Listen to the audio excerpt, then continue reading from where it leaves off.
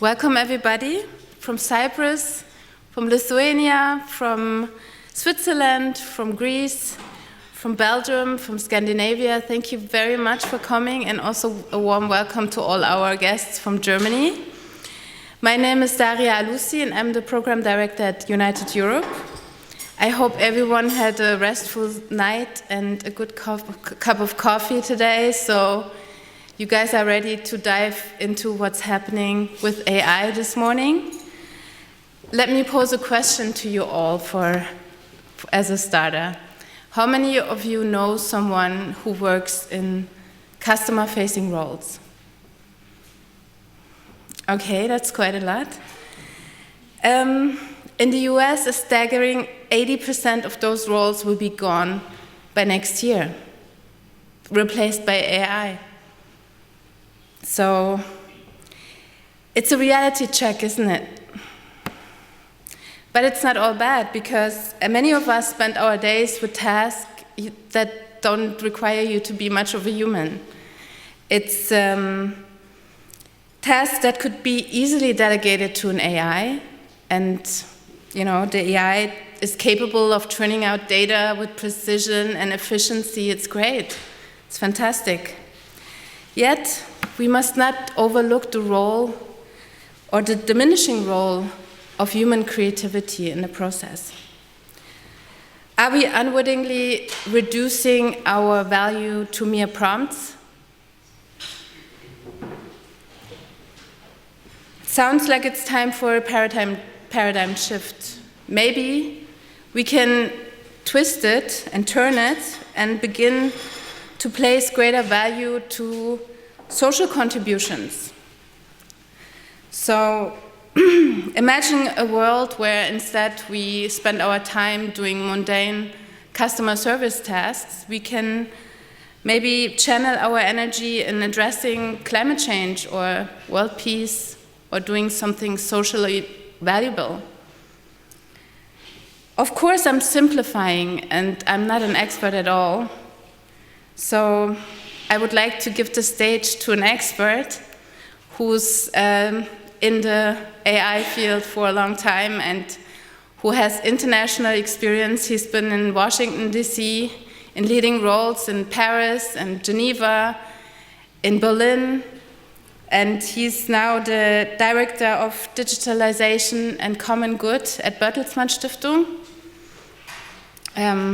We couldn't be any luckier that he actually agreed to open the seminar this morning, so let us give him a warm welcome. Martin Hullin, welcome.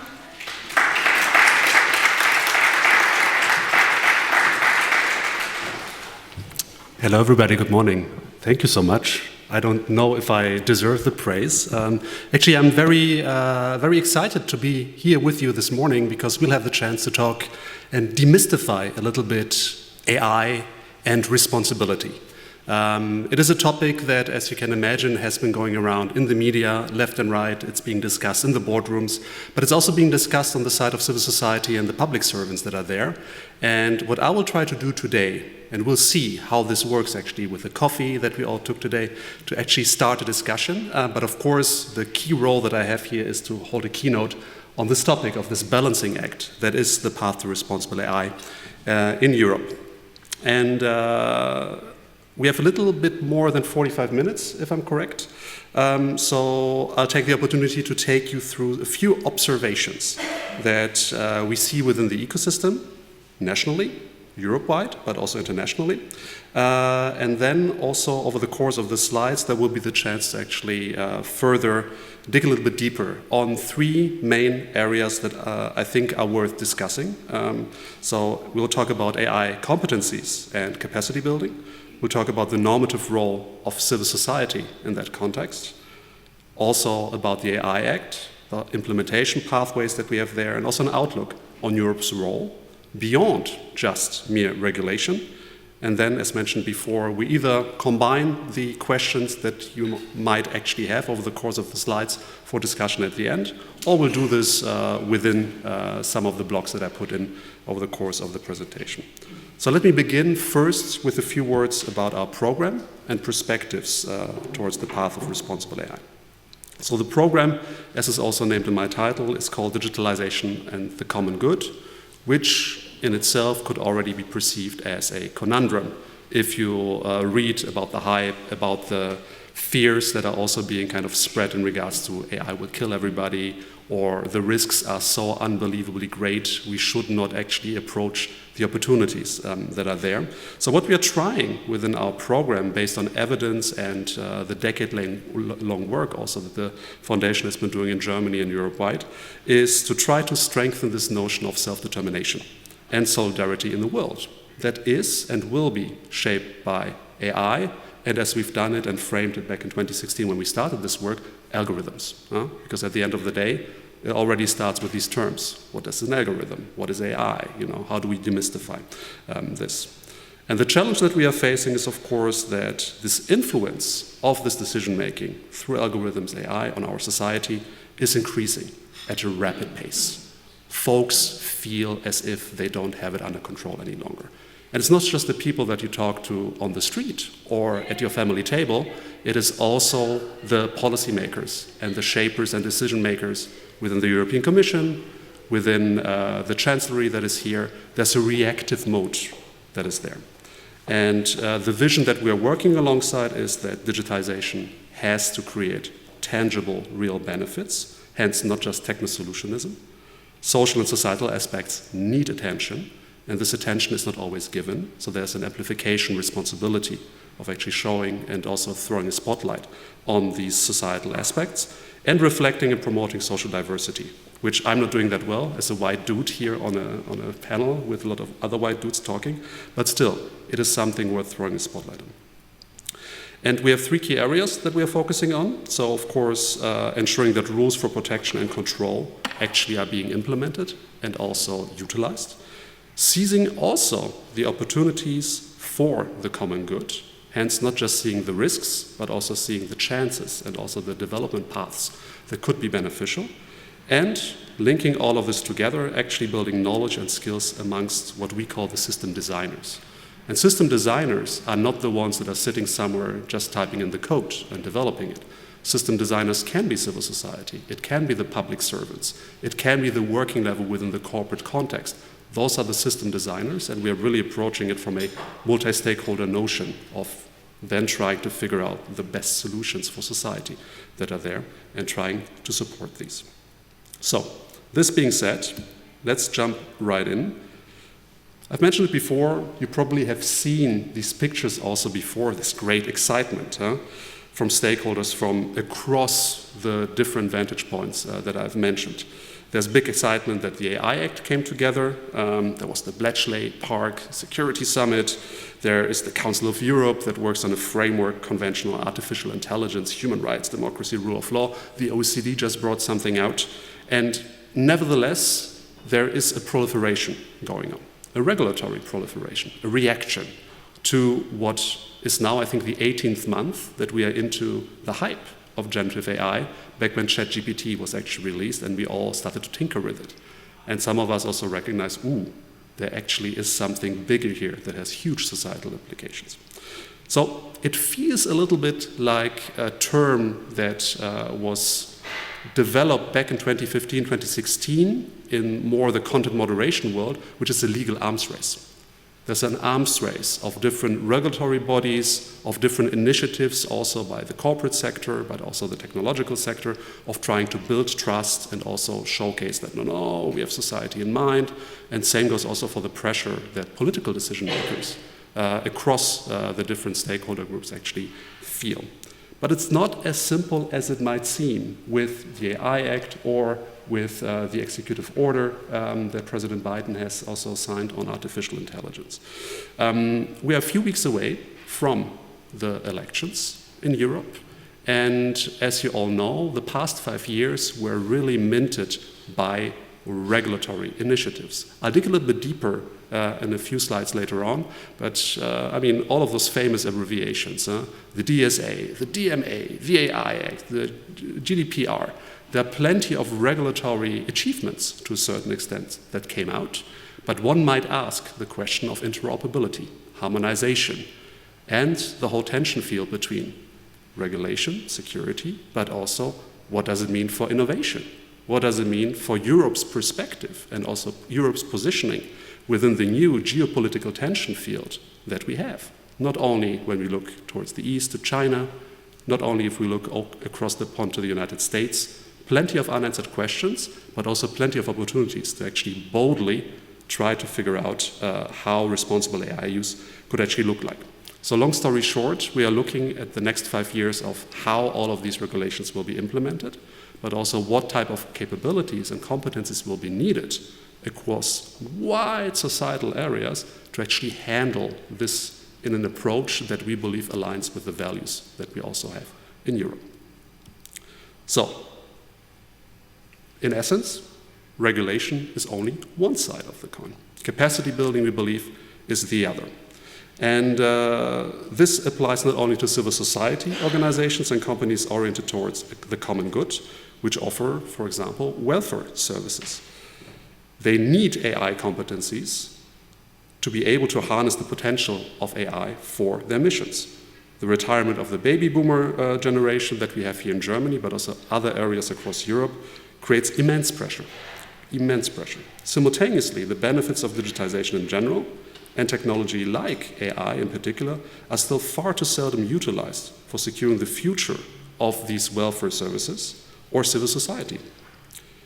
Bringing these two aspects together more effectively could lead to significant relief and improvement in these areas. It would be possible to handle documentation requirements, for example, administrative tasks that take a lot of time, much more quickly, thus creating also more space for the core work in various fields, going to what was being said in the opening words, of the client, of the human-facing interaction that, I might be asking the question later on, but who of us would prefer to actually, if we are in a retirement home, to interact with a real human rather than with a machine? Might change with generations to come. But for the time being, I'd much rather have somebody take the care of my family member that actually has the attention, has the time of doing it, while some of the paperwork could be then actually reduced through the utilization of technology, which is not always the case at the moment. On the other hand, the public sector needs skills to not only, as I've said before, implement the regulatory requirements adequately. The responsible and appropriate use of AI is particularly relevant for the public sector itself on how it will function in the future. This is because on one hand, the state has a dual role. It is there to control and deploy what is needed actually on the societal level. And on the other hand, it also has a role model in terms of responsible use in the public interests and the legal frameworks within which it actually is active. And I will explain a little bit about this slide, but I think the title says it all. AI competencies are more than just technical skills. For responsible use, it's important to understand that technology is always embedded in a social context, so-called socio-technical context, and has a corresponding impact on employees, citizens, stakeholders in our societies. We have adopted this broader perspective during previous work at the Bertelsmann Stiftung in the development of our AI competency framework for the public sector in particular, which shows that AI skills are much more than just technical know-how, which already goes to this point that I was making before of us needing to demystify what AI, what the competencies needed to implement AI guardrails actually is all about. For example, organizational skills are needed to make profitable use of the potential and adapt processes that already exist accordingly. Communication skills are necessary to involve and support employees. Society-related skills are important to consider the ethical issues and keep the social context in mind, but also personal competencies are needed, such as being open-minded and reflecting one's responsibilities when interacting with AI. And one thing that I wanted to mention here that I have not put into my notes, but which is also an observation, having come back to Germany after 15 years being abroad, it is fascinating still to see also to what extent failure culture within organizations, within society, plays a massive role, to the extent people actually are willing also to be bold, be aware of the risks, but still trying to experiment with the potential solutions that are out there. And this runs quite deep in the question of what we feel actually comfortable at. within our circle of employees, within our circle of family when we discuss these topics, but it's a cultural aspect that plays a huge role that is not per se here. It falls into the society-related aspect to a certain extent, but still one of those observations, having worked a bit in the US, but also in other areas of the world. And to ensure responsible use, we need to make an effort to strengthen skills across the board in the public sector and civil society. Capacity building within these areas is not an end in itself, but rather a prerequisite for ensuring that the essential pillars of our welfare state, as defined in Germany, also by our constitution, actually remain alive and efficient.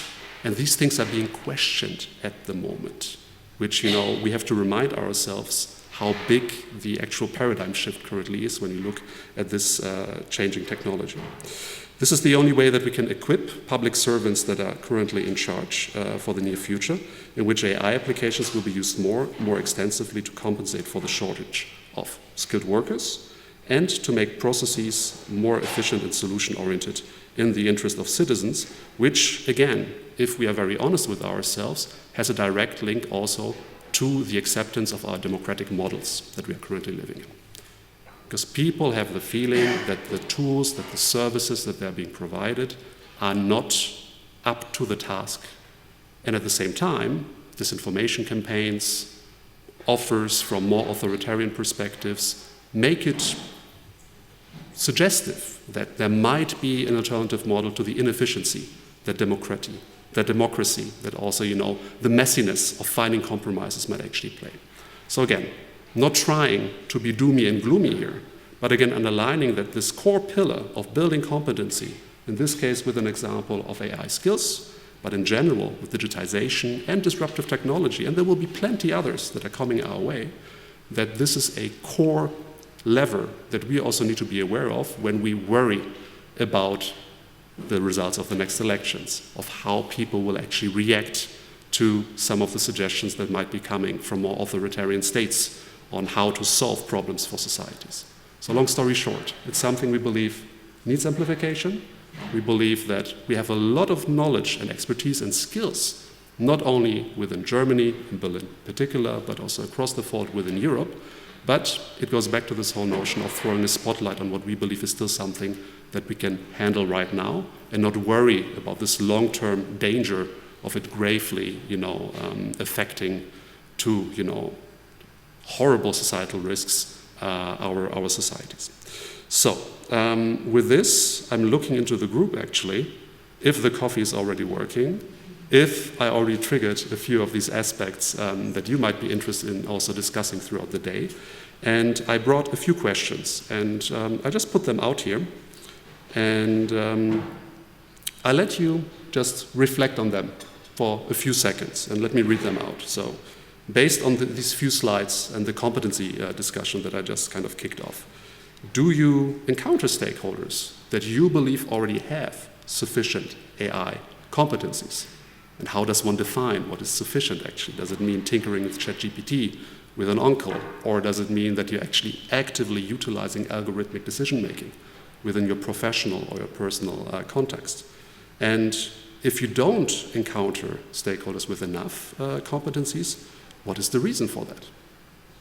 And not looking for the actual, tangible arguments, but more, what do you think might be reasons for that? And are there particular stakeholder groups that stand out to you? And we don't want to do naming and shaming of, these public servants, and that we can also do later on.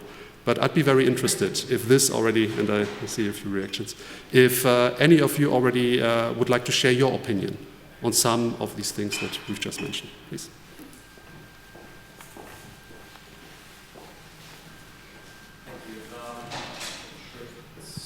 Now it's working. So I'm Felix, I'm from Munich, and an example that is really good in my opinion is applied AI, because they have both the for-profit and the non-profit arm, and that combination of bringing together both sides, either the for-profit that is like actively working with AI, on AI in the field, plus the non-profit part which serves civil society, and also the connection to a large university, large ecosystem. I think that is a good example, but there's not enough of these. Yeah. So somehow mixing the questions a bit, yeah. Yes. And do you do this in your daily work already? Is this something that you're aware of? I don't work for them, but I know them and how they work. Yeah. So I can kind of vouch for that, but also happy to discuss it later. In my daily work, no, definitely no to the first question. Thank you. Let's collect a few opinions. Is there anybody else?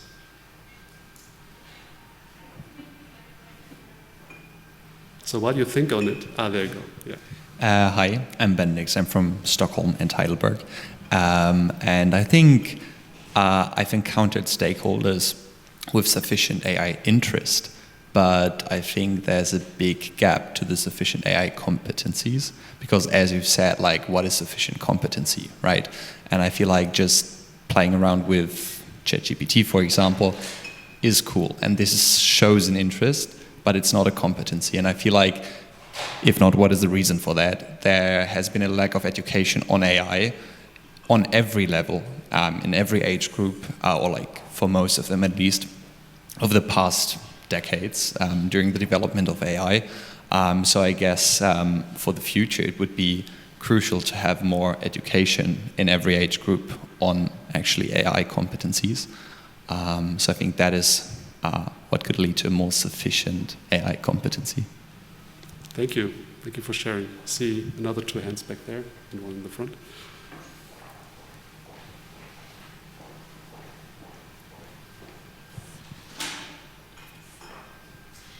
My name is Anna, I'm from Zurich. I myself worked in this field for a bit, for a few years when it started off. Well, actually it started off much earlier, but when another wave of AI started off. And what happens in a lot of cases is that on the one hand, the industry use cases are very specific and very detailed, and they are very interested in using their data, so they come from the field and the use case landscape itself, and they probably know the weaknesses and the strength because they tried it, if they have the resources. And the other part is the general public, so to say, where there is a lot of knowledge about sort of use cases, but little understanding what is really behind those use cases, so the bits and bytes, the mechanics, how it really works together. And I think what is not communicated at all is how does this sort of learning work, and how is it not like our learning, and what does that learning mean? Like, using the same words but meaning something very different is already a linguistic problem. And this kind of, why do we, like in school you learn stuff like, you know, trees, or how to build a small power circuit with a lemon and some pieces of copper wire or so, but what you don't learn is how to teach a machine something and what you need to do to make the machine understand something that is not really understanding, but it's just a limited sort of, the limits of it are not clear, unfortunately. Yeah. Thank you. Yes. Then we take the last one, and then happy to react. And we can revisit these questions afterwards as well, if we have a bit of time. So it's not the last opportunity. Hi, hello, I'm Magda. I'm based in Warsaw. And every day I work quite a lot of marketing agencies and marketing departments of big companies. And I've been recently absolutely fascinated how they started to implement AI into their daily work, but also that whenever they talk about the solutions they're implementing, about the tools they're developing very often on their own, they put responsibility up front. This is why a lot of them develop their own solutions. So I've been working with marketing companies for years, and it's been a really fascinating shift I've seen recently, how big agencies are developing data insights, data analytics, data intelligence departments that are really solidly using AI tools. So for me, it was really fascinating to see how deep it is already happening in that field. Perfect. Thank you so much. So you see, already within the group that we have here, very diverse perspectives, actually. And that's a good thing, I think, also for the seminar throughout today, because these are really essential. So I'll try to not do justice to the questions, but I'll try just to combine a few. And then I think in the next slides, as we go a little bit deeper also into this normative power of civil society, we revisit some of them. So what was mentioned at the beginning was this whole notion that there are few best practices already out there, be it, pro bono or systemic support between the private and the public sector. And that's clearly one vantage point and one area that we see where much more will need to happen. And we hope that after the implementation of some of the regulation that is there, that there will actually be an alignment of incentives also for corporate actors to actually do something in this regard as well. But it's complicated, Time is of the essence, time is money, and what are the mechanisms and what are potentially also the coalitions that are yet to be built, where also, corporate actors could support, let's say, the humanitarian field, the welfare kind of areas, etc. There are examples in other areas that are there, if you look at law firms, pro bono support, etc.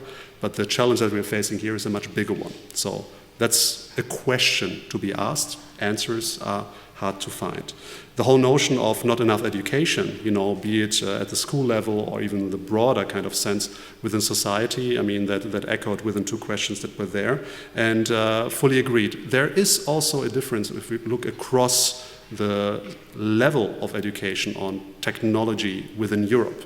What is pretty interesting, once you go to the Baltic states, for example, where, digitally amplified disinformation campaigns have been the norm for the past 10 years, it is very common for an elementary school pupil to actually be aware of how information spreads. And there are even games played in schools where the kids play that they are circuit breakers. That if they come across disinformation that is spread in a WhatsApp group, for example, that they actually have the incentive to say, I found one, look at this, let's share this together. Which again, if you go to other countries that are not on the front lines to this extent, the sensibility is a different one. But again, plenty of interesting examples that are there. But again, a very big challenge, and there needs to be vision and leadership also of putting a finger on the importance of that. The very specific use cases that are taking place in industry in general, but also in the marketing example that are there, we agree that there is not a common awareness outside of these silos, which again, makes it so important to have open debates and discussions of what is actually happening, to what extent this resembles, this doom and gloom risk kind of framing of what AI could do if it's not controlled, or if it's rather an opportunity that showcases, the possibility of more effective also work and at the end of the day also competitiveness of European stakeholders and players within a global marketplace of ideas. So I maybe leave it there so that we also have enough time to go to the next slides, but we can revisit this afterwards if you like as well, and also in the discussion during the coffee break. So I would like to go to the next one, and here it's all about the normative role that we think civil society is already playing, but needs to be enabled to play even more strongly and more visibly. Because civil society organizations work every day to promote the common good in many different ways. They provide assistance through welfare services like childcare, care for the elderly and the handicapped. They advocate for social justice, they empower communities, and these perspectives must be included in the development of the technology, but also the employment of technology for two main reasons. So, if we talk about responsible technology, this is only possible through the inclusion of civil society and its expertise, also in the development and deployment of technology. This way we'll have technology, tools and systems that actually serve people and their needs and do not harm them and produces vast profits for just a few vested players. Again, it's a perspective that can't be argued against. It's a school of thought to a certain extent, but seeing the speediness and also those that will be affected by this technological disruption that we are facing, and we're honestly just seeing the tip of the iceberg at the moment, the ones that will feel these pain points the most are the social security actors, the civil society initiatives, but also those actively trying to hold together the welfare state within which we have the privilege of living on this continent right now. And there's also this whole very important role of serving as counterbalance, a counterweight to, let's be honest, the lobbying power that also big tech and vested interests have. There was a very considerable lobbying push against the AI Act, which we all know is neither perfect regulation nor the worst regulation that is out there, but currently is one of the few ones that puts a degree of structured guardrails on the deployment of technology that we have not yet fully grasped in the wider scale of things, and also where you wouldn't find an expert in the world who could tell you where Gen AI will be 2 to 3 years down the line. And that is already something that might make us wonder to what extent we would like to have counterbalances or not there.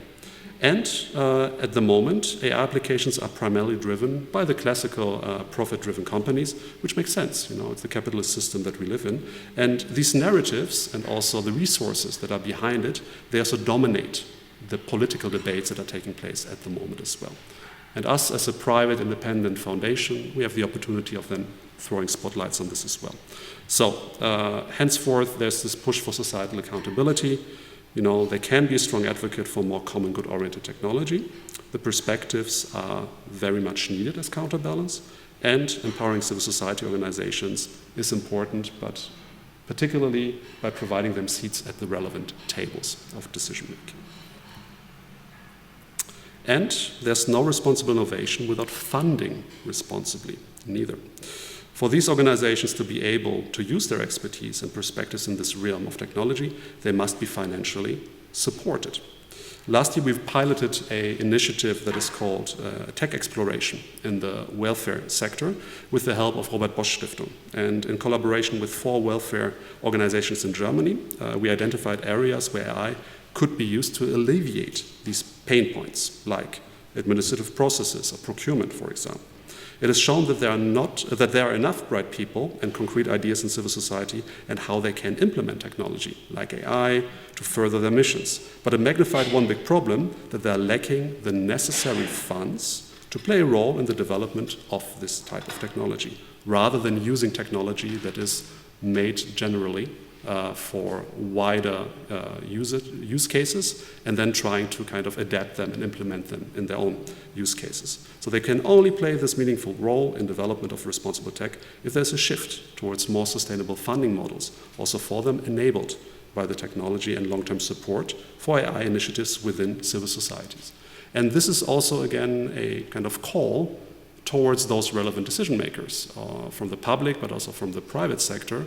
Yeah, but how do we actually approach this? Is this something that is written into the AI Act? No, not really.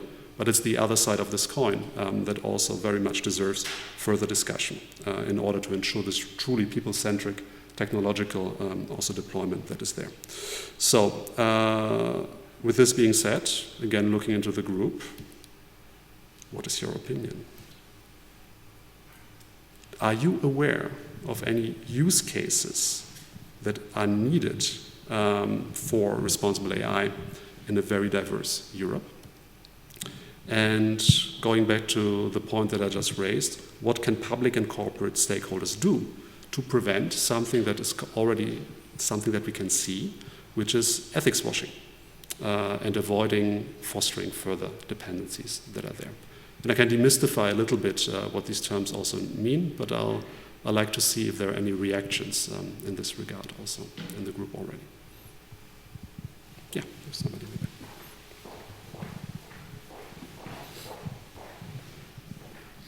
Good morning, my name is Henrik. I think what hasn't been covered really is, you said there need to be funding opportunities and seats at the relevant tables, but what hasn't been addressed is the lack of transparency, of course, and access. And I think both is also something that empowers civil society, that they have data, that they have enough data to combine, to train their own AI models, and that can only be achieved if both public and corporate actors actually enable them and provide them with access to data so that they can play around and see what's the use case for a particular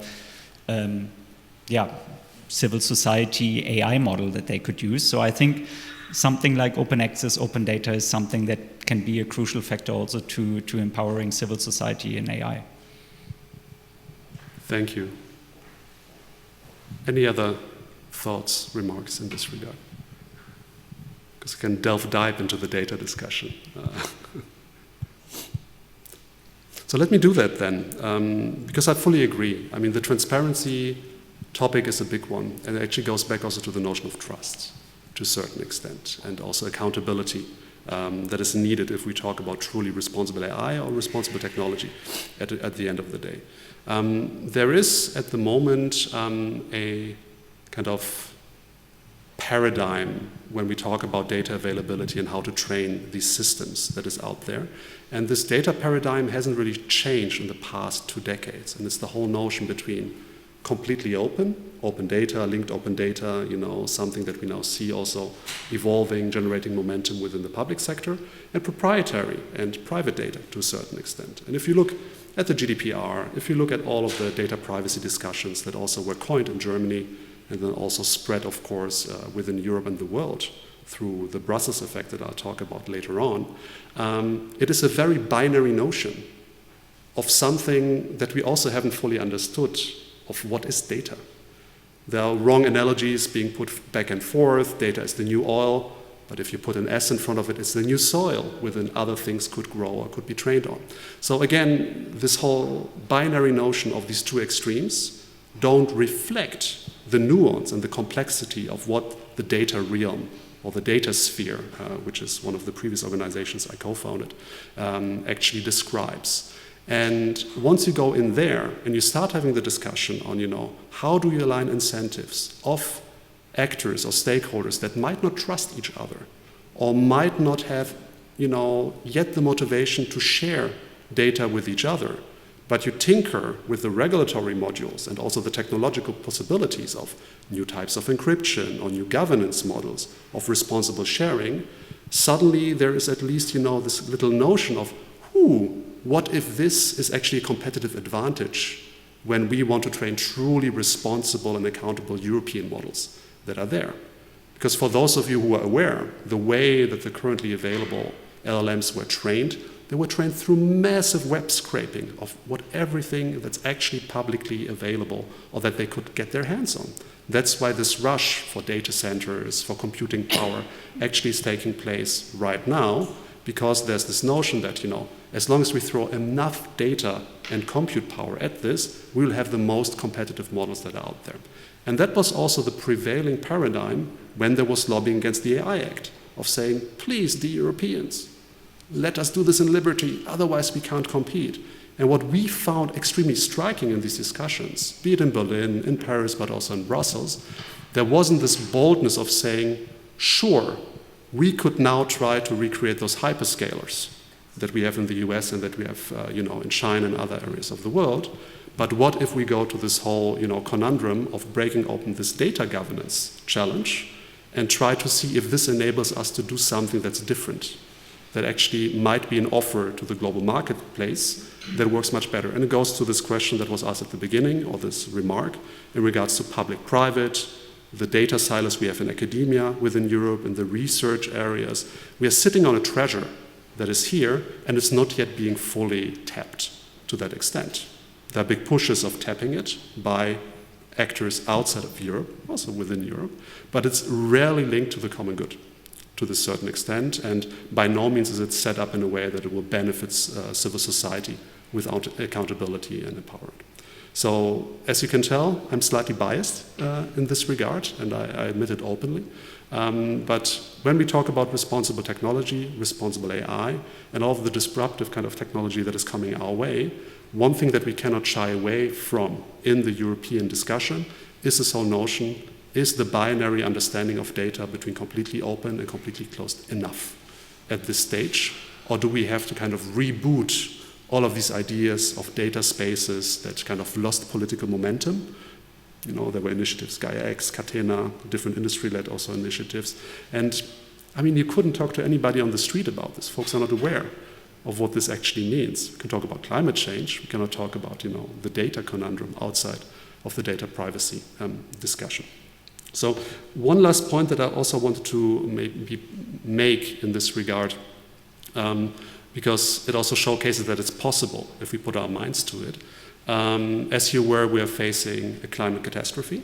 This is, the background frequency of everything that we are currently doing to a certain extent, including increasing compute and also the capacity that's needed to train all of these models. However, if we leverage technology the right way, there's a very interesting example when it comes to building more responsible frameworks. And there is this disclosure obligation right now of disclosing Scope 3 emissions across supply chains. This is something that also aligned incentives for companies to actually disclose it, because otherwise it affects their bottom line. Henceforth, you'd better disclose your Scope 3 emissions. But there was a huge challenge of calculating all of this, because once you go to this data conundrum and you disclose openly all of the information that you have across your supply chain of what actually creates what types of carbon to emissions, you're giving away all of your private secrets, your corporate secrets, to all of your competitors. So there's no incentive to actually do anything of that. But again, in very specific use cases, actors and stakeholders that compete with each other started building governance and technological models of sharing this information with each other by very elaborate schemes to still be able to compute and also measure these types of CO2 emissions across supply chains. And the fascinating question will be, and it's a little bit out of scope of this, is to what extent this could also be then reapplied in other areas when we go back to responsible technology and responsible AI. So yeah, the data topic triggers, so sorry for the short monologue there. And with this, I would like to come to the last kind of pillar of the discussion after we talked about competencies and after we talked about the role of civil society also as a normative force. And it goes back to the regulation question that I showed you a few screenshots on at the beginning. And the title kind of says it all. Regulation, nevertheless, is required. So the EU AI Act was adopted in 2024 in March by the European Parliament. It is a crucial milestone. It will have substantial impact on the AI landscape, not only within Europe, not only within the national jurisdictions, but worldwide. And now the whole question will be how we ensure compliance, because it will require a comprehensive approach and collaboration across different disciplines that are out there. I mentioned before, that's not a perfect solution, but just like with the executive order of President Biden, there are more and more of these initiatives out there of trying to regulate in a reactive stance this technological development. We also are facing this massive challenge because even though it was adopted in March 2024, it won't go into force before most likely 2026. And I'll show you a timeline of the next steps towards this in a bit. And in the European Union, of course, we are looking now at this challenge of implementation of the AI Act. Its normative coherence also with the other regulatory frameworks that are out there, and this unbelievable burden, and again, need to be very honest, this unbelievable burden also for European innovative strength of actually handling, being compliant, and at the same time competing within Europe, but also with stakeholders outside of Europe for the best ideas. So that's where the challenges actually come in. So the clock is ticking for the implementation of the AI Act, and it will most likely enter into force in the coming weeks by being announced in the official journal of the European Union. So that's the entry into force, 20 days. Then after 6 months, general provisions will be provided on, specifically also the ban on prohibited AI practices. And after 12 months, there will be general purpose AI rules and also appointment of competent authorities of the member states. And for this particular part, I wouldn't say we're worried, but I think we are a little bit late when we're looking at a few jurisdictions within Europe. Because when it comes to the appointment of competent authorities, for example, in Germany, for the authority that actually oversees the implementation, no concrete answers just yet. There are few potential entities within Germany that could play a role there. but also when we talk about structures like AI transparency registries that are part of the AI Act, for example, going back to the transparency notion.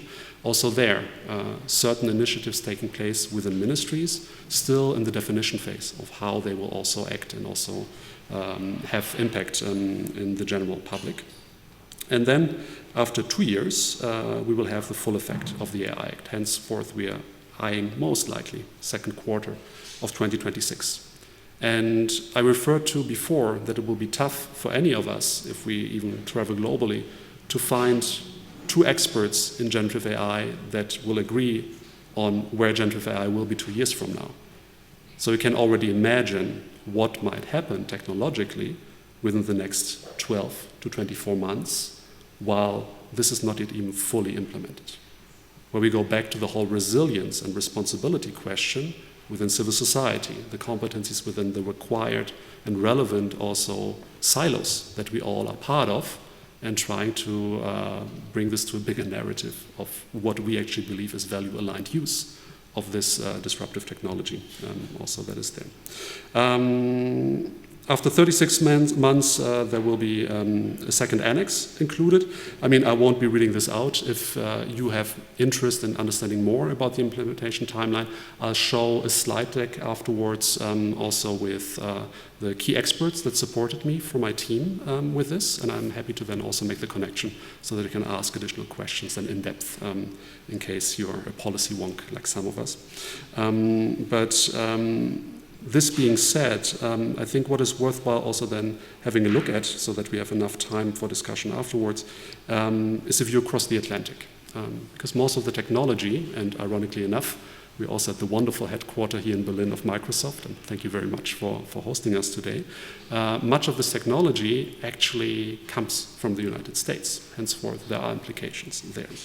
And there's similar approaches. The microphone gave up? No, it's back. There are similar approaches, but they're a little bit different as well. So the objective as defined in the AI Act is to ensure AI respects citizens' rights, public safety, and fosters innovation and trust, to be filled with life, of course. And the executive order on AI comes at this from a framing that safe, secure, and trustworthy development and use of AI is necessary. The key features of the AI Act: risk-based approach, there are different categories, stringent regulation for high-risk applications, and the ban of certain uses, also coming from the European history and perspective, for example, real-time biometric identification in public spaces, etc. And the executive order on AI encourages responsible AI development through broad guidelines. To a certain extent, that was kind of the notion at the beginning, also through regulated self-regulation. And a flexible regulatory environment which relies on this voluntary compliance and industry-led standards. So already there, tension with what we are supposed to be implementing in Europe over the course of the next months. And there are nevertheless common grounds as well. So both stipulate that rigorous testing and monitoring is necessary, so continuous evaluation of AI systems, pre-deployment and post-market. Privacy and data protection, emphasis on protecting individuals, data, and privacy. Again, different kind of understandings of what these terms mean, but they go into the same normative area. And cybersecurity, now more than ever, also as part of the currently unfolding very hot cyber conflict with Russia and China, nevertheless, so that robust cybersecurity measures are needed. And divergences, I've mentioned them before, so regulatory framework. In the EU, we have comprehensive legal structures, and the US's approach is more to go towards advisory principles. The enforcement mechanisms in the EU are linked to very stringent fines. That's also again linked to some of the history that led to the run-up of the AI Act, because many of the companies now being regulated by the AI Act, we've been there before in 2015, also during the whole content moderation situation, also with the major US platforms and social media. And the scope and application, uniformity across member states, and in the US there might be varying interpretations by sector. So, is there then a potential Brussels effect from the vantage point of the AI Act right now? We believe there will be, because similar to the GDPR, which was also one of the first data privacy regulations that had an echo worldwide, there might be this global influence. The stringent standards that are part of the AI Act could similarly also drive global adoption, shaping AI governance practices beyond the European Union. We observe this already in Latin America and the Caribbean, in a few African states as well, also in Asia. But it will also depend to what extent this influence will actually have impact on, how the Commission positions itself. Because it emphasized digital society regulation over the past 5 years. And not only should it prioritize practical implementation of existing regulation, but also the fact that only by enforcing it the right way in a transparent fashion, it will be vital also for realizing the benefits that are within the documents that are in there. And this brings me really back to the points that I made before, the competency question and the counterbalance of civil society and also actors within our societies that are not the ones developing that technology per se, but will be there to actually wear the brunt of its implications, but also will be the ones co-shaping it to this extent. So I think I would like to end there with a few final questions that, we have 7 minutes, so we could still maybe do one final round.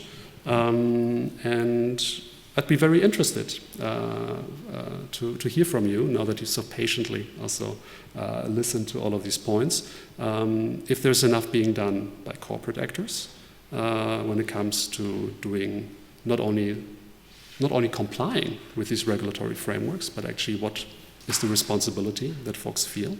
What role should Europe take on in the future amidst these tensions that can already be sensed with the USA and also China? And do you see a coherent European vision for human-centered digitalization evolving? Because again, very thankful for United Europe bringing us together. And at the same time, at least from my perspective, we are missing this overarching broader narrative within Europe of what this responsible approach to technology actually means. So I'd be very interested to hear your thoughts, or at the very least give you these impulses then for the discussions over the course of the day, because clearly it's one of the good spots here to discuss this across different silos and also national boundaries. Any volunteers? Any reactions?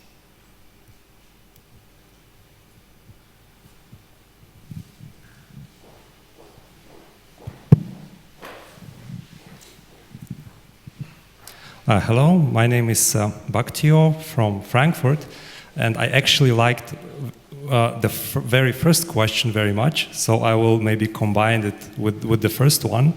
As an example, from like medium-sized bank, have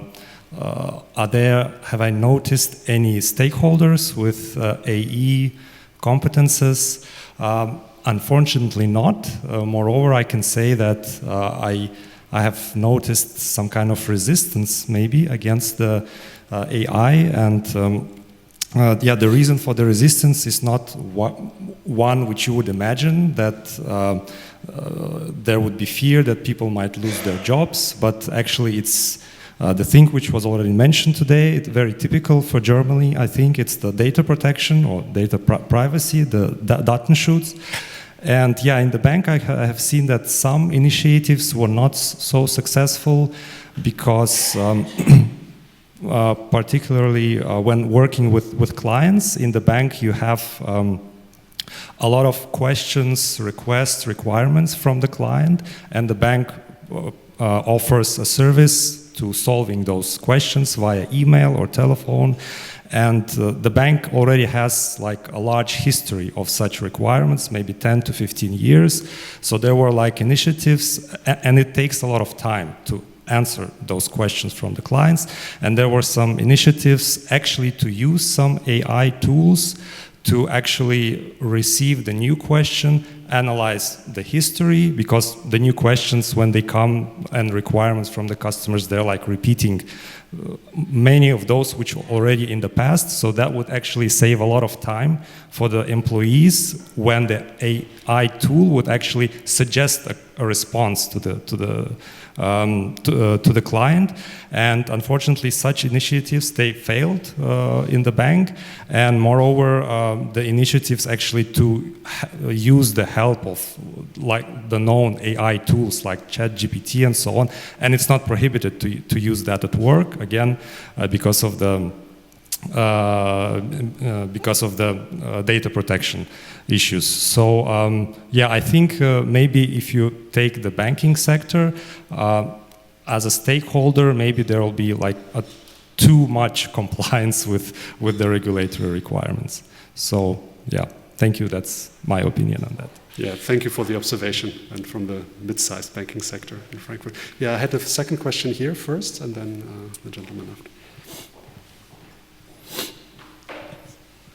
Hi, my name is Justinas. I'm from Vilnius, Lithuania. Maybe I would like to reflect on the second and third question. On the second one, I think what is troubling for the EU to do this Brussels effect, it's a great Brussels effect that with GDPR it was very novel, and the EU was very first to do that and bring it to the table. When it comes to AI, so we already see the landscape of competition, and the EU is one of many others. And as you also pointed out, the US is doing quite a lot, and there's this market-driven approach, while the EU tries to do this rights-driven approach. Yeah? And then China brings some kind of digital authoritarian regime or state-governed regime. So I think for the EU it's rather troubling to be there, and the question is how to make that impact. And I think one of the issues with the EU is that it corners a little bit itself in avoiding certain topics, for example, national security level or the military level, especially what we are seeing now in Ukraine and geopolitical context that is evolving. And again, what the US does, it's very much, executive order is very much on national security and militarized approach towards AI. And I think Europe really lacks this kind of discussion where it stands. And when it comes to human-centered approach, I also believe that the EU brings a lot of these political concepts, like human-centric AI, trustworthy AI, responsible AI. But then what is implementation of it? What is the translation into practice? And again, I think where the EU, what the EU could do more, so to bring different stakeholders together, because at least what I read, this human-centric AI is very Eurocentric. And then how to move on to engage, somehow decenter this approach and also engage with different regions and empower them, get their approaches, and then build these coalitions based on some kind of mutual agreement rather than, okay, so we came up with the AI Act and now you need to follow because this is the best universal approach that we suggest. So I think these kind of issues could help Europe to make bigger impact. Thanks. Thank you very much. And then the gentleman in the back. Hi, I'm Julius from Berlin. I would like to also comment on the third question. And I think it is super interesting to see, especially the part of the question, coherent European vision evolving.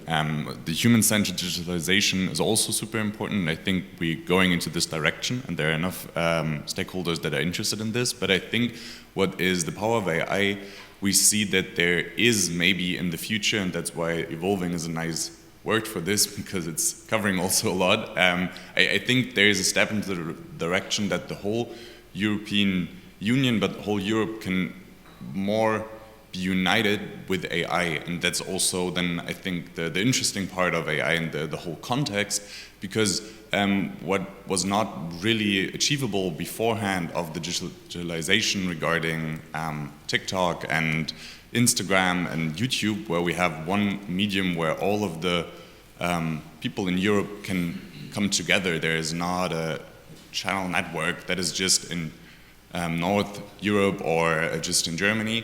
And I think what we will see with AI tools giving us the possibility to also translate and not just dependent on English, what we are now doing here, and people in every cornerstones of Europe can actually understand what we are facing and come together to one big, but what we are doing here, to one big seminar room, so to speak, to work on something like this is the evolving scape that we should see. And to have a coherent European vision, I think it is important that everybody is part of the discussion. And I think this is where we see AI as a good catalysator to actually have the chance that everybody is understanding each other, especially regarding the direct translation and changing of video.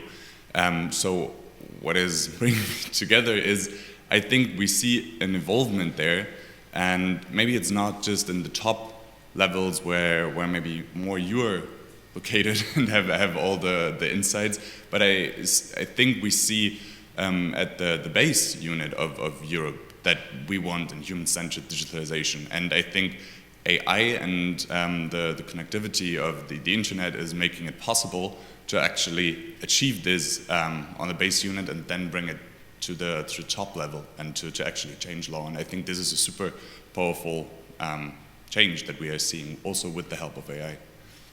Thank you. I'm looking at the time. I still see 3 hands up.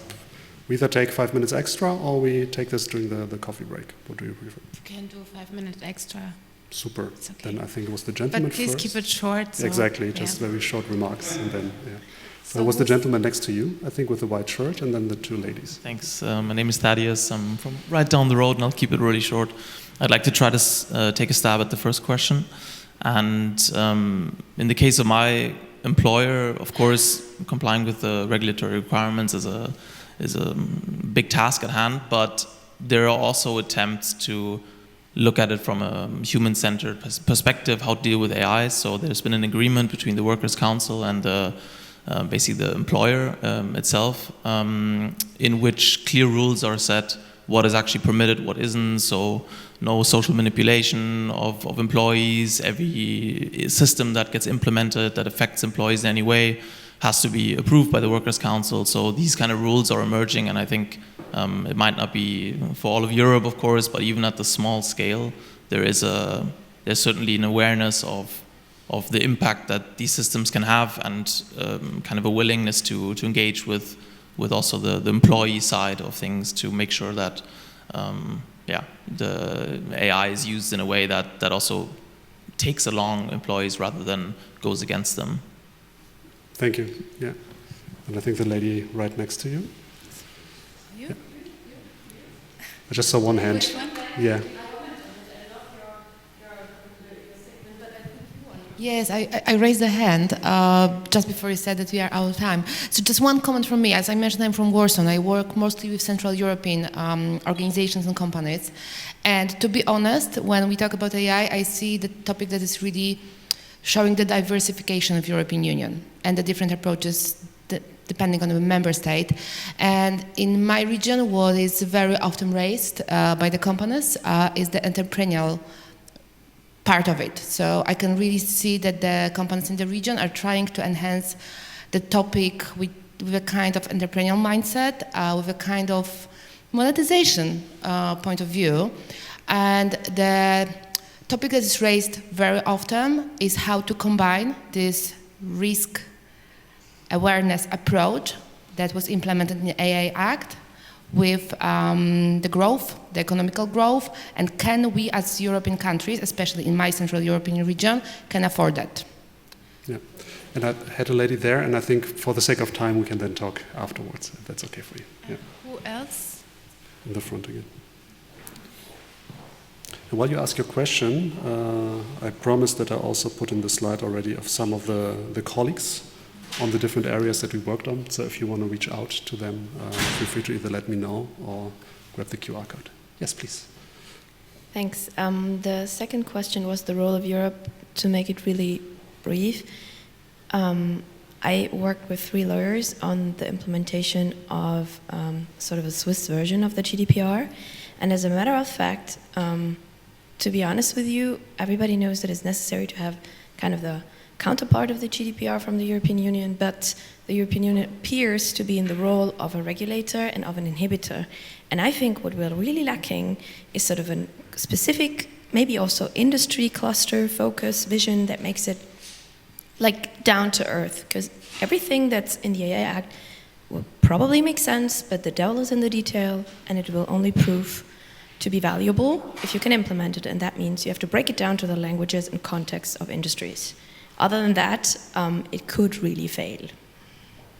Exactly. Thank you so much. So that's, I think, the hour. So thank you also for the openness to discuss throughout the presentation. I know it's not always the comfort zone of everybody. The last point that I really wanted to make then in this regard is also that there's a real opportunity within Europe due to its heterogeneity when we talk about technology. The devil, as said, is in the detail. But once you think along the side of interoperability of systems, cultures, and also the resilience that comes within that. Also when we talk again about national security, also the angles of attack that nevertheless should not be underestimated in this regard. There's a real possibility here. But for that we need to be bold as Europeans, and we need to not shy away from bigger visions that might be guidelines. And these visions, hopefully, will be something that the new Commission will be a little bit more inclined to also put their fingers on. So we'll see. But thank you so much for having me, and I hope it was informative. Please give it up for. Thank you so much.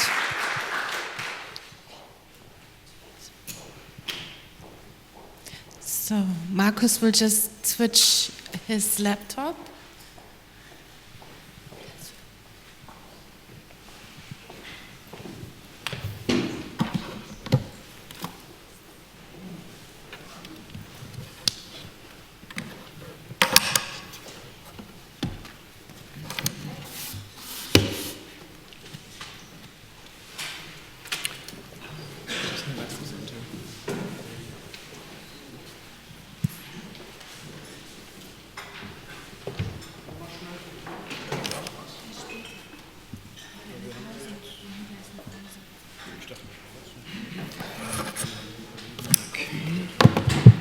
Coffee break is after the next presentation, but obviously you can use the few minutes for it.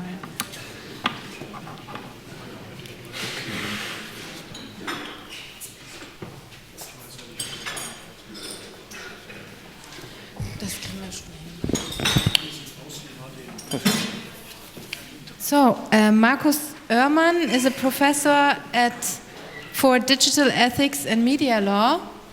And he'll give a presentation about AI-powered disinformation as a threat to election integrity. So as we are in a super Wahljahr, I think this is super relevant, and thank you so much, Markus. So, thank you. Thanks to all of you for having me, for the invitation, for the possibility to speak to you at this very important moment in time, maybe in history. About AI-powered disinformation, a threat to election integrity. This presentation will be more in a lecture style, but I have some active parts in it. And please maybe take already out your phones, you will need it in a moment. And as you can see, I add a question mark to the title of my presentation, because that's the thing I want to discuss here. So is it in fact a threat to election integrity, this new development in AI? But first of all, let's start with a short overview where we stand at this point in time. As you already said, I didn't know that this is an English word, but 2024 is a super Wahljahr. So half of the world, almost half of the world will be or has been at the ballot box. This is a picture of ifes.org. They allowed me to use it. And here you can see the upcoming, the recent elections and upcoming elections in the next 6 months. You all maybe know that there is an ongoing election in India at the moment, and there will be this very important election in the US and in a few more states, a lot of states actually, to come. Here's some more data on it. So we already had 33 executive or legislative elections this year, and over 300 million people already have been at the ballot boxes. And we will see in 2024 100 executive legislative elections in total. So yeah, as it is in fact a super while, yeah. And from our perspective here in Europe, maybe the European elections will be the most important ones, but also the US elections is of high importance to us, as we all know. And in Germany, for those of you who are from Germany or interested in internal politics in Germany, there are these 3 really important elections in the states of Saxony, Brandenburg, and Thüringen up to come in after the summer. So yeah, high importance of elections. And yeah, let's come to this topic of election integrity. So the functionality of these elections, the democratic binding of these elections, the democratic force of these elections. I will start with a question to you and give you a minute just to use this poll here. I have to start it. So yeah, log in Menti, join at menti.com, use this code, and then you can answer my first question to you. And actually, maybe try to keep the login because we will use it again during the course of this presentation. Oh, already. All right, the first one already voted. Not to show you all the results yet, I will change to the slide with the agenda and show you what we will have in this lecture. Next slide. And the vote is still going on, so please vote. Yeah. AI-powered disinformation. Where are we now? That's the first thing I want to present to you. Where do we stand when it comes to AI and disinformation? And especially in the context of elections. So there are disinformation campaigns going on all the time. We already heard about that, especially in states that have special relations to the East. But we will come to this question at the first point. Where are we now when it comes to disinformation regarding elections? And after that, we will have a deep dive into countermeasures. So we will deal with industry initiatives. So the Munich Security Tech Accord, at least for a little bit, maybe some of you already heard about it. I will show you the main parts of this tech accord, and then we can discuss what we think about this, how functional this is. Then international guidelines from G7 to the Council of Europe. Already Martin pointed on it, but we will rediscuss it here. I think I have to save this microphone because, yeah. So, and then we will have a deep dive into legislation, have a look at the Digital Service Act, also on this new regulation on political advertising in Europe. Maybe you also heard about that. So we have another big regulation coming up, and then after that, a short look on the AI Act. I will shorten there my presentation a bit, as we already heard about it in the last presentation. Okay, and then we will try to bring all those insights together and ask ourselves and discuss in this group what's still missing. So, and my point of view and my 2 cents on it is that we are missing a new ethos of responsible research and development of AI as information infrastructure. And what that means, I will show you later on. Okay, where are we now? Let's start with that. General purpose AI systems. So you're all familiar with this term, general purpose AI systems. It's more a general term, an overarching frame which covers especially large language models, but all other types of generative AI. So they are covered by this frame of a general purpose AI system that's also used in the AI Act as a definition. And these systems have the potential to be a great leveler, so to say, in terms of equal access to reliable information from my point of view. So imagine you are a person with maybe not so strong language skills, or maybe not a high level of education, or maybe some special needs and some differences when it comes to your personal capabilities. AI gives you now the instrument, this general purpose AI systems give you the instrument to access information from all over the world at the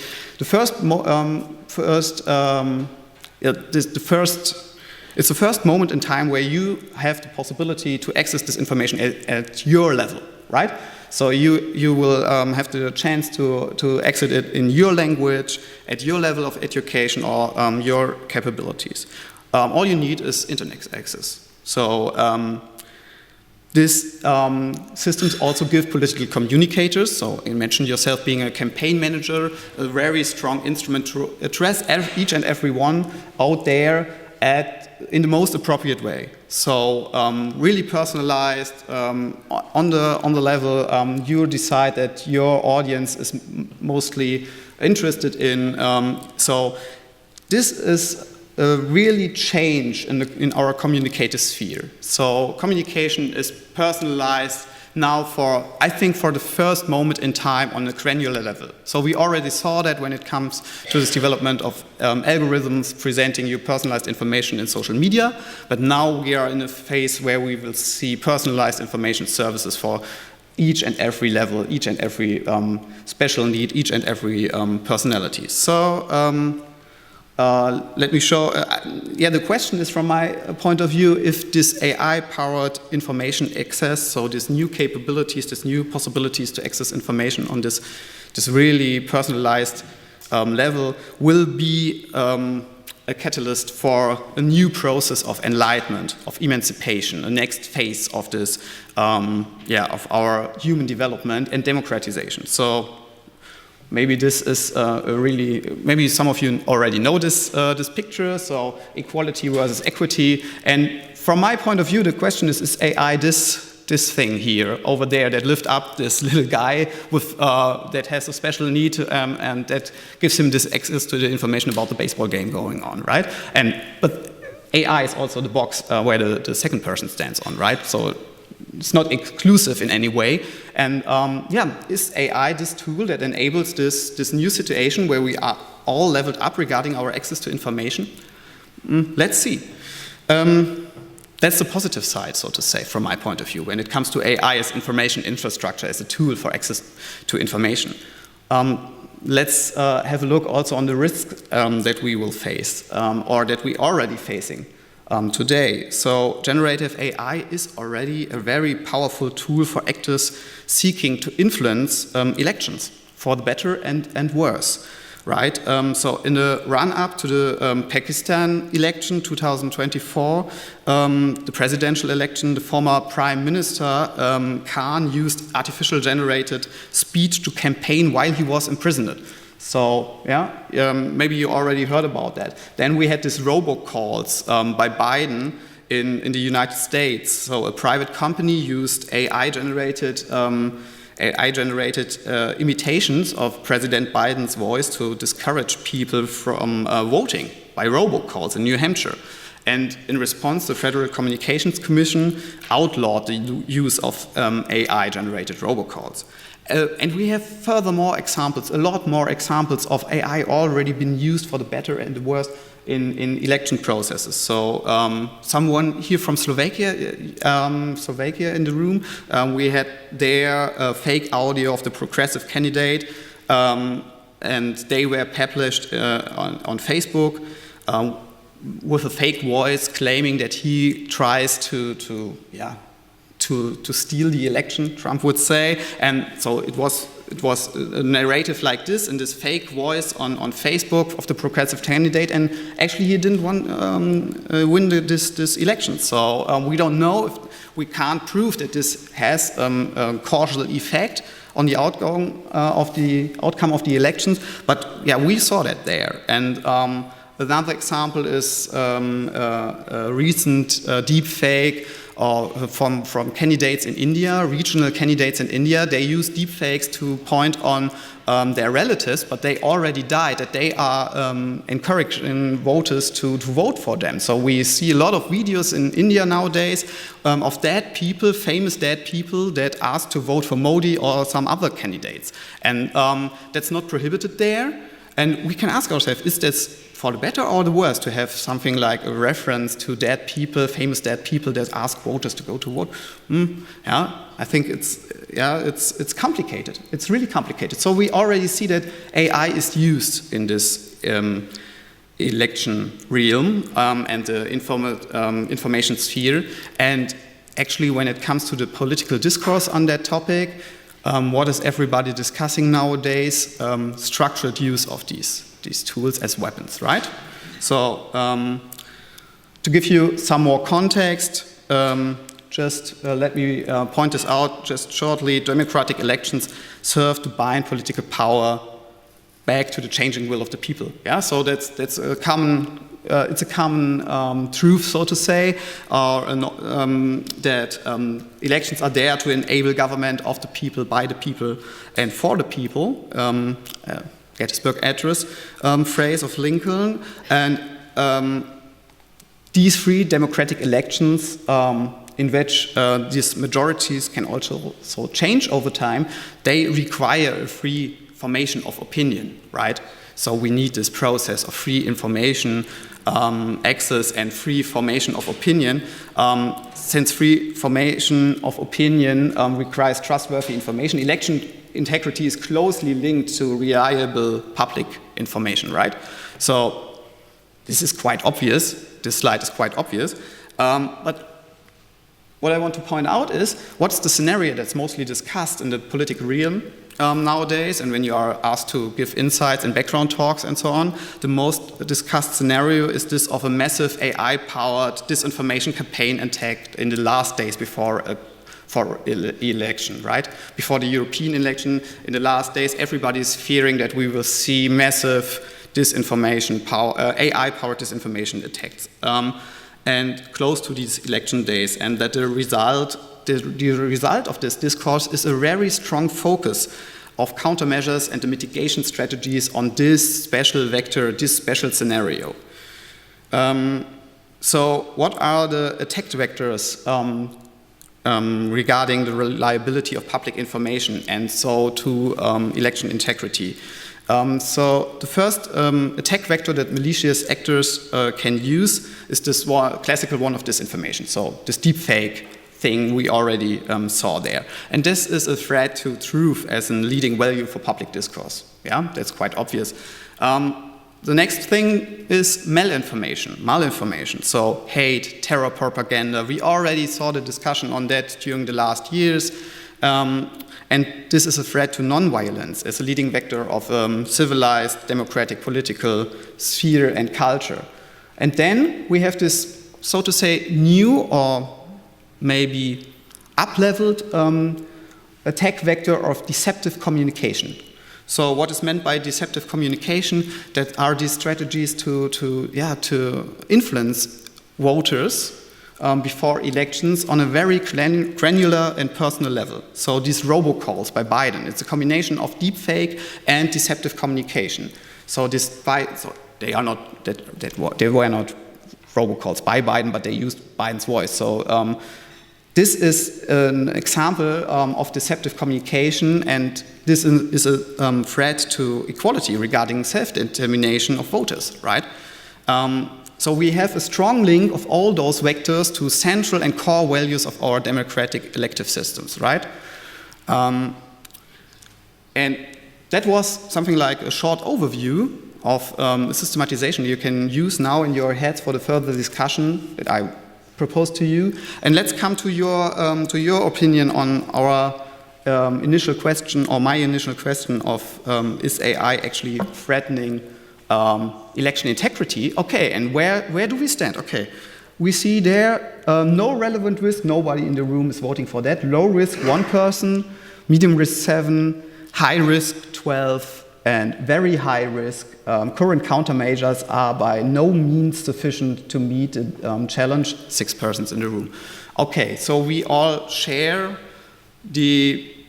we have something like a shared, from medium to high risk. So picture here in the room with a majority voting for high risk, countermeasures should be strengthened.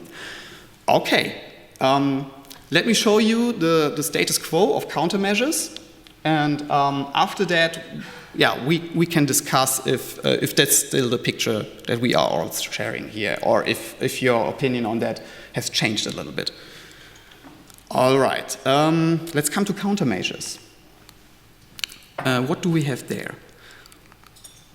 First of all, industry initiatives. Industry initiatives nowadays, we see some activities by providers, so providers of large public available generative AI applications, and they are responding to these political this discourse and also to the risk assessments by having technical restrictions on their services. So, for example, you're not able to generate content related to political candidates in a lot of markets nowadays. So try to generate pictures of Biden by public available big AI models in the US. It will be hard to get something like that as output of this systems at the moment. So they are responding by technical restrictions.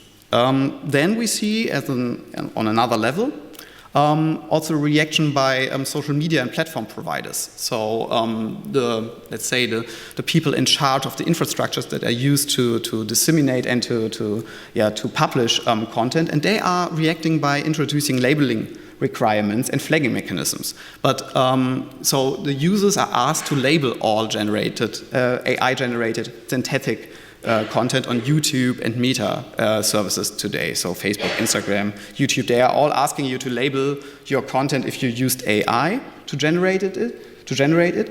And they also introduced these flagging systems. So you can flag this content and then an action and response process starts. Okay, these are countermeasures by individual providers. When it comes to joint countermeasures of the whole industry, or let's say the big players out there, we have this here. That's the Tech Accord to Combat Deceptive Use of AI in 2024 elections. It has been signed at the Munich Security Conference in February this year. The legal quality of this document is it's a non-binding declaration of intent. Right? So the industry is signed a shared letter of intent, so to say. Who are the signatories of this letter or this public document? The signatories are all the big players out there, so to say. So Adobe, Amazon, Anthropic, OpenAI, Microsoft, TikTok, you see X. So a very broad joint initiative by the industry, or at least a lot of important players in the industry. And what's the frame of this joint initiative? It addresses deceptive AI election content. And what is meant by deceptive AI election content? It's conceiving AI-generated audio, video, images that are deceptively fake or alter the appearance, voice, or actions of political candidates, election officials, or other key stakeholders in a democratic election, or that provide false information to voters about when, where, and how they can lawfully vote. That's the definition in this document of deceptive AI content. So, to summarize it, you need a direct link of this content to elections, right? It's only covering content that's directly linked and directly meant to or has the direct potential to influence voters in their voting decisions. So other forms of disinformation are not covered by this initiative. And when we come to the key commitments that are in this tech accord, then we see that there is the commitment to do prevention, so researching, investigating, deploying reasonable precautions. Then to introduce provenance signals to identify the origin of content, but only where appropriate and technically feasible. So you have a lot of formulations like this in this tech accord that weakens, so to say, the level of the different measures that are introduced or the different key commitments. Detection, attempting to detect deceptive AI election content and authentic content. Responsive protection, providing swift and proportionate responses to incidents. Then to establish evaluation procedures regarding the four former bullet points. Raise public awareness by information campaigns, that's also a key commitment. And then raise resilience by literacy, programs, and contextual features. And maybe, what's your impression of these key commitments? I have at least two things, two main points when it comes to my point of view. Some measures only have a long-term effect, so information campaigns and something like that. And it was introduced in February just before the process, the run-up for the European election started. But some of these measures can have only long-term effects, and then you have no time schedule, right? No milestones, time schedule, or something like that. It's missing, and you have no governance structure for control of compliance. And as I'm hearing now from the industry, that's a problem. So a lot of signatories look at other signatories and ask themselves, okay, who will be the first mover to do so? Yeah, some of them already start with finger pointing and something like that. So I think that's a clear weakness of this industry initiative, that you don't have something like a governance structure or some control body for controlling for compliance. Okay. Next thing is that we jump now from industry initiatives to what's going on international level by international organizations. What is politics doing on international and global level? So let's start with G7, the Hiroshima process of an international code of standard for organizations developing advanced AI systems. Just a short question from my side. Who has already heard about that? 2 or 3 in the room. Okay, that's interesting, because G7 is making the claim that this is really advanced and advanced policy measure. It was published May last year, and they are still working on it. So this process, this Hiroshima process, didn't stop yet. This code of conduct is out there, and the legal quality of this is a non-binding guideline for organizations developing advanced AI systems. So it's a international agreed, G7 agreed non-binding guideline agreed by Germany, France, Italy, Japan, Canada, UK, and the US, so the high-income industrialized states that are the G7. And what is the main thing that's in there when it comes to election integrity? It calls for development and deployment of reliable content authentication and provenance mechanisms, such as watermarking. So what is watermarking? To have in the metadata of files, of generated files, of all the content that's produced by generative AI, have something like a watermark. You know that from sheets of paper, a watermark, and technically you introduce that in metadata. It's combined with the output file, so you can recognize on a technical level when a file has been generated by AI. And this code of conduct is asking or is calling the industry to introduce something like that. Let's come to the Council of Europe as the next international body developing guidelines and standards on this issue. The Council of Europe, just a short slide on that for those of you who are not so familiar with this organization. It's not so prominent, but you are from United Europe, so maybe most of you know that already. But let me show you my standard slide on it. So Council of Europe is an international organization on its own terms, it's not an EU body, so to say. It's an own international organization founded in 1949. 46 member states at the moment. The goal is to foster cooperation of the member states and democratic institution building.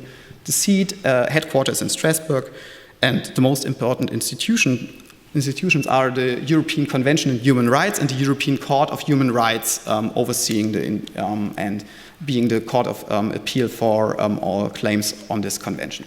And this Council of Europe develops recommendations to its member states on a regular level, and it drafts also binding international treaties. And here it's now it becomes interesting for us. These treaties are called conventions. That's the term by the Council of Europe. And the most prominent one that's already out there, from my point of view, when it comes to the digital sphere, is the Cybercrime Convention. That's something that maybe some of you already heard about. But what has this Council of Europe done for the last years? They started to develop a draft framework convention on artificial intelligence. So they started to work on an international treaty on artificial intelligence. And this should foster the goal to safeguard and to strengthen human rights and the rule of law regarding AI. And this draft has been developed by a committee on artificial intelligence, a set-up committee only for this purpose by the Council of Europe. And it was a committee of member state representatives and experts out there from the field, from academia, but also from the industry. And they drafted this new convention, and this convention, as it is there out now, calls on states to adopt and maintain measures to seek to protect the ability of individuals to freely form opinions. So that's what's in there when it comes to the topic that's interesting for us. So measures that seek to protect the ability of individuals to freely form opinions. And then there's another passage in this draft where you can read that that there is the goal to protect individual agency, capacity to form an opinion and act on it, as well as influence capacity to affect decisions made on their behalf. That is also a goal of this new convention. Yeah, so it's really, so to say, a vague formula, I would say, and this convention is not yet adopted, but already finalized. So the text is finalized yet, but it's not adopted. It will come now to the Committee of Ministers of the Council of Europe, and then it will be open for signature by member states and other interested parties. So my opinion is that we will see this convention coming out in the next month to come, but the legal quality, when it will be signed and ratified by the parties, is binding international law. So this will be binding international law on artificial intelligence. But as you already saw, when it comes to the formulas regarding formation of opinions, you have a very wide margin of maneuver for the contracting parties how to implement that. So we have again this problem of how to come from this very high level to down to earth, right? And what measures will be there to protect the ability of individuals to freely form opinions? We will see. Okay, Council of Europe. And let's now come to regulation. So for those of you who are interested in really hard laws and regulation, as I am, we start with the Digital Service Act, so a regulation by the European Union. And this EU Act is directly applicable in all member states and enforced since November 22. And when it comes to election integrity, there's an obligation for very large online platforms and search engines, so for the providers of information infrastructure, so to say, and that are providers reaching at least 45 million users in the EU, to prevent the abuse of their systems. So the platforms must carry out annual risk assessments and take corresponding risk mitigation measures against risks such as disinformation campaigns and election manipulation. So on the first level, you have this obligation to do annual risk assessments and to introduce mitigation measures. And these measures must be balanced against restrictions of freedom of expression and are subject to independent audits.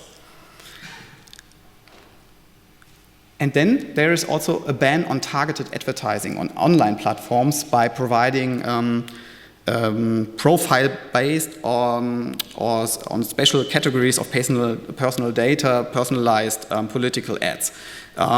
So targeted advertising on these profiled on these categories is prohibited based by the Digital Service Act. And this Digital Service Act is of high importance already. Maybe you already heard that the Commission opened up the formal procedure against Meta and so Facebook and Instagram if they have breached the Digital Service Act, and the suspected infringements cover Meta's policies and practices relating to deceptive advertising and political content on their platforms. So the Commission is now investigating, based on this DSA regulation, if Meta is up to the requirements of the DSA regarding political communication and also deceptive advertising. All right, and this is the first level of regulation, or the first pillar of regulation when it comes to election integrity on European level. But what will we see next, or what's there to add on a European level? There's another regulation coming up right now, and this is the regulation on transparency and targeting of political advertisers. So political ads will be strongly regulated on a European level, and it's already adopted in March, but it's yet to be published in the official journal. So we are in this phase of having another act adopted but not yet published, at least in official version, and most of its provisions will start to apply 18 months later, in autumn of this year.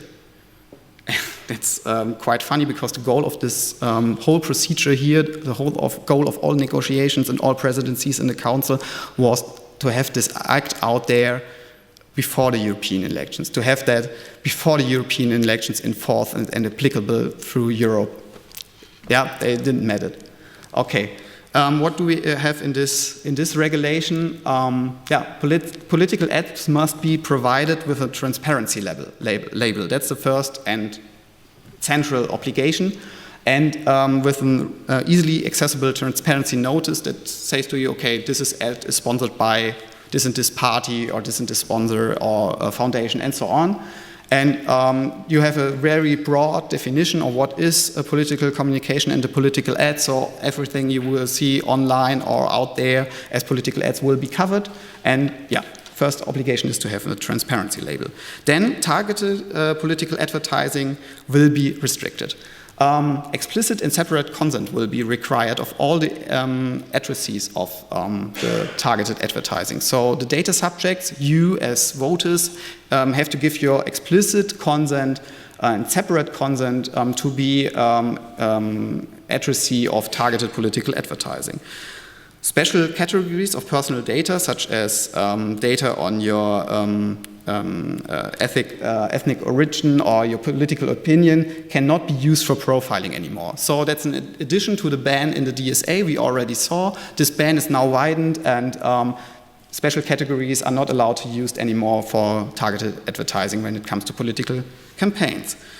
And then there is another ban of the provision of advertising services to third country sponsors 3 months before an election or referendum.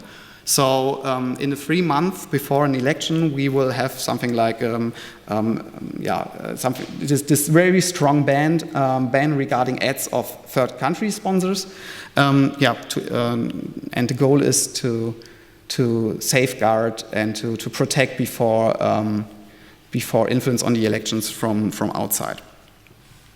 Okay, this is the regulation on transparency and targeting of political advertising. And now let's come shortly to the Artificial Intelligence Act.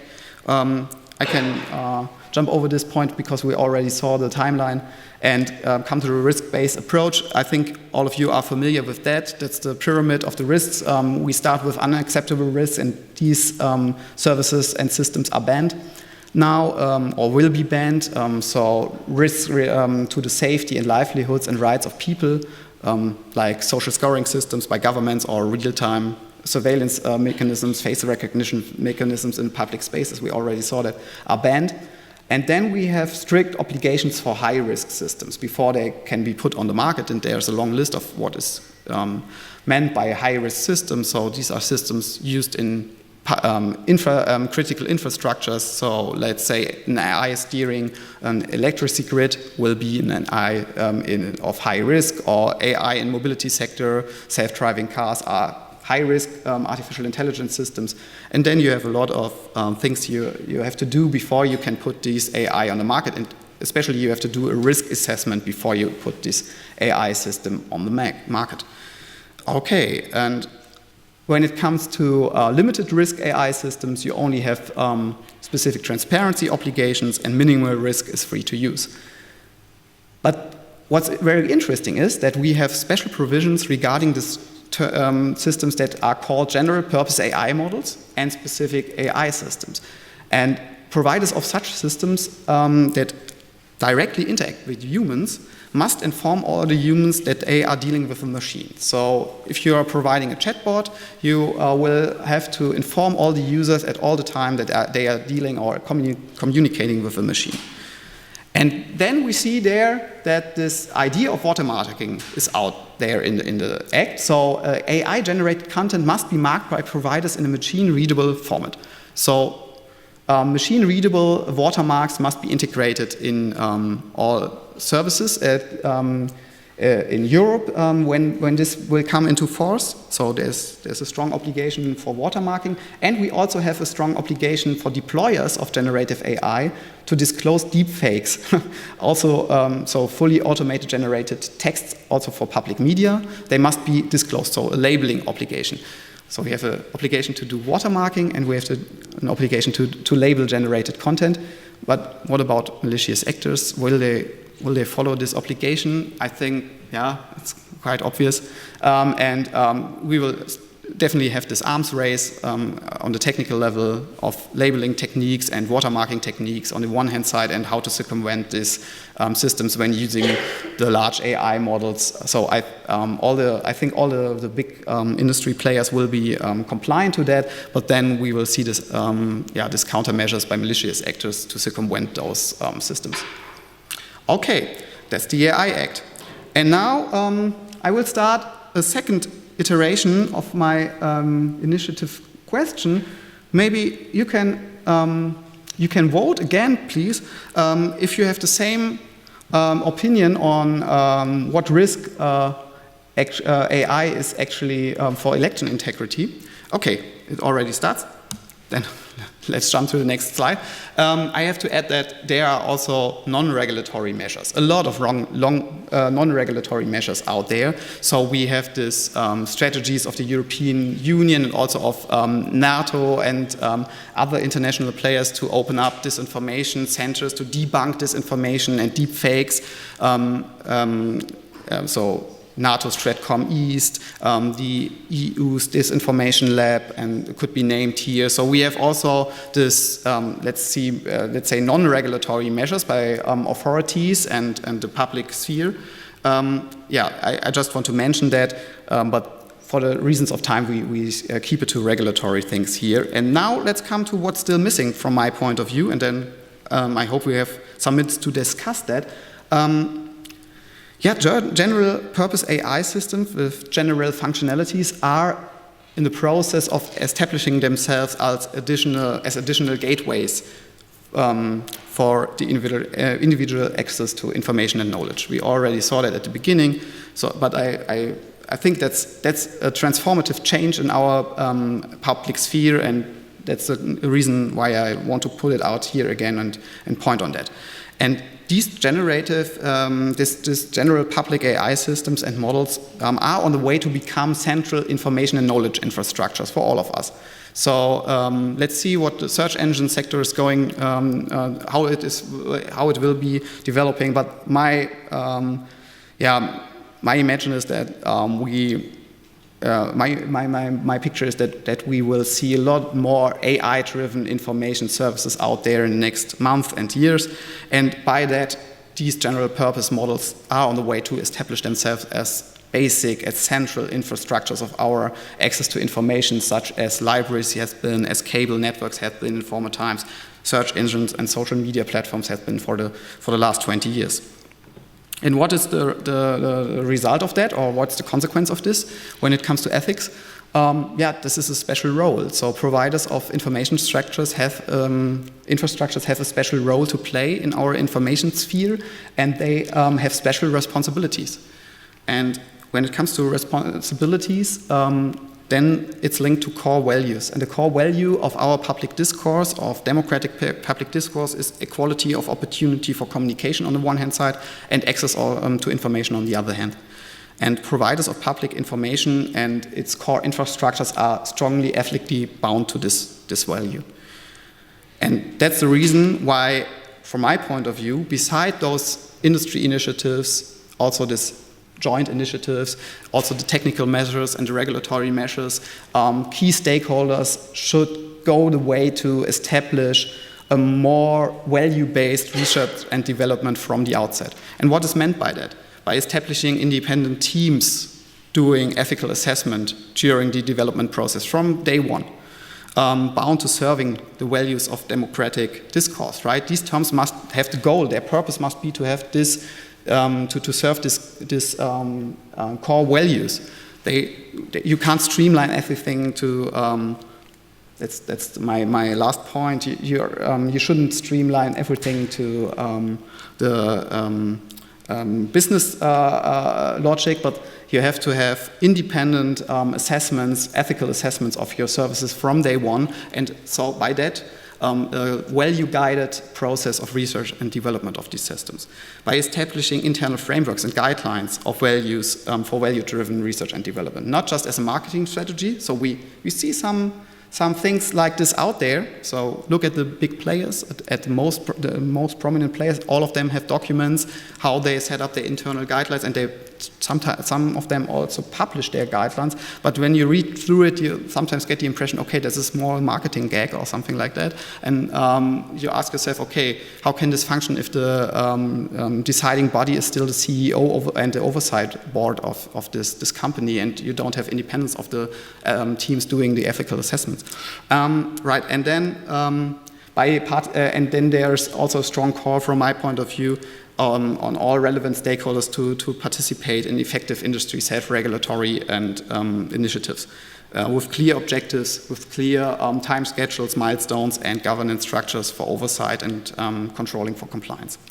So, my opinion on that, I'm really happy and looking forward to hear your opinion on these questions. But before that, let's have a look on our on your question. Yeah, that was your answers to the first iteration of my initiative question. And now let's see if something's changed. Oh, no, almost same. Not so much low risk and no relevant risk. And I think 1 or 2 persons changed from high risk to medium risk. Yeah, okay. Okay. Not so much reaction as I thought, but but maybe it's also interesting to see that we are still seeing the risks for our elections, and let's hope for together that we will have a really calm process until the European elections. But I'm really looking forward to hear your opinion on this ethical research and development point that I made at the end. So that would be interesting for me to hear from you now, your opinion on that.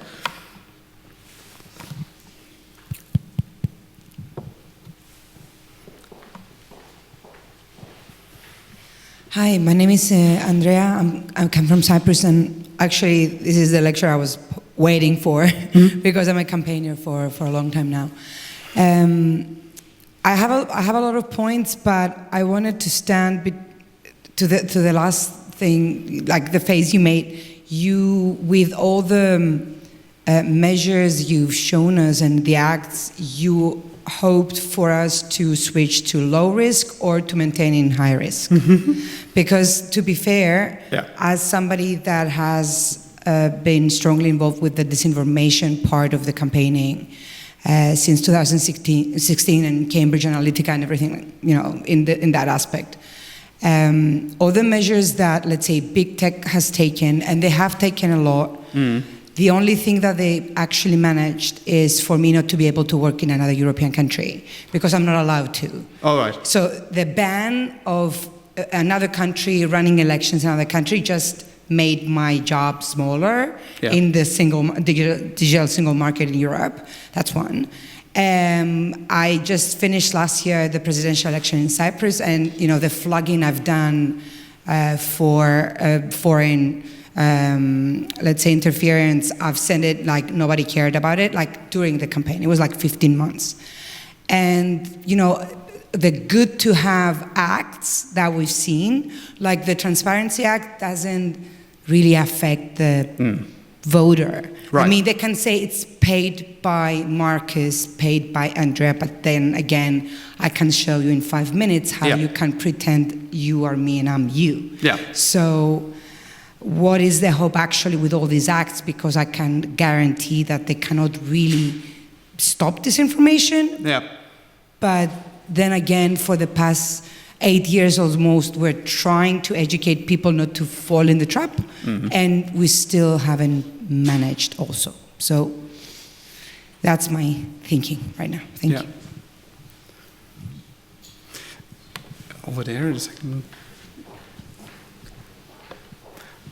Yeah, thanks for sharing this very, very interesting opinion and your perspective. Very interesting.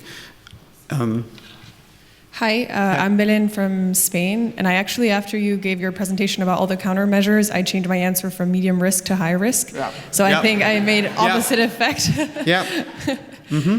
And the reason for that is that after all the countermeasures that you said, in my mind, it's more and more obvious that we are very dependent on very few players when it comes to information sharing. Yeah, that's and I right. think we have very limited acting power when it doesn't come to those platforms.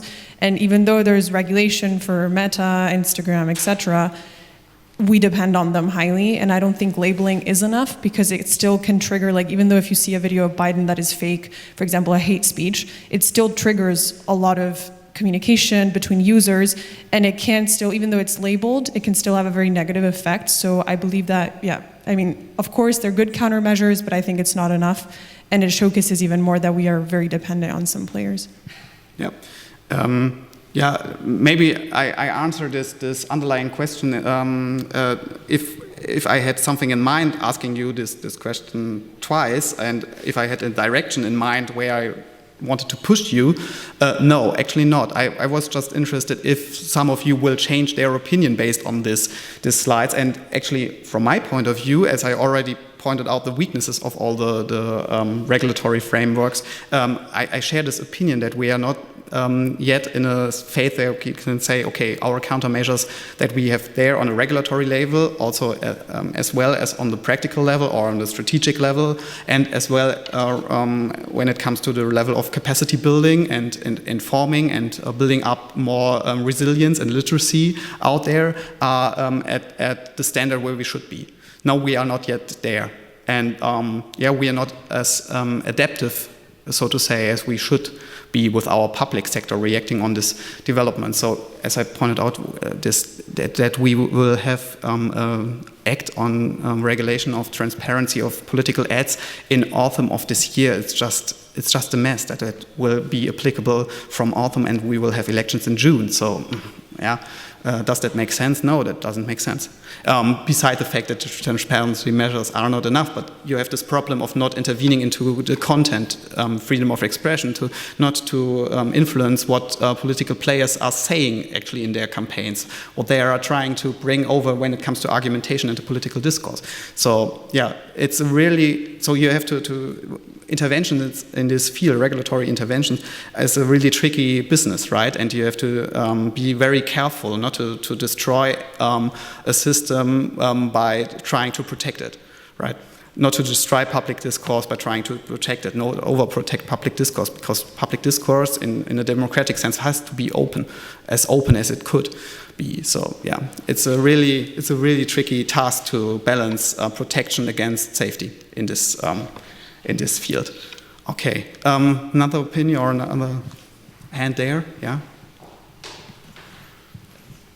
Thank you so much for the amazing presentation. Actually, I learned a lot about what kind of measures there already are. This is why I changed from high risk to medium risk, actually, because it's actually more measures than I would have thought. I mean, obviously, I'm in the middle, so I feel like there is more to be done.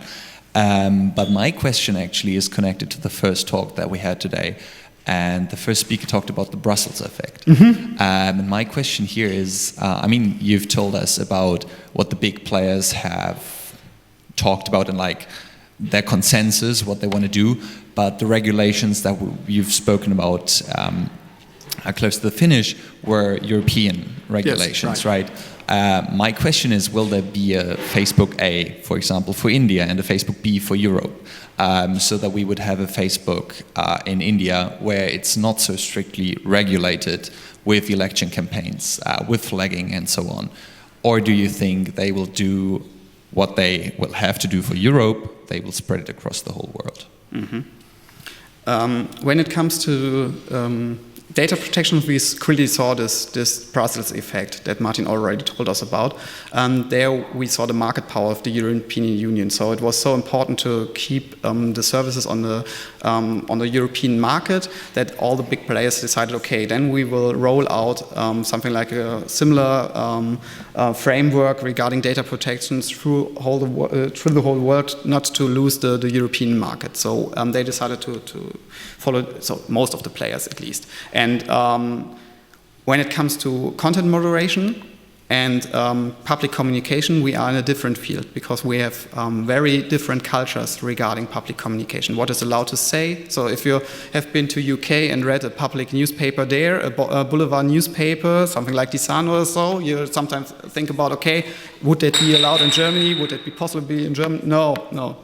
Yeah, so we have really different cultures when it comes to public communication and public discourse. What is allowed to say, what is not allowed to say. And the European Union is dealing with that by just establishing frameworks and process structures and introduce them as regulatory obligations. So you have this process of action and response when it comes to moderation, and you have moderation standards, in which the timeline is structured by the regulations and so on, but you don't have interventions when it comes to what is allowed to say. So then it's always pointing to the national legislation at the national level.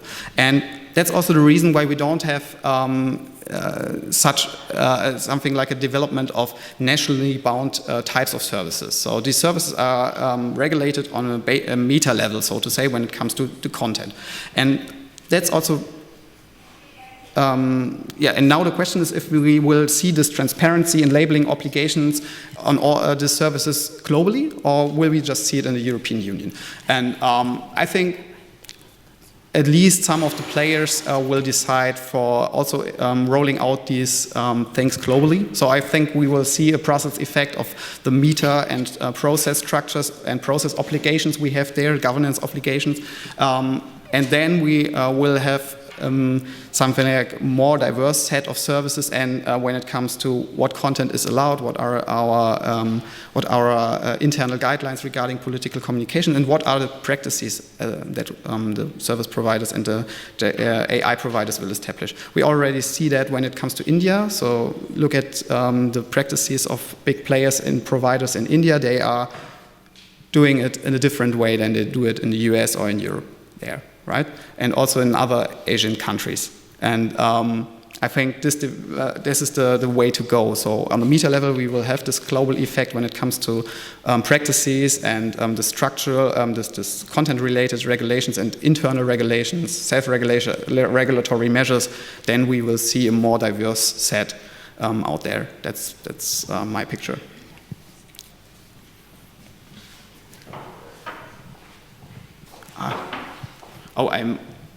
I think we have one last input because we will. Yeah, we are on time. Perfect. So I changed my mind from high risk to very high risk. I was almost shocked by the weakness of all the measures. But you mentioned the need of independence for internal bodies or structures regarding AI ethics. Yeah. Are there discussions about to reuse existing bodies or roles like non-executive boards or data protection officers just by adding AI-related tasks to them? Yeah, there are discussions yet. But it's not as far as I can see, it's not has become part of one of the initiatives or one of the further discussions that are going out there to integrate this in binding regulatory frameworks. But yeah, you can think about something like that. So we already have boards to do data protection. So we have data protection officers. They are independent. But it's a really complicated role for them to be independent in an organization to serve external goals in internal processes.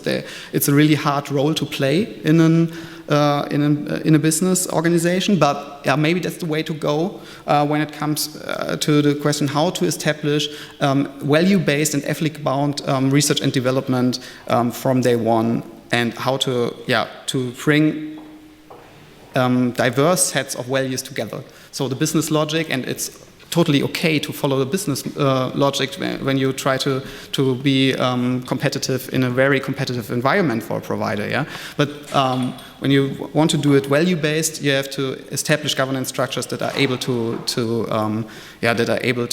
serve this goal. And as I see it now, most of the players are not there yet when it comes to their internal organization.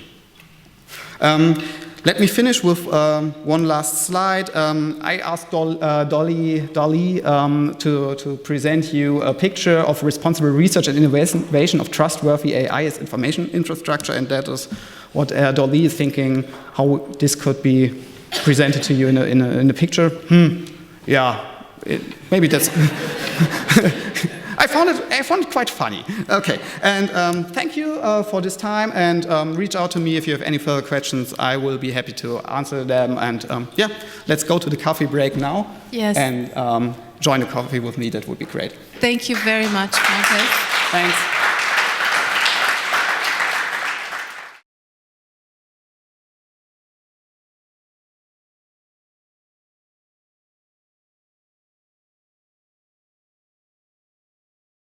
Traditionally for Meta, AI has been a technology that we used very from the beginning from our company. So in 2006, we introduced something called Newsfeed. A few of you may have heard about that. So in Newsfeed, you get the content that is most relevant for you as a user, and who's deciding what is the most relevant content for you? It's an AI. So the curation of the content is based on AI. So this is where we come from as a company. We have deep roots in AI, and then we've expanded our knowledge into the fields, content moderation. There's a lot of things that shouldn't be on the internet that you can detect with AI, for example, And so this is where we really built up expertise. But we thought it's not only about applying this technology, it's also about advancing the technology and advancing the research about it. So we founded a research institution. It's called FAIR. It's based in Paris, and it just had its 10th birthday. So it's a very renowned world-class research facility. Who heard about Yann LeCun, our chief scientist? Anyone heard his name before? 1, 2, okay. Yeah, he's quite famous, and he is the lead researcher for Meta, for FAIR. And FAIR does a lot of fundamental research in AI. So the journey that we've come along resulted last year into a very big year for AI. I think last year everyone realized AI was all over the headlines in the news. So what you see here is just a little bit of a rough outline of all the models, not all, like the most significant ones that we released or that FAIR developed. So what you see here, for example, in Q1, Llama, which is our big large language model, it's called Llama. But we have a lot of other models that even go into other areas like image recognition, that we use, for example, for some of the technology that you may not in the first associate with Facebook or Meta, but that is actually part of our way to the metaverse in bringing technology like AI to our smart glasses that we wear right now. So this is the Ray-Ban Meta smart glasses. They have AI capabilities, and we're going to show you a little bit what you can do with them and what this means for economy, businesses, and so on, the future of tech. So you see, it's a long roadmap. We're releasing model after model after model. It's even today, you see Code Llama here, for example, in Q3. We can also discuss this a little bit later, but it's not only relevant for speech as well. AI will be relevant for coding, for, a lot of the things that you not naturally associate when you play around with ChatGPT, as you have all done. So let's go on. So what we believe is that AI needs to be democratized. So this is why we released the AI that we have under open source. Llama is an open source model, so you can go to any of the known sites like GitHub or Hugging Face and just download the model there and use it for yourself. So it's not like that there is any barrier to this, to getting in touch with AI and using it, which we believe is helpful for making the technology available for the broad public, SMBs, the economy. But it's not only about open source models, we go beyond that. And I think this is something you can talk a little bit more, right? Yes. I think this mic even works here, right? So, Meta AI is now powered by our most capable open source model, which is Llama 3. So it's not just that we're using this technology, but we actually have, as Harmen put it out there, we've open sourced it, so it's available for download. So that's a very different concept to what like OpenAI or Anthropic or other leading AI firms do, where they give companies or institutions or anyone pretty much access to an API. Right, where we basically give you the model, the code, you can download it, use your own infrastructure, and keep full autonomy of your data and basically your use case. You can fine-tune it based on your needs, based on your use case, and that is basically what we do with our product integration. So when we integrate open source models or our own models like Llama, or Animal, or Emu, or the various models into our products, we fine-tune them based on the needs and the use cases for our products, like WhatsApp, like Messenger integrations. And you see different kinds of use cases there, from integrations that are basically an assistant or a character that you can have a conversation with as part of your WhatsApp threads. We also now have, you probably all know the ChatGPT, as you all raised your hands, you all know the ChatGPT interface. We now have that too for Meta users. So anyone who has a Meta account or a Facebook account can use that if you're based in the US or if you use a VPN. So then you can go to meta.ai and actually can use that. And we really believe it's currently the most capable AI assistant one can use. That is actually for free, because it is performing on the likes of a ChatGPT 4, ChatGPT 3.5 Turbo, or Claude 3 Opus. So really high up. It's currently ranked as the 6th most powerful LLM, so large language model out there, and it's the only one that is free, so for anyone to download and to use. And beyond that, we're actually working on a tool called AI Studio, which is really important because currently training an LLM costs roughly in the ballpark of $10 million. That's how much training an LLM costs, and that's only when really you have the manpower, the infrastructure, and the experts in place to really train that model. So having the ability to actually tap into an open source model like Llama 3 is really important because you can save a lot of money. And so we're actually enabling a lot of innovation through that. Also innovation globally, right, in Europe. But obviously, having an open source model, it means you have basically lines and lines of code.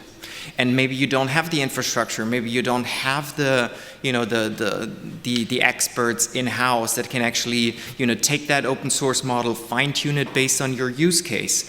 So that's why we're working on a tool called AI Studio, which actually will enable you to basically use text documents or even website content to fine-tune your AI assistant and then integrate it in your service that you're offering through WhatsApp or Messenger as a chat solution.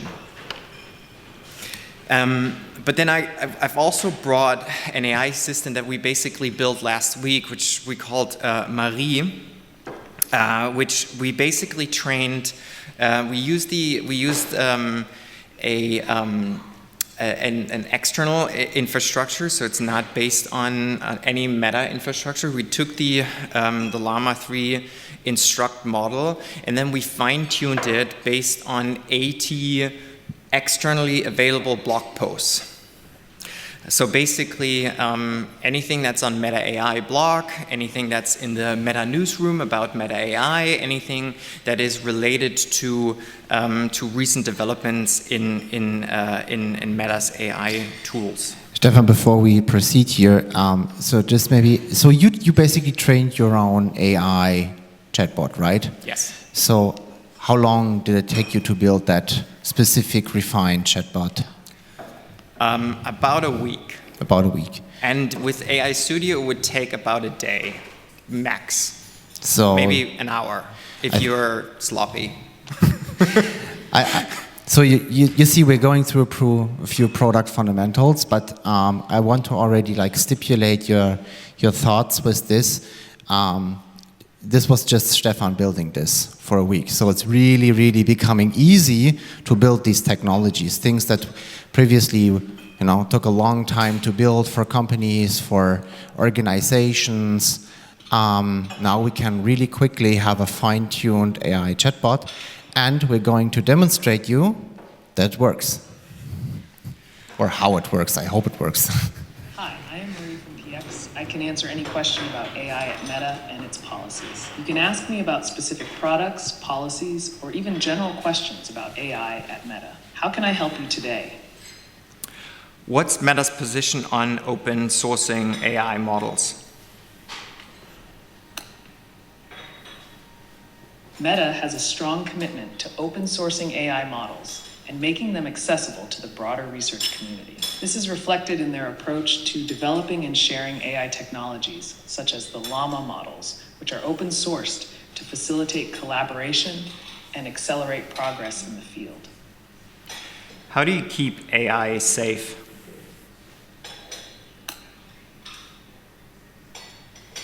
At Meta, safety is a top priority when it comes to AI development and deployment. They have a multifaceted approach to ensure AI safety, which includes responsible AI development practices, rigorous testing, and ongoing monitoring. This involves implementing measures to prevent misuse, bias, and other potential risks, as well as engaging with the research community and experts to stay ahead of emerging challenges.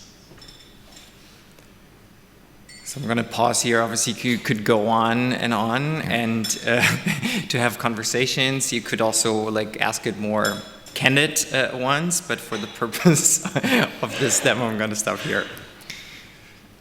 Maybe we can put in here a little question again for the audience.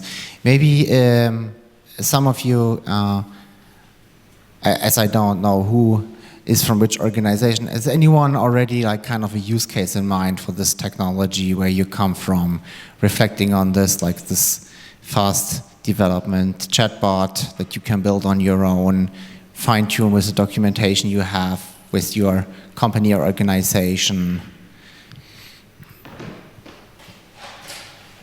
Thanks. So actually, for me, a use case would be in the education sphere. So I'm a co-founder of a non-profit in the mentoring education sphere, and we're trying to educate people all over the planet, which can be difficult with languages and so on.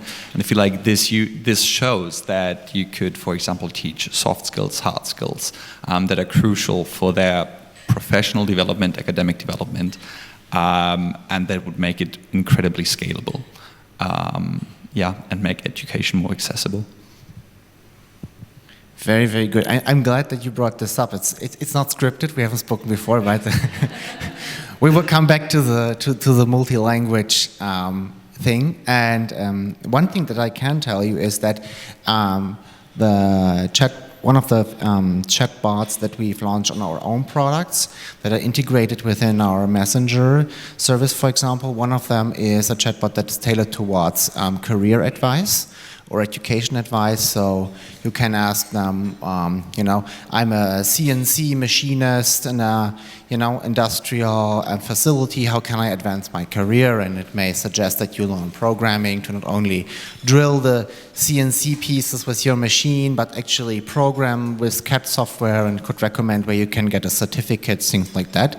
So it's really this conversational style, like what you were describing. I think a challenge for many people is like they may want to get into, you know, advancing their education, but they don't know where to start. So it can be a good recommendation, and AI can play a vital role in this.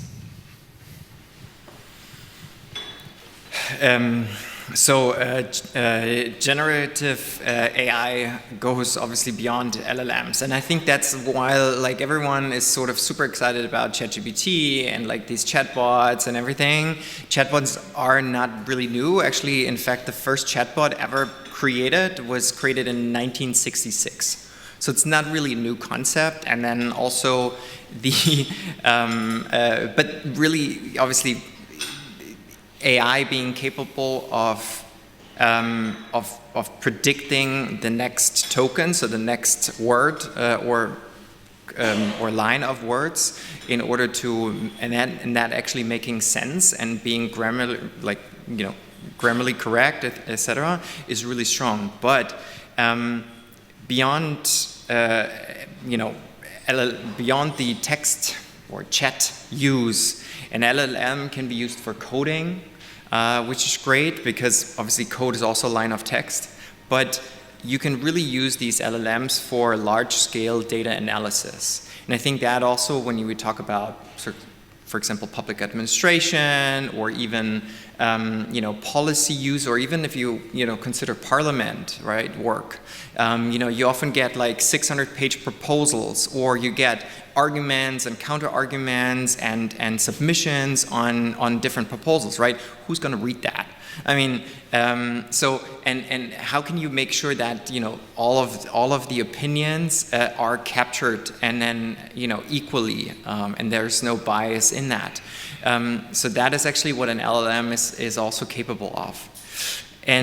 But then generative models really span across audio, image, 2D. But I know you are super excited about the metaverse. Yeah, exactly. So who has a virtual reality glasses at home? Who tried one? Who tried virtual reality? Okay, roughly 50%. That's good. So our vision of the metaverse, like virtual worlds where you can, have education experiences, or have, visit a museum, or do something for leisure, play games, meet friends, so on. They all require some sort of AI. It's to make the content for the virtual world that you are visiting, or also for the hardware to understand its environment. This is a chair. That is an object, a solid object. You shouldn't move against the chair when you're in a virtual environment, be it fully immersed in virtual reality or partially immersed with augmented reality or mixed reality. So we need a lot of AI that understands context, objects, depth, the relationship to the virtual content. And this is a field where we also advance the research, and we have a strong lead in the technology. And a few things that we want to show you today are how we get to this place where we will have really nice glasses that allow a lot of virtual experiences that are the key point for us in the future. So I believe, to access AI. And one thing that we really think is that when you have, such a stylish pair of glasses on, that you can really harness the power of AI, for example, to exchange with someone who's not speaking your language. Because this is something where AI is pretty good at. I mean, who used, like an online translation service, like, I don't know. There are a lot of them. Google Translate. Google Translate, yeah. Microsoft has potentially also a very good one. So who used Google Translate? Okay.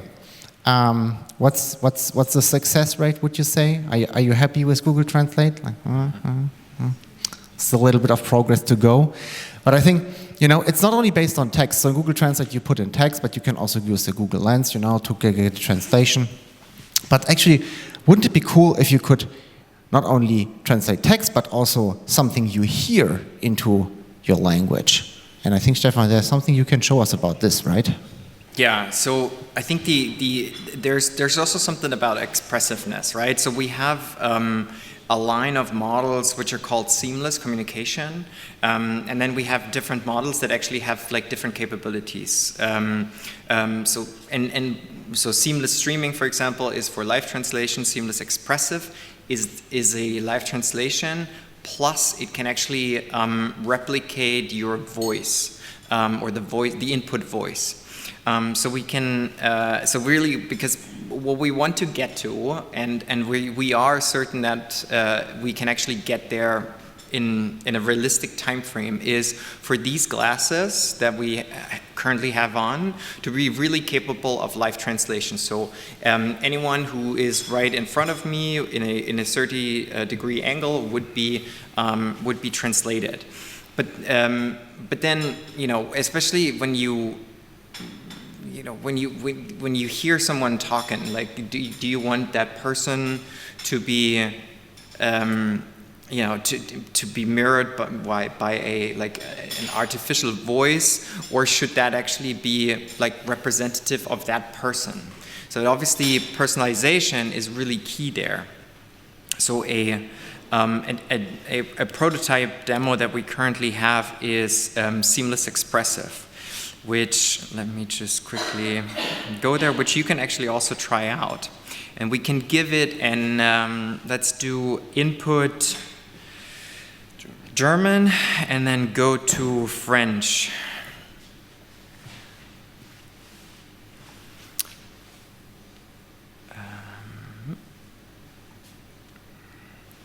Okay, with Microsoft in the background. Great.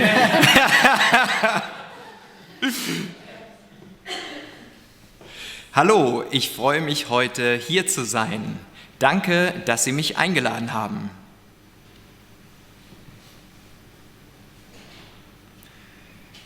So it's now generated the translation within 2 milliseconds, which is great, but then also it generated a video. Hallo, ich freue mich heute hier zu sein. Danke, dass Sie mich eingeladen haben. Bonjour, je suis heureux d'être ici aujourd'hui. Merci de m'avoir invité. And it also generated an AI version of my voice, just based on that instant recording, right? And so our, not even the long-term version, our mid-term vision for product is that technology to actually come to these glasses.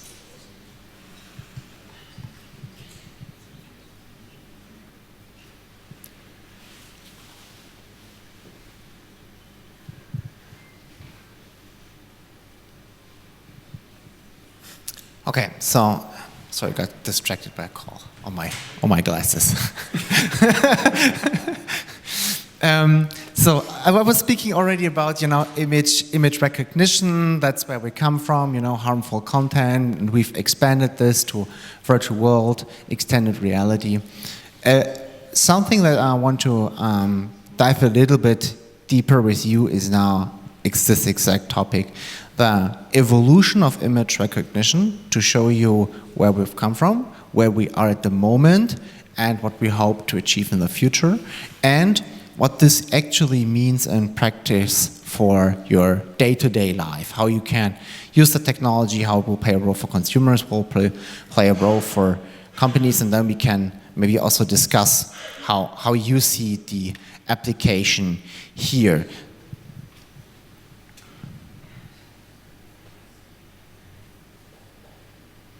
What you see here is a cooking video instruction that we see. So there's an AI-supported cooking experience with tutorials and manuals. So the AI has to recognize via the cameras what is available as ingredients for the recipe, which cooking tools are available, and then give guiding instructions on how to cook this and make suggestions on maybe what to add to make your pasta a little bit more, flavorful and spicy. To enable this, we really have come a long way since, you will see here since 2012, about the image recognition. You see in these pictures are different phases of the ability of different models to detect individual content. So right on the left side, you see that there's a rough estimate that the AI sees, okay, there must be a bus somewhere, and I can see a clock. And then 2015, the AI could already identify where this is exactly on the picture. And since then, you see that we've come incrementally more closer to a more complex understanding of what constitutes a picture, the different elements.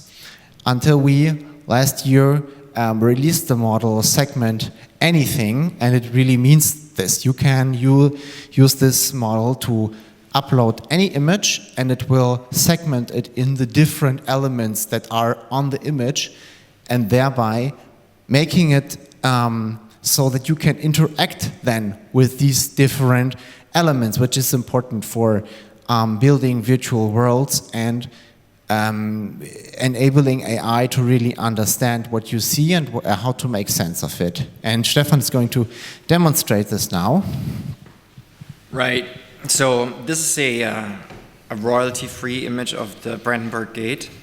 And so what you would typically do with a advanced image editor, for example, like Photoshop is, you select a different part of the image, and then it would actually be able to take that. So I now selected the sky, and the AI was able to detect all of the sky elements, so that there's also sky actually behind the gate, right, and not just on top of that. That's already like is anyone experienced with Photoshop? A couple, that will already seem like super advanced for you if you're using Photoshop, right?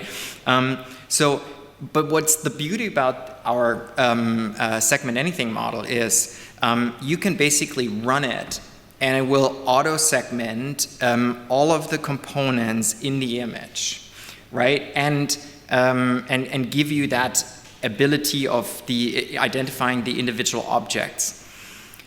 And that's really powerful across a number of use cases, right? So now we just use the Brandenburg Gate as an example, but let's take a different image. Let's take so my partner is actually working at Charité Hospital, and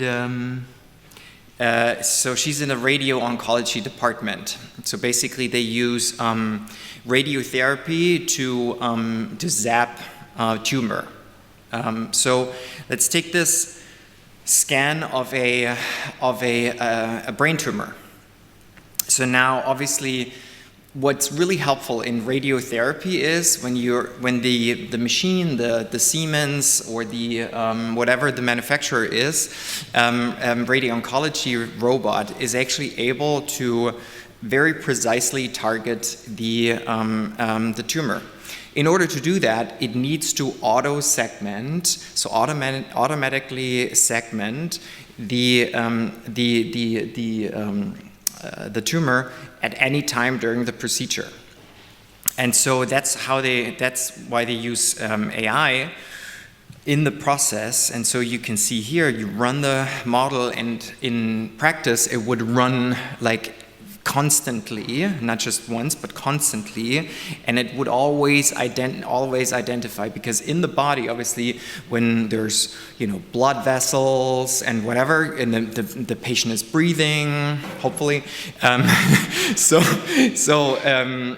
Therefore, the patient is constantly moving, and so you don't want the radio waves basically damage healthy cells. So therefore, these auto segmentations is really important. But then also, you could see, manufacturing, for example.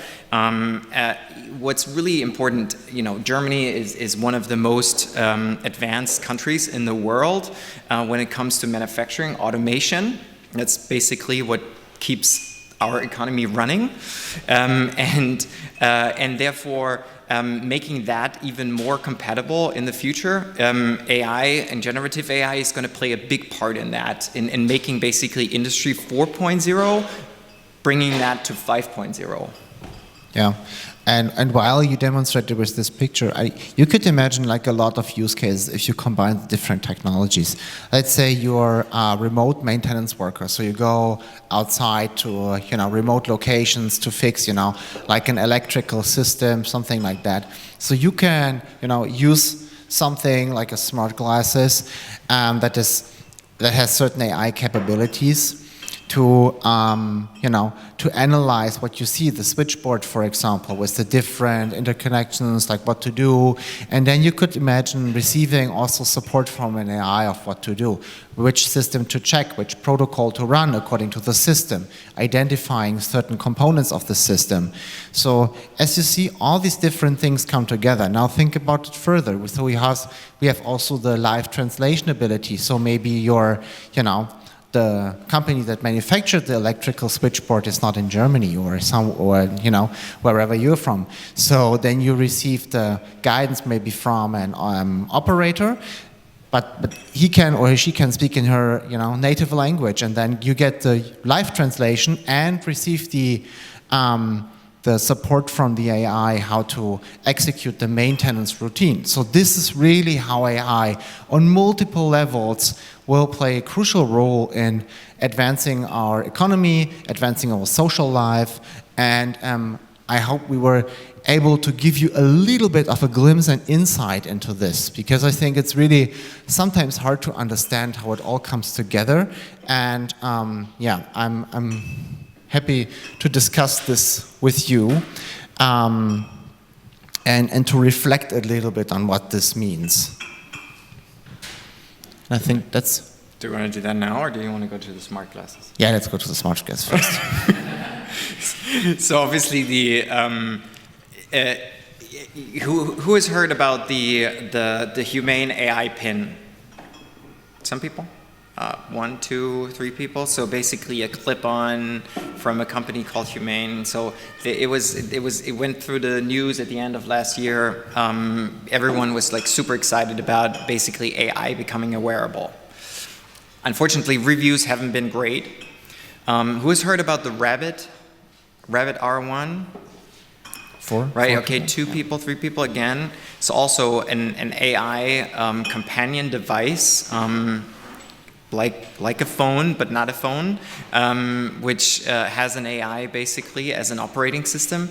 And this is really what's fascinating. A lot of people are basically playing with the idea that AI is basically going to eradicate apps and eradicate software or operating systems, because you don't need an interface if you can communicate seamlessly with an AI and basically ask for anything.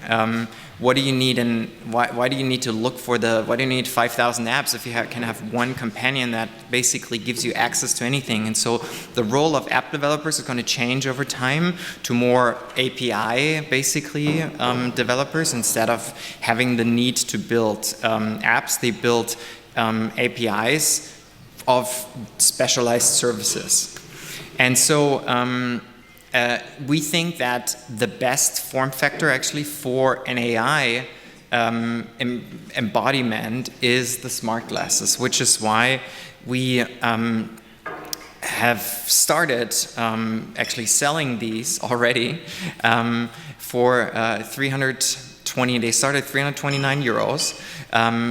They come in a couple of in a couple of styles. So these are the Wayfarer style. We have a partnership with Ray-Ban, so with Luxottica, the parent company that owns the Ray-Ban brand. We're going to expand that also. And they feature a 10 megapixel camera, so comparable with an iPhone 11.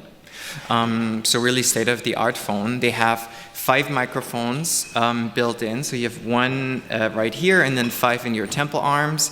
You get a battery, you get a beautiful case where you can put them in and charge them. But really the most important thing is they are the first of its kind, the first device that has an AI assistant built in that also has multimodal functionalities. That means you cannot, it's not just text-based, but you can basically ask it about your surroundings and really about the world you're in. And that will eventually then enable this use case that you saw earlier, where you have a companion, an AI companion that will proactively provide you with guidance, how-to tips, etc. And I think let's watch this first. Hey Meta. Hey Meta. Hey Meta. Look at this building and tell me about it. Look and translate this. Look at this and tell us what to make. Look and tell me what kind of butterfly that is. That appears to be a painted lady. And I want to show you this, sorry.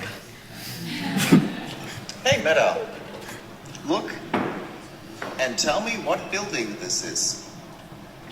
The building in the image is Berlin TV Tower. Can you tell me a little bit more about its history? The Berlin TV Tower, built from 1965 to 1969, is a 368-meter-high landmark and symbol of Berlin, offering panoramic views from its observation deck and rotating restaurant. Where can I buy tickets to go on top of the Berlin TV Tower?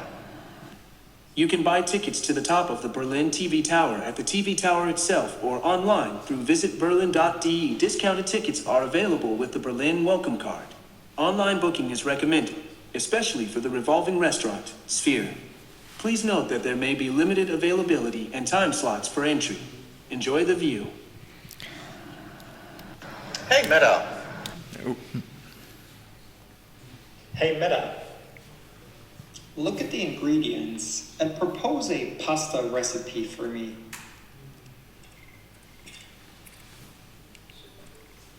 A simple yet delicious pasta recipe would be a creamy mushroom pasta. Can you give me step-by-step instructions? Yes, here's a step-by-step guide to making creamy mushroom pasta. Cook pasta according to package instructions. In another pan, sauté mushrooms and garlic until softened. Add heavy cream, grated Parmesan cheese, salt and pepper. Stir in the cooked pasta, then serve hot. Do you have any recommendations on what to add? You can add some grated nutmeg or black pepper to give it a bit of spice. Additionally, you could sprinkle chopped fresh herbs like parsley or basil on top for extra flavor and color. Thank you. So I think Hey Meta. one thing to take away from the few videos is that, and what Stefan previously said is, the application of technology is also a cost factor always. And while we're not doing a sales pitch here for the glasses, we just want to say a few things that lead to a breakthrough of technology is affordability, which I think with this price range that we have for these kind of devices, yes, it's expensive, but it's in the realm of consumer tech that you see, whatever consumer tech you want to buy. So this is already mainstream available from a price point, and then it's also that it's not, if you remember back in the days, a lot of you tried virtual reality. These headsets, like 10 years ago, super expensive, super clunky, really ugly, you looked like a robot. And we're moving into a future where these things become affordable and fashionable, which we think is crucial for bringing them to mass market. And with the AI capabilities, everything really comes together, also the use cases, like people, when you, let's make a survey. you can be very honest. Who thinks this is something that you would buy for yourself or be interested in using?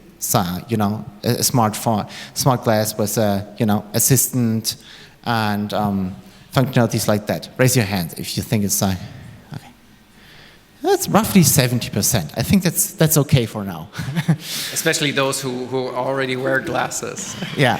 I think the ultimate use case is when companies are going to introduce really good displays that are not intrusive. Because currently when you look at AR glasses, augmented reality glasses, they have huge displays built in. They only come as you know, shades. And so you can't really wear them in your day-to-day life, and because it's super intrusive. And often they also have a cable and additional computing power, right? In a brick that you have to carry with you besides the phone. So what we're really working on is not just making the AI assistant smarter, but and more capable, and actually bringing it to Germany, because unfortunately the AI assistant is currently only available in the US, and it's currently in training for local context, so to train it for German language, but also for German cultural context, because an AI assistant is only as smart as the training data you give it. If you train it on US data only, then, you know, it'll give you, you know, instead of you know, when you ask it for football recommendations, it's probably going to give you something about the 49ers or something like that, but not about Bayern München or Union or whatever, right? And so that's really going to be powerful. But then also bringing displays into the glasses that are see-through, so you can really interact. Then there's also the element of control. So most of the interactions with technology today are silent. You don't talk to your computer, right? So you don't want to stand around and say, hey Meta, take a photo. And you now saw the privacy indicator LED maybe that took a photo. And I can delete it if you guys, for you guys' privacy afterwards. But you don't want to talk to the technology all of the time, right? So therefore, we're also working on you know, like wrist-based control systems, so you can actually control your device seamlessly without having to communicate with it expressively. And then there's also this when we talk about AI, and when we see this, you know, the capabilities of these kinds of glasses, we also need to consider if we really want to have a companion in our lives, then that companion needs to be aware of the situation we're in, right? The AI needs to be able to understand whether we are entering a car on the driver's seat or on the passenger seat in order to distinguish, am I okay to show you a notification in the display, or am I, or you know, are you driving the car and should I shut off? Or even for privacy purposes, right? You know, you're entering a bathroom, you don't want the glasses to turn on, right, and do whatever recording. So the AI needs to be contextually aware. So really big thing that's going to be, you know, that's going to come both to phones like the iPhone, that's going to come to voice assistants like Alexa, Siri, but also these kinds of glasses is what's considered, or even the home robots that are going to come at some point, is contextual AI. And that's really going to be the next leap forward. Yeah. Questions? Okay, but very fast, because we're already 15 minutes over time. Oh, I thought we have an hour, so sorry. Yeah, you have an hour, but it's 12:15. Oh, okay. We started, but it's okay, no worries. We'll take like a few questions and make it fast. If there are any. Are there any questions? One. Hello, I'm Jawahar from Berlin. I want to ask about for instance, also like you mentioned some kind of 3D images but you didn't talk much about it. Can you also like speak a little bit about Z3? For instance, in the segment anything feature, it will segment anything and it will just detect some kind of parts of every detail in photo. Is it also like possible, maybe with AI, to generate the 3D version of the image, or maybe details, and maybe see the full body of it? Or, yeah, that's the question. So yeah, so 3D recreation of images is definitely possible. It is nothing that well, it is something that we're working on, but it's nothing that we have in product. So basically, when Harmen was talking about earlier about our metaverse efforts, so what we want to do is, obviously, there's this virtual worlds effort. So we want creators of virtual worlds to be able to, A, have easy creator tools, so they can say, you know, hey, Horizon, create a tree or create a sky or whatever for me, and build a virtual world. But then also often you want actually, you know, analog actual elements to be implemented or used inside a virtual world. And so we actually have a capturing technology where you can walk around the object with your phone, basically take a photo of it or a video of it, and then it will capture that, and then you can actually pick it up with your virtual reality glasses and put it in a virtual environment. But that's still research. Yeah. Okay, hi, my name is Sophia. And I'm just thinking about, you know, the next generations that will have like all of these glasses. And I was just thinking about kids and the protection of kids. What do you feel about, how do you feel about it? Shall those glasses be given only to people that are, you know, ethic, you know, so that, you know, we can be safe that not everything is, you know, filmed. I mean, protection of kids, just a very critical and sensitive topic, I guess. Sure, and it's a super important question, and I think it comes back to the two questions. What is the appropriate age to use this technology? And then the second one is what kind of privacy features can we include to make it safe? So, and I think one answer is, if you take a photo or a video with our smart glasses, there's always a light on. So we actually had to ask German regulators if it is okay to bring these devices to the market, and we had to show them the capabilities of the devices with the lights that is always on and other signals that indicate that there's a recording.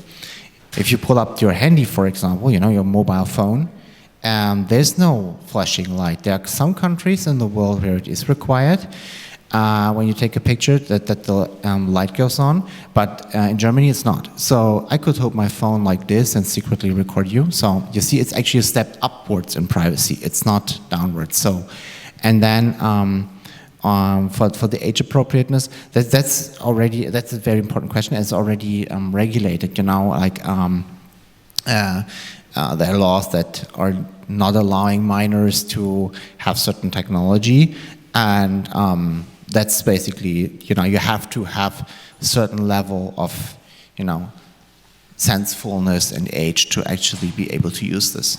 Yeah, but even if you think about a service, and if I could just answer that, if you think about using whatever model to create a service that uses image recognition, what you can do is actually apply facial blurring, for example, as a means for data minimization under GDPR. So you can actually do basically upload the image, and before the image is processed, it goes through facial blurring, and then it's processed. And that is actually a consent-free process under GDPR, which works well for a lot of developers.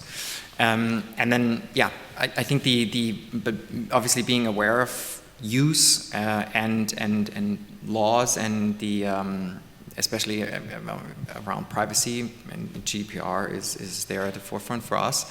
That's really crucial. Okay, thank you very much. Please give it up.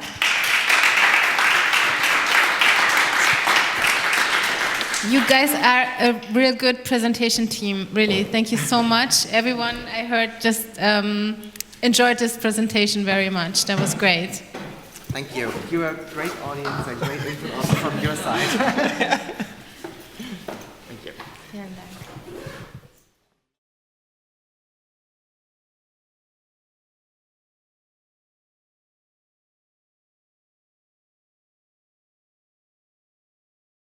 Okay, and now help me to welcome our next guest. It's René Delbé, Climate Pact Lead at Microsoft, and Alperen Can, Solution Architect and Lead at IT Students Lab at Mercedes-Benz. Please give it up. Okay, hello everybody. Good afternoon. So it's Alperen and me, I'm René, standing between you and lunch. So we will try to make it as interactive as possible. As you see on the agenda, this is a workshop, which means it will not be a monologue from Alperen and me. It means you will have to do something as well, okay? So I see you have all your smartphones with you. No laptops here. Some laptops here as well. You will need the smartphones and laptops in a few minutes because you will be part of experiencing AI and work with AI as well. So, talking about AI.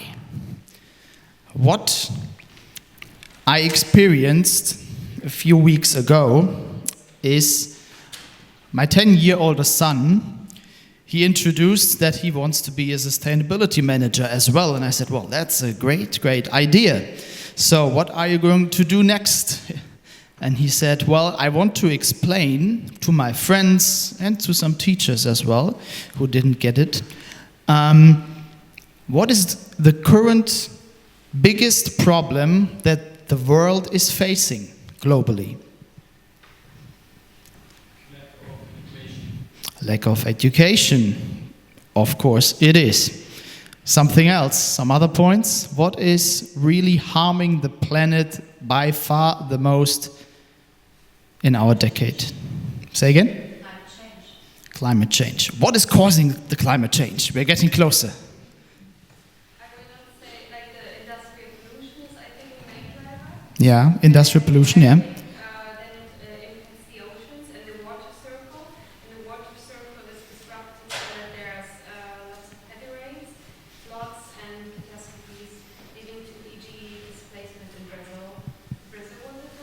For example, yeah. People causing famine, migration, loss of habitat, hunger, health issues.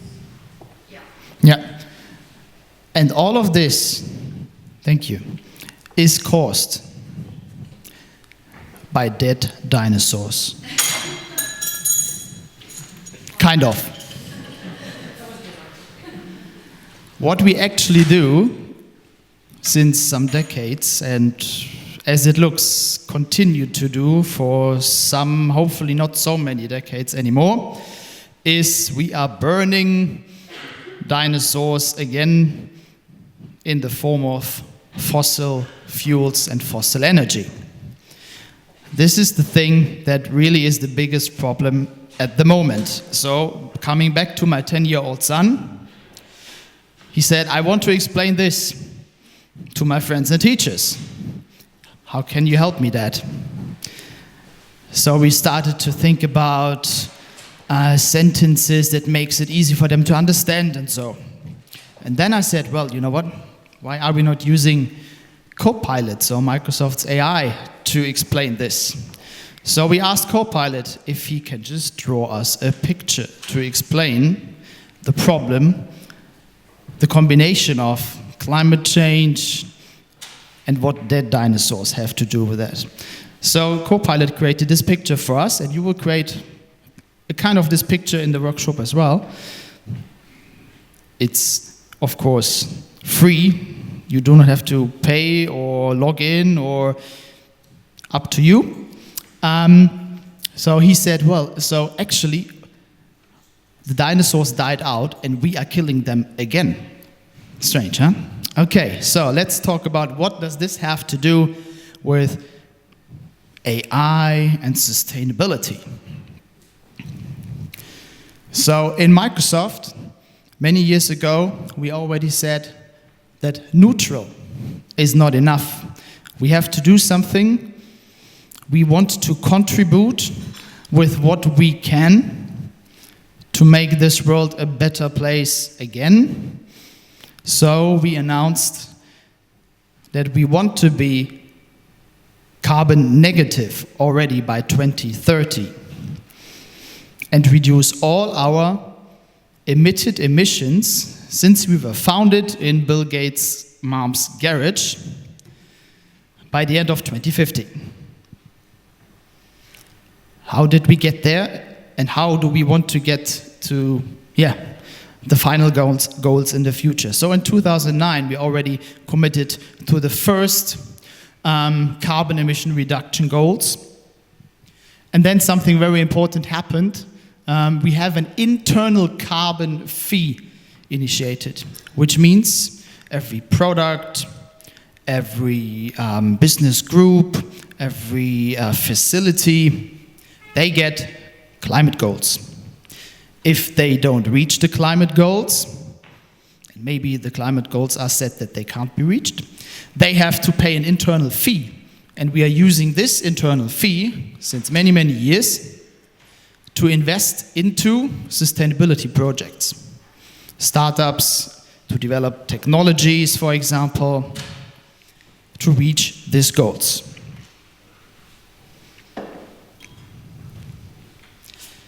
So, talking about what is today the biggest benefit Microsoft can offer for climate change. Well, we are not a producer, a manufacturer of the best cars in the world, so they say.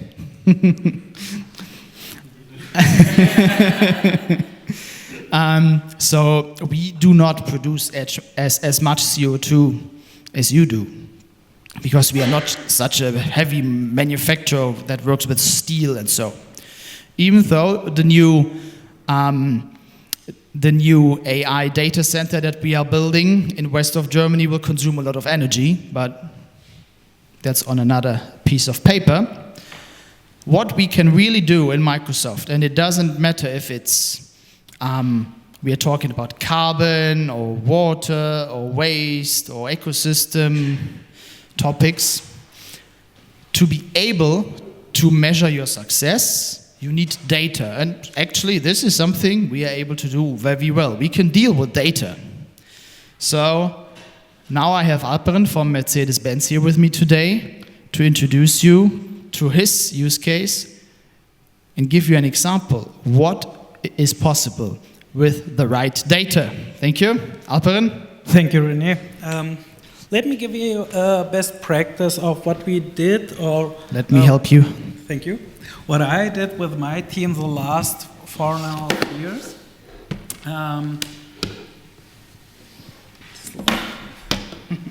So, okay. Look, we are switching from Microsoft technology to Apple. Everything is possible. Right, no signal. Okay, I was too quick. Just give me a second, please. Let's start with the video. Okay, a few informations about the project. I started about 2018 with a PhD project called Green Machine, where I'm trying to enhance energy efficiency of machine tools. You have to imagine machine tools like big, huge machines with a lot of energy consumption. And with a lot of students, we realized a method to autonomously optimize energy efficiency at machine tools in serial production. Well, let's start with the video. In order to cope with the enormous bearing and volume pressure. 1 second.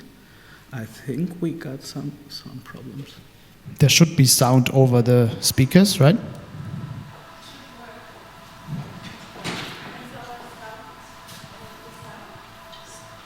Oopsie. Bei mir funktioniert gerade leider nichts. Okay, let's go on. Well, I have no presentation right now, but I can start telling about a few informations about the project. Du musst es reinstecken. Ja, ich glaube aber mein Laptop ist abgestürzt. Ich muss kurz nachschauen. It's a Mac. I think that's the reason. They didn't like Microsoft. It wasn't me, I'm sorry. Okay. There is a lot of energy efficiency studies in the lab area with scientific researchers and so on.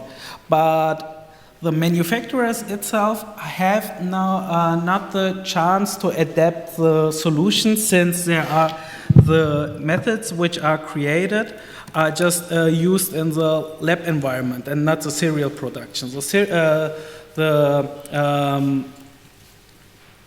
One second.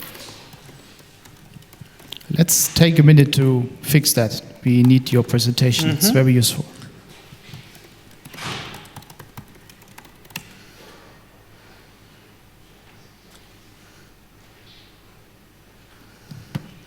Well, manufacturers have a lot of other challenges in the production, like the main KPI goals, like, for example, ensuring the product quality and the geometry, ensuring that the machine is running all the time, because there are a lot of other processes which depend on the main process, and so you aren't able to just experiment some energy efficiency measures in the live production.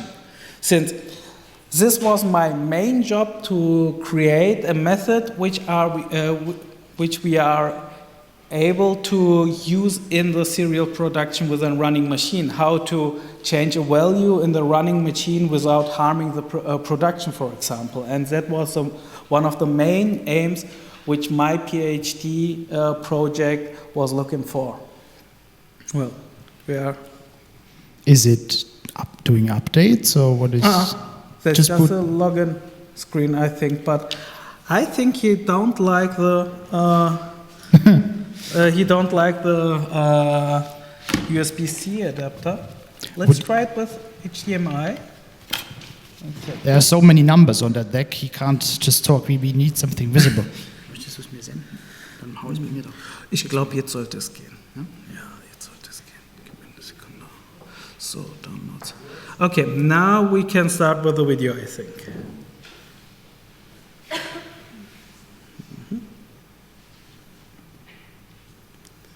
So. Okay. What happens if we don't change? No. We have a leader. In order to cope with the enormous burden of oil pressure, industry is constantly optimizing its processes. The sustainability of these processes is always selected. Nevertheless, environmental awareness is becoming an increasingly important factor in industry, which is reflected in different approaches to saving energy processes. Many energy-saving approaches lead to the purchase of new components. While this enables savings, it's often not in relation to sustainability. In order not only to purchase efficient peripherals and those wasteful resources, the optimization of consistent production plans is an option. Through intelligent data analysis of production plan, all information about its condition can be collected. With this in-depth knowledge about the machine, self-learning algorithms are able to perform automated optimization of the machine. In the Green Machine project, the electrical components of the machine tool are optimized in terms of energy efficiency. This not only enables lower power consumption of production systems, but also less wear of the components.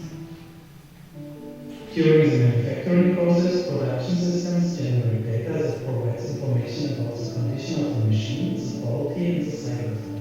Based on this information, the Green Machine algorithm is able to monitor the production loads and optimize control variables such as pump speeds, speeds, or pressure with regard to the energy efficiency. The data is evaluated cycle-based to ensure that the production goals are not violated. This results in a continuous learning and improvement process that optimizes the production systems of terminals. Okay, perfect. Since we are not just in time, I will skip the testimonials and go on to the presentation. Like I said, Green Machine is answering the question how to enhance energy efficiency and sustainability with intelligent algorithms.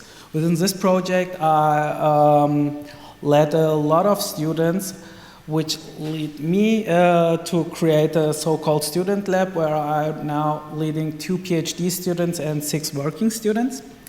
And we are doing a lot of digitalization stuff, even also with AI, like mixed reality, co-pilot applications, and so on. Okay. The main motivation. Like René introduced, about 45% of electrical power consumption in Germany is caused by the industry. There are a lot of industries like chemical industry, metal industry, and so on. We are now on metal industry since we are Mercedes-Benz, and we have rising ecological requirements and responsibility. And efficiency, what I like the most is that efficiency and sustainability is a success factor of companies nowadays.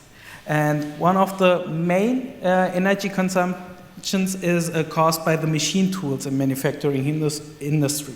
And there are a lot of more motivations why we should get into the energy efficiency in manufacturing.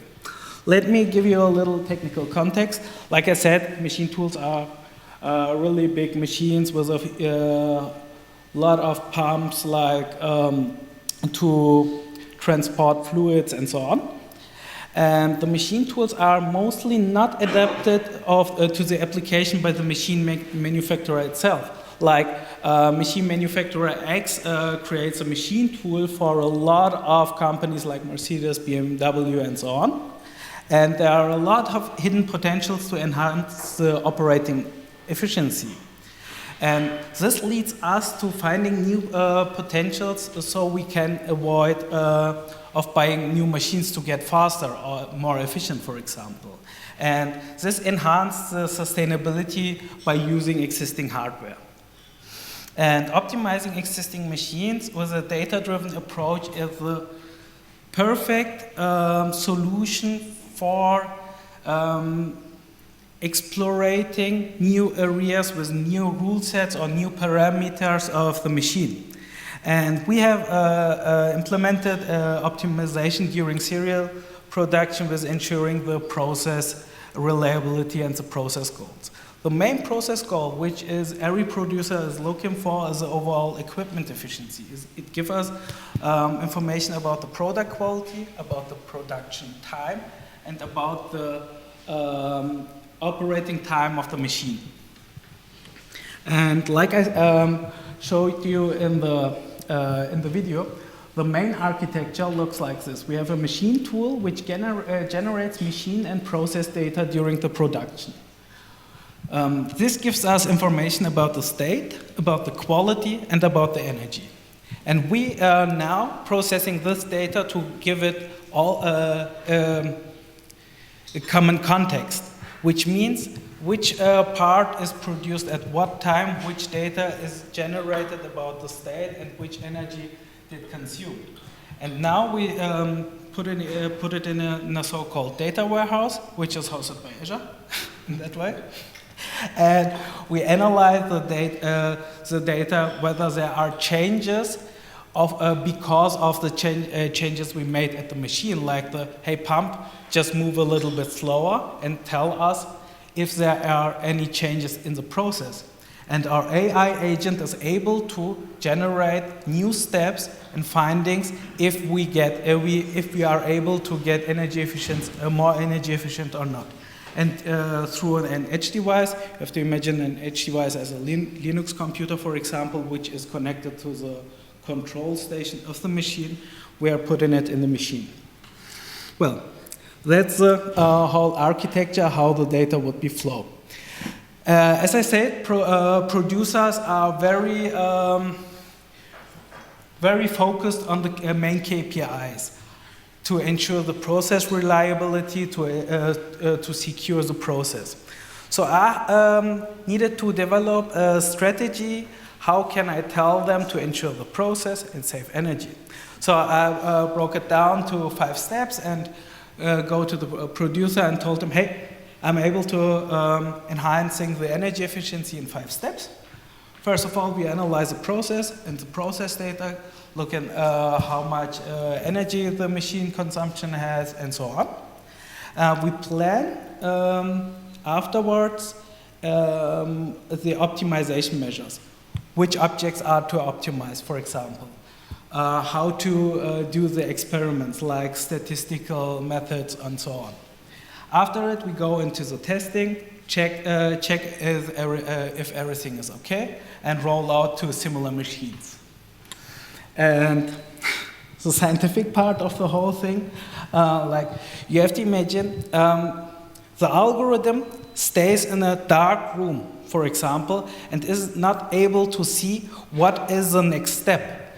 And if he go one step further and he knows he is able to stay, he will know there is an option to go one step ahead.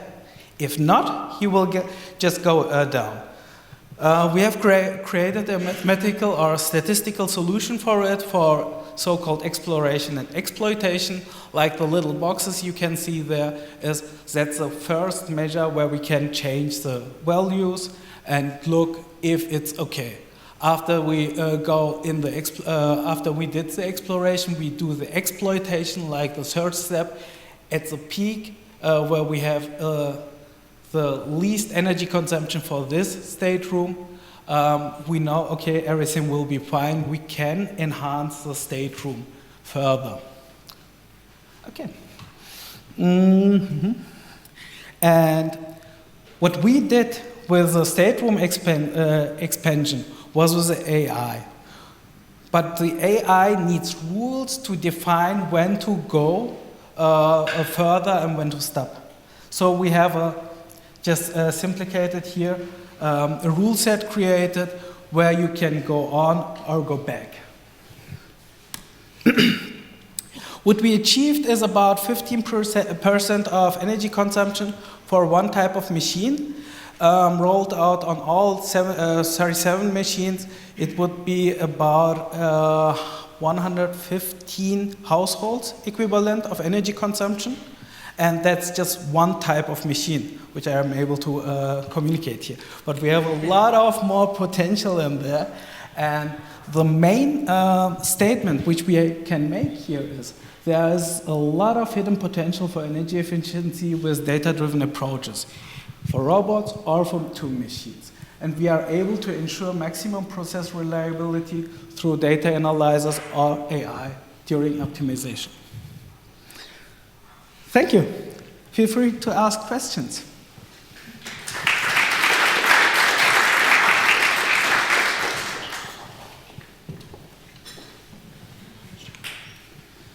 So I will try the next technical step, switching back from Mac to Microsoft.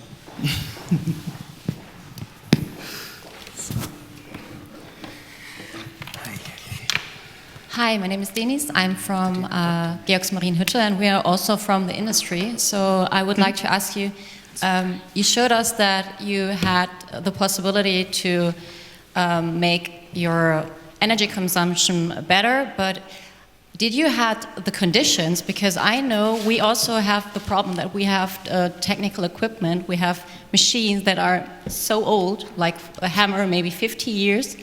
So you have the problem that all these machines even generate data you can use. How did you handle that? It depends.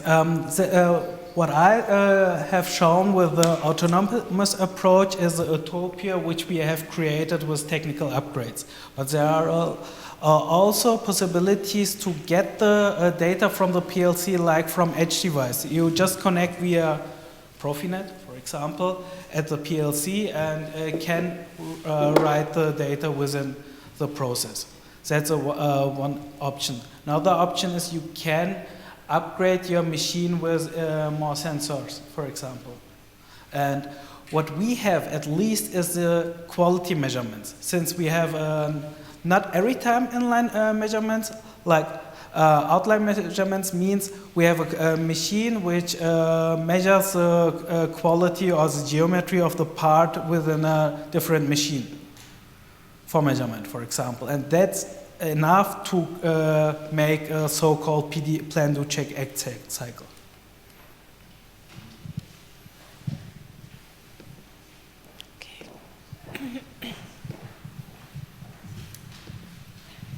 Hi, I really like your approach and your mission. What would you think, is it very feasible to scale these approaches across all the kinds of machines, all the kinds of plants? How big of a mammoth task do you think it is? It depends. It depends. You have to have colleagues which are will to scale it with you. Since we are in Plant Berlin right now, but the most biggest plants are in Untertürkheim, Sindelfingen, and so on. And there are now colleagues where the method is running, which are saying, "Hey, Alperen, let's start." But you need the capacity. It's not just an AI agent which is doing everything for you. You have to do your research. You have to do your data analysis in the fourth step before you go onto the optimization. Yeah, thank you. I found it super fascinating. Maybe one more information. Machine tools, beside of the manufacturing goal, like grinding, milling, and so on. Every machine has this mostly the 5 kind of aggregates which are able to be optimized, like the fluid pump, like the cooling pump, and so on. And so you are able to, even when the process is another, you are able to adapt it. I will talk to you later on. You're welcome.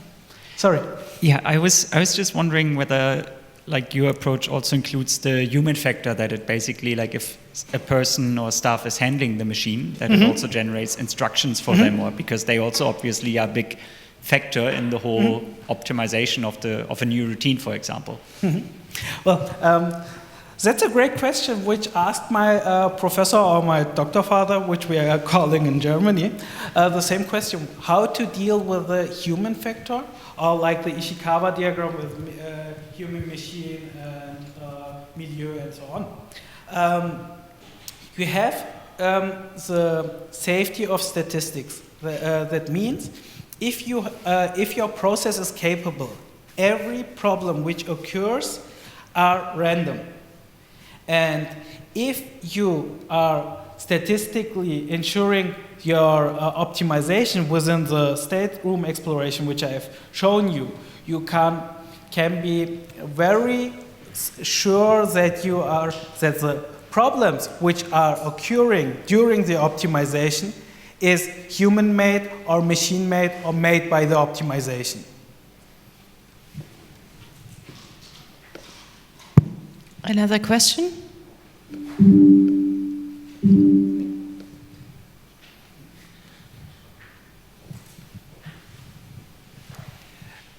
You mentioned that the machine builders themselves are not providing the solutions, and said you have done the project with students. Did you invite the machine builders, and were they willing to collaborate on the machine producers? Of course we did. Yeah. Of course we did, and that's the same information which I got, which I assumed that they have a lot of customers, but they are just running it for the process goals of the manufacturer itself, which means the producer tells them, hey, I want a part in this time with this quality, and the machine should be running all the time. And the energy is at this point neglected till now, for example. Yeah.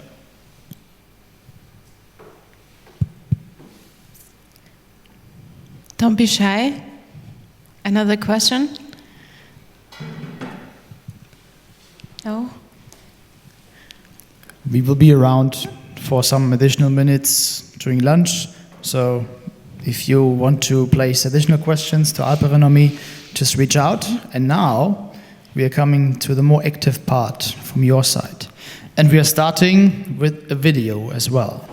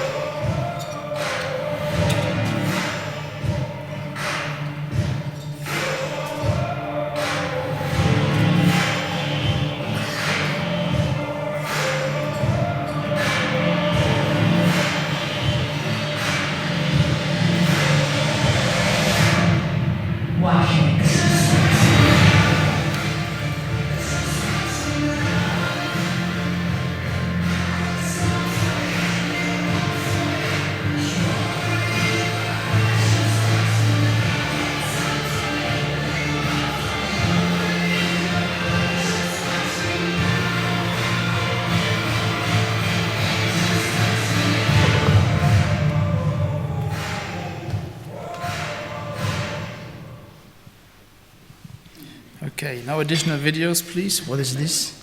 That's not my kind of music. Ibiza house, deep, no. Okay, so what we are going to do next is,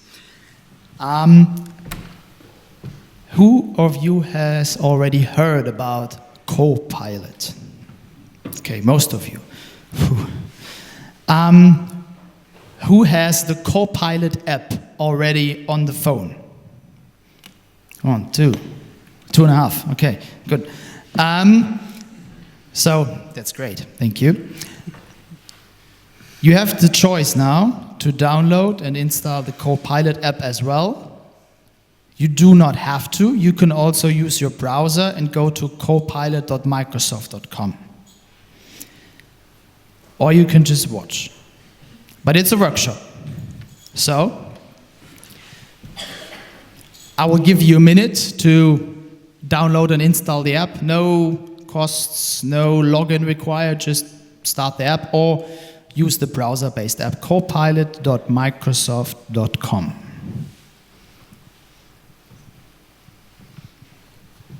No matter, as the video said, it's on any device, no matter if it's on your smartphone or you want to use your laptop, it doesn't matter.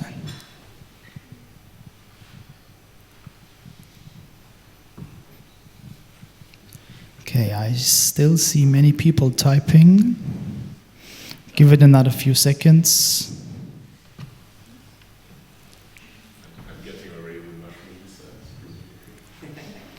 There's a main difference. Some of you might have already used ChatGPT. There's a big main difference between Copilot and ChatGPT. If you use Copilot and you click on the slider, you will be using GPT-4, which is the latest update of the large language model, so the AI behind it. And we are using live data, so we are actively looking into the internet and so example, you can't ask ChatGPT, how is the weather going to be tomorrow in Berlin? It's not going to work because it doesn't know it. Copilot will help you with real-time data. And the workshop will be like this. I prepared 5 questions. You can choose one of them or 2 or all of them. Take a picture of it and use it on your way back home today. Or just use your own question. Doesn't matter. Just type it into the Copilot now, and the workshop will be like that you will not just ask this one question. There will be an outcome, and the outcome will be different for many of you. It will not be the same, especially for the ones who have installed the app already before, because it knows you now and it knows how you like to talk, what things you like to watch, to read, and so it will give you an answer that fits best for you. And then you maybe will be asking 2 or 3 additional questions. I will also work on one here right now as well, so you can watch how I do this. And when you say, okay, now I'm very happy with the outcome of this question, please ask it to create an image based on this. You can then also say just an image. You can say a special drawing with characters of, I don't know, Minecraft or something, right? Just be creative.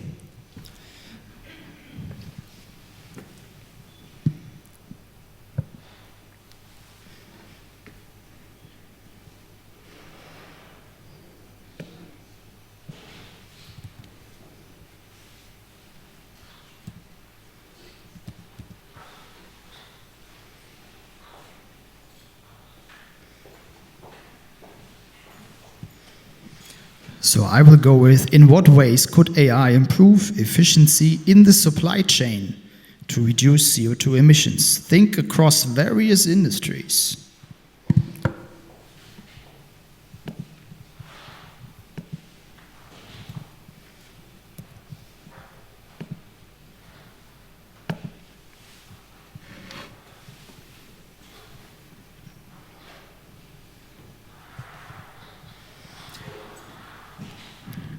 And I like the outcome already a lot. It's taking me to optimize transportation and logistics.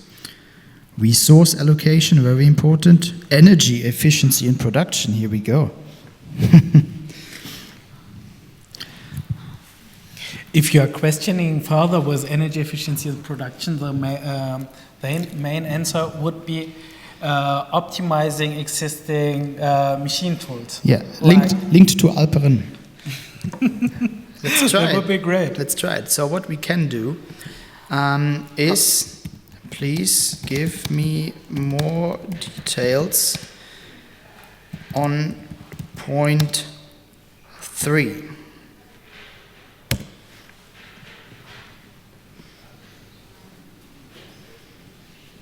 Predictive maintenance, of course, process optimization. Here we go. No, you're joking. Perfect. Okay. Let's think further if you want. Yeah? Let's go into the process optimization. How can I enhance the energy efficiency within the process optimization? Yes, yeah, look on point 2, second dot, in industry like steel manufacturing, kind of, yeah? AI can fine-tune temperature, pressure, and other variables to minimize energy usage while maintaining output. This is absolutely perfect. So, can you give a real-life example on point, what was it, 2?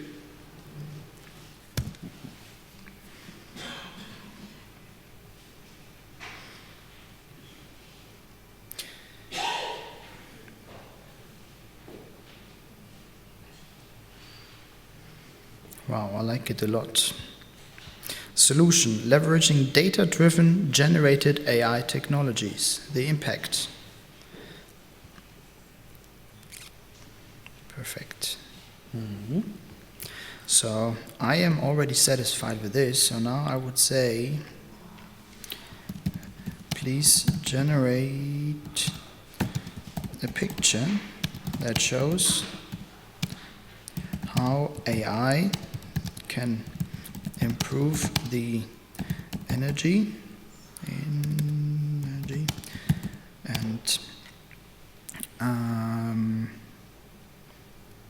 energy consumption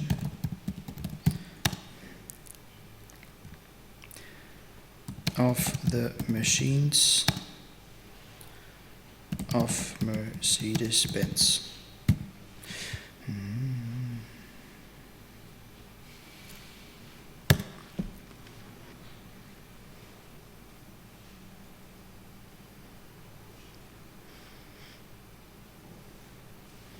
Let's see if we will get dinosaurs again or something else.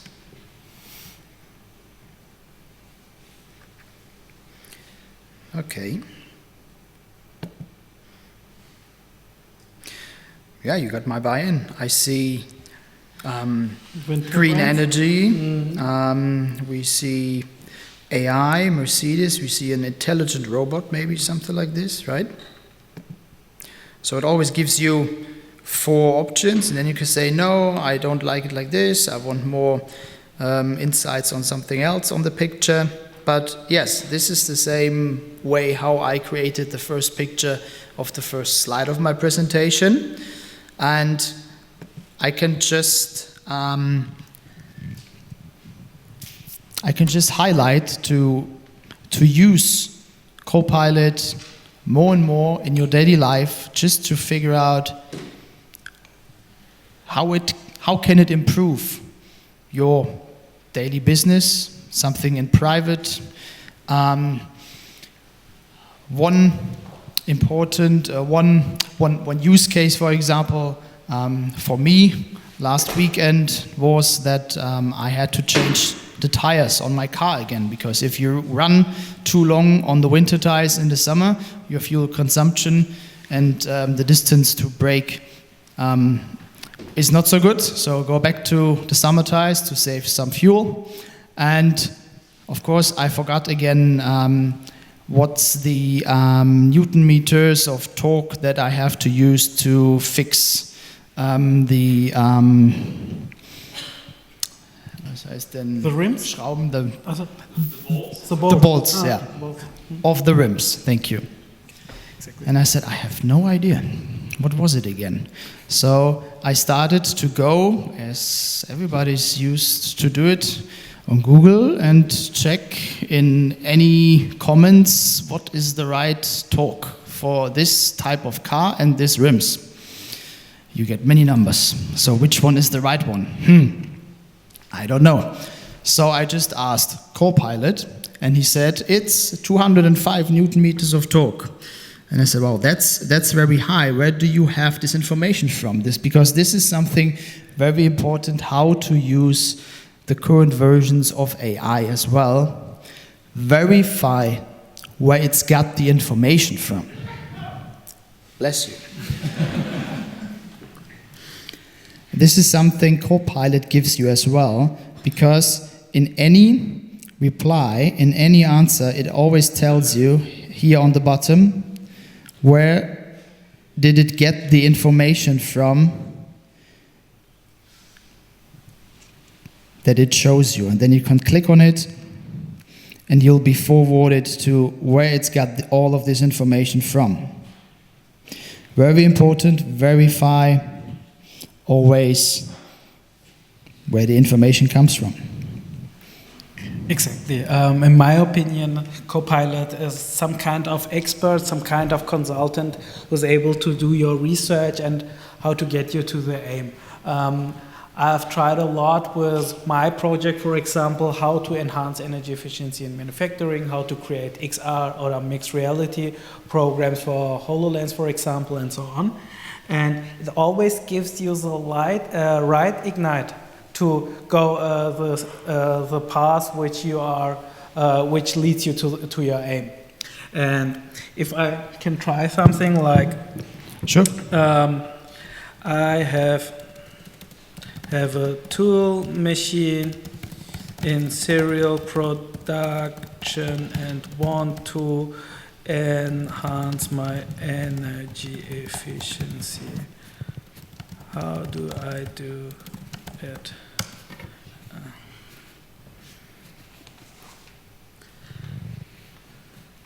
Well, the first step is optimize the cutting parameters, which would lead, for example, to change your geometry, for example, and the peripheral device management of that point, which I am looking for in my project Green Machine, for example. And the energy monitoring and the data analysis helps me to get better during the optimization process. And if I go into how, tell me more about point 4, and he will always lead me to a more detailed version of this, which he is putting into a bullet point, for example. And this is how we work for scientific research also. Who did a research about energy efficiency in robotics? Who did research about X, Y, Z? And with the ability to get sources like, hey, here up comments, for example, here up comments to read further, it is a great tool to use even within research, I think. Thank you. So what we want to show you here is, and emphasize you is, there's so much in AI to help you reaching your sustainability goals much quicker than ever before, which is good because the clock is ticking, to be honest.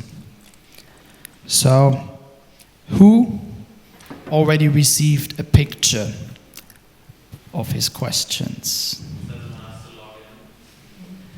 You have to log in? There's an event code here. The Wi-Fi is MS. No, not the Wi-Fi. You in the app. Typically, to create pictures, you have to be logged in. Oh, I didn't check that. I'm sorry. But you received the picture. There's a champion. Would you mind? Are you happy with your picture? 4 pictures, excellent. Would you mind sending them to my email address so I can show them to everyone here? Can you read it from there? Is it big enough?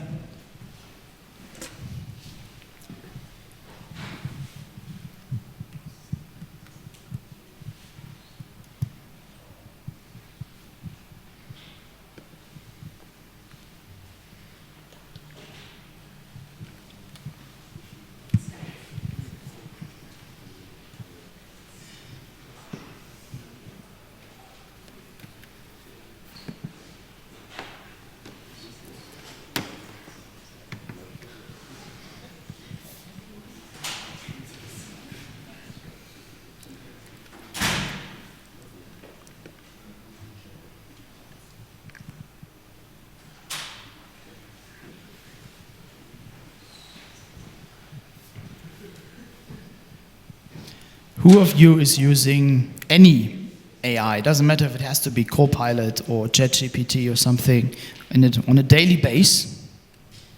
Many of you. Okay, so the most is ChatGPT, I guess, most common one. Okay, so maybe now you also try Copilot from time to time. Very strange.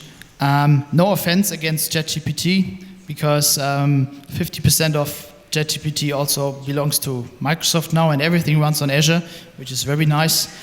But we had a discussion a few weeks ago. We were playing Scrabble, and the discussion was about a rule.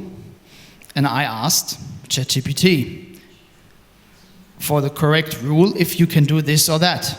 And it said, yes, you can. But I was still sure, no, you can't. And my son was discussing, no, I always do this.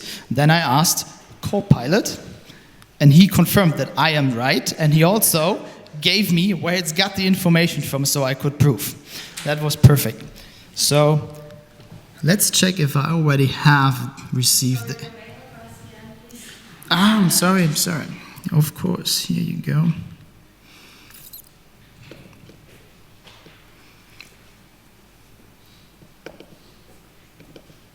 Go on. It's René Delbé at Microsoft.com. If you like to add me on LinkedIn, that's the mail address as well. Yes, please. I have a question if you're familiar with the content policy a bit, because I got warnings that I can't create my account, and I wanted to see potential new head coaches for FC Bayern Munich. And I got warnings that some words might be automatically blocked. If you're familiar, what kind of blocks that could be, or yep. might be triggering this. So I'm also responsible for promoting security at Microsoft, and of course security is very important, especially together with AI as well. There are certain compliance tags or compliance policies behind that as well. New versions are coming out now, more and more, from the Microsoft security stack behind to protect specific informations. Like, for example, if Alperen is logged into Copilot with his Mercedes-Benz account, I hope it's already enabled, the compliance, it is. The AI compliance. Then, if he asks for specific documents or information about specific technologies, the Copilot that is linked to his account from Mercedes-Benz will check the compliance policies and then will tell him, I'm not giving you this information. That's very important. So maybe it's something like this as well. Personal account for me, so a Gmail account. Yeah? I'm not aware exactly how it works, but security, of course, is very important, talking about AI as well. Well, within the corporate account, you are able to set role definitions, like when I'm a manager, I will get more KPIs within the financial flows and so on. If I'm just a blue collar worker, for example, he will not get information about financials and so on. You are able to set user definitions, user roles, which are getting which information. And what you have did with the informations, there could be copyright claims during the person, for example, who is telling Microsoft, hey, I don't want it to be processed by a GPT model or by Copilot, so anything you will ask him about the person will be denied.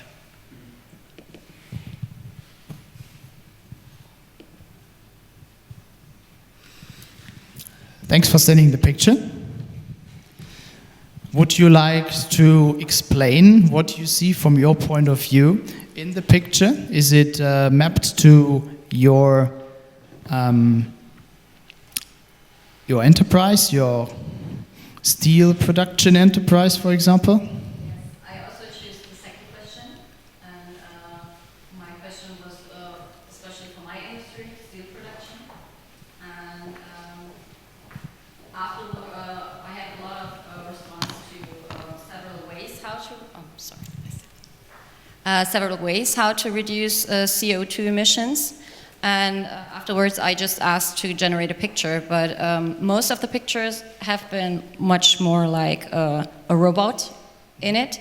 So I thought that this one is the one who fit most, because I think it's not always about robots, it's just more about the information you see in the background of the plant, of the factory. Yeah. That's why I like this one. Excellent, thank you. So, any open questions about the usage of AI, talking about sustainability, for example? Yes, please. No, you, yes.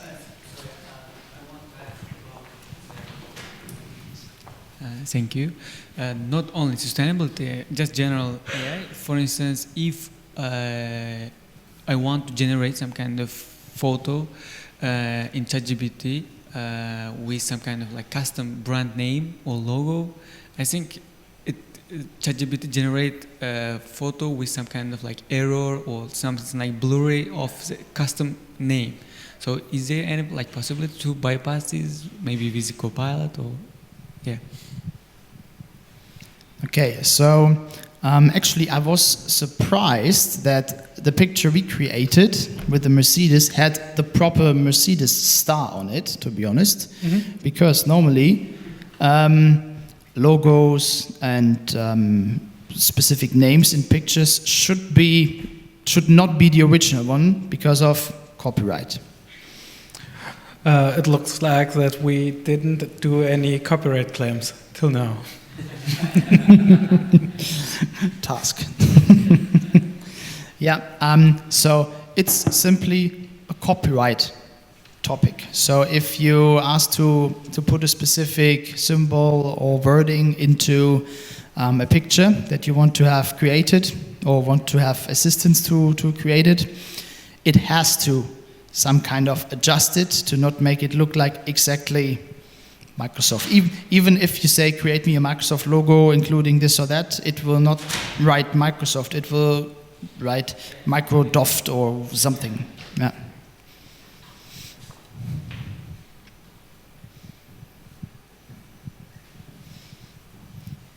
I have a question. So this picture now generated from AI is royalty free and I can use it anywhere? Yes, it is. For any purpose? Yes. There's no copyright on it from us or DALL-E or ChatGPT or something. It's yours and you are free to do with it whatever you want.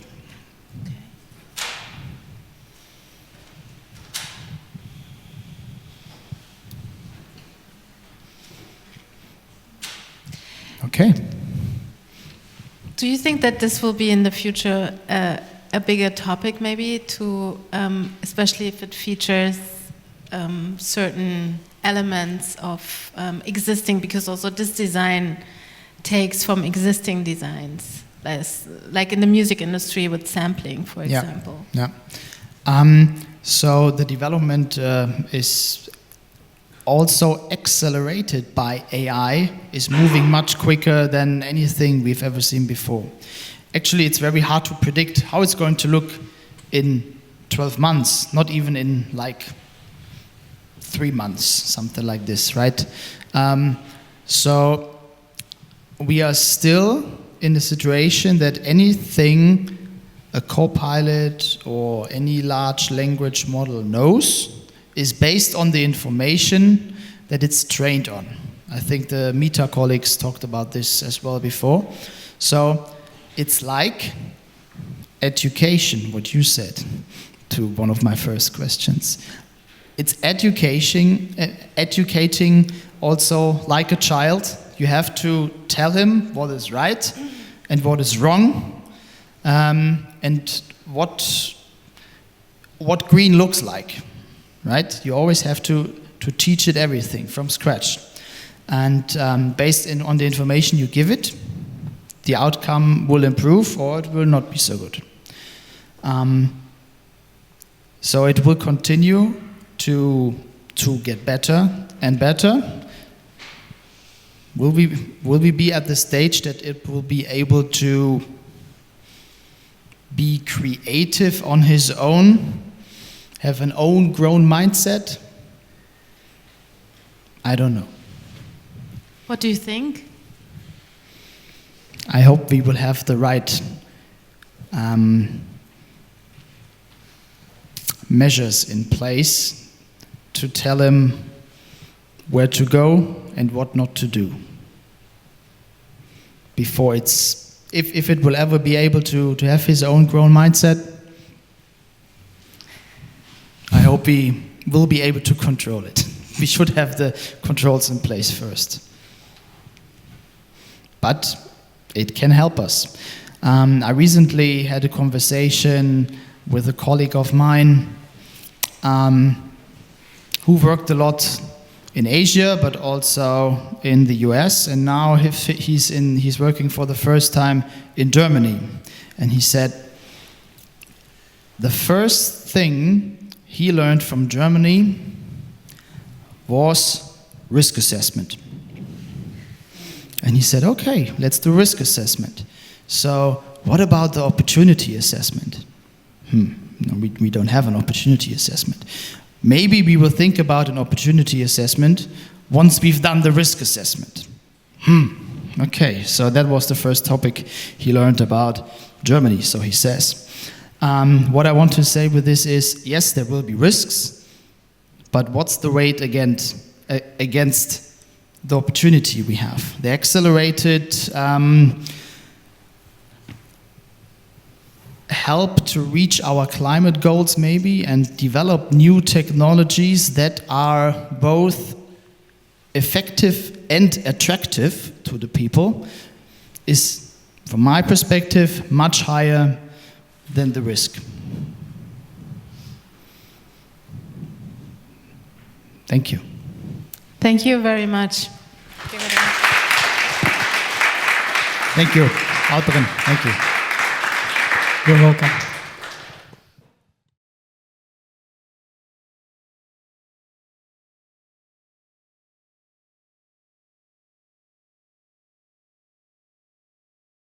Our topic today is AI, and AI, when it comes in, is here, of course, but it's also here, here, and even here.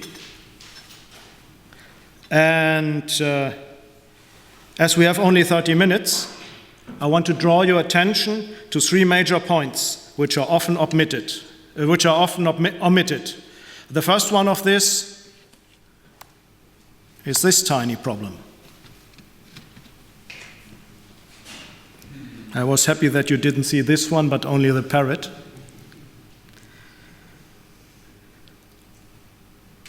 Anyone in the room who can explain in three tiny sentences what AI does and how it does it? Give it a try. AI is taking data that's already there, and it uses this data. So first sentence, it's taking the data. Second sentence, it's using this data to get information out of it, and with this information, it makes decisions or helps or makes suggestions for decisions. I would object the second and the third sentence, but in fact that's a description that would already be true for Microsoft Access from 1995. You had a proposition? I guess I would have said something similar. I would have said something like, based on existing data, by the recognition of patterns, AI is... Recognition of patterns is very good, yes? Is making predictions. Is making predictions. Yeah. Pieces are in it, but in fact there is one thing that, or let us start at another point. Yesterday, The Guardian published a story. Is AI lying to me? And they were talking about AI trying to circumvent rules and using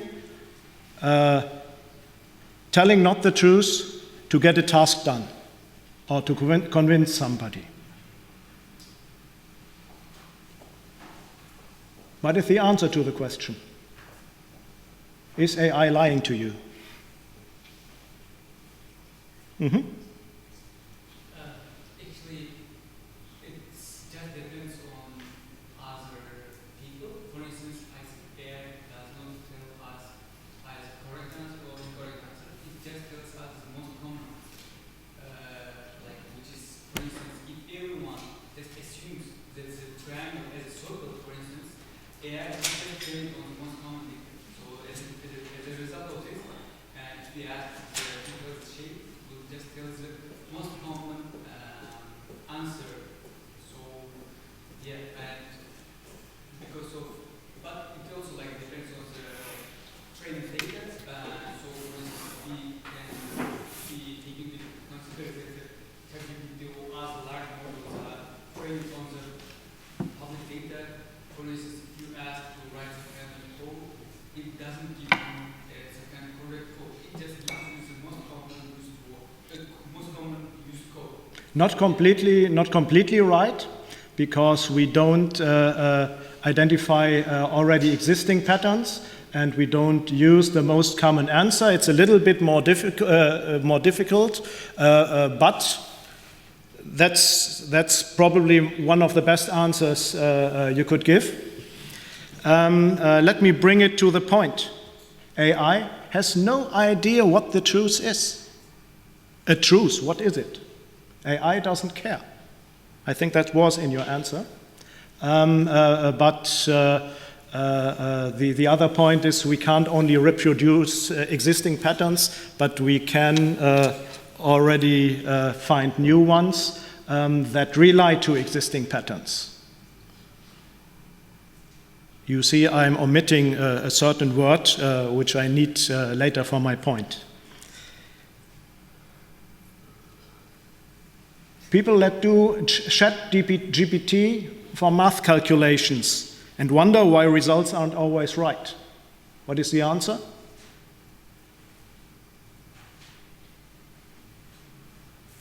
It's a probabilistic model or a tool that is the decisive word. Let me bring that to the point.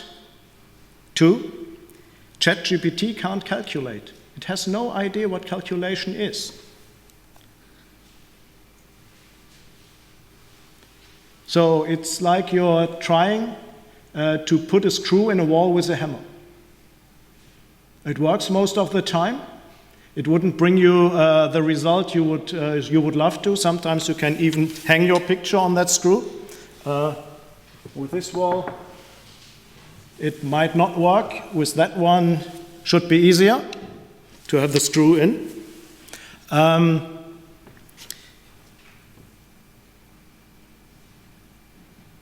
Probabilistic is a good keyword, but to briefly answer the question or the whole issue, it comes down to that. That's the one that you saw already. ChatGPT is an abstraction, is And that is exactly what was in your answer before. It uses descriptions, but it has no idea what it means. But the major point is a different one. The public discussion is dominated by people who don't know what AI is and how it works.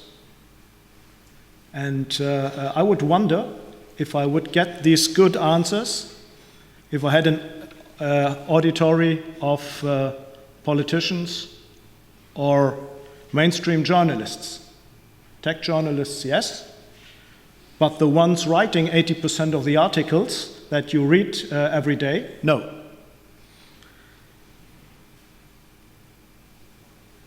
And most decisions on the use of AI and on its regulation are taken by these people.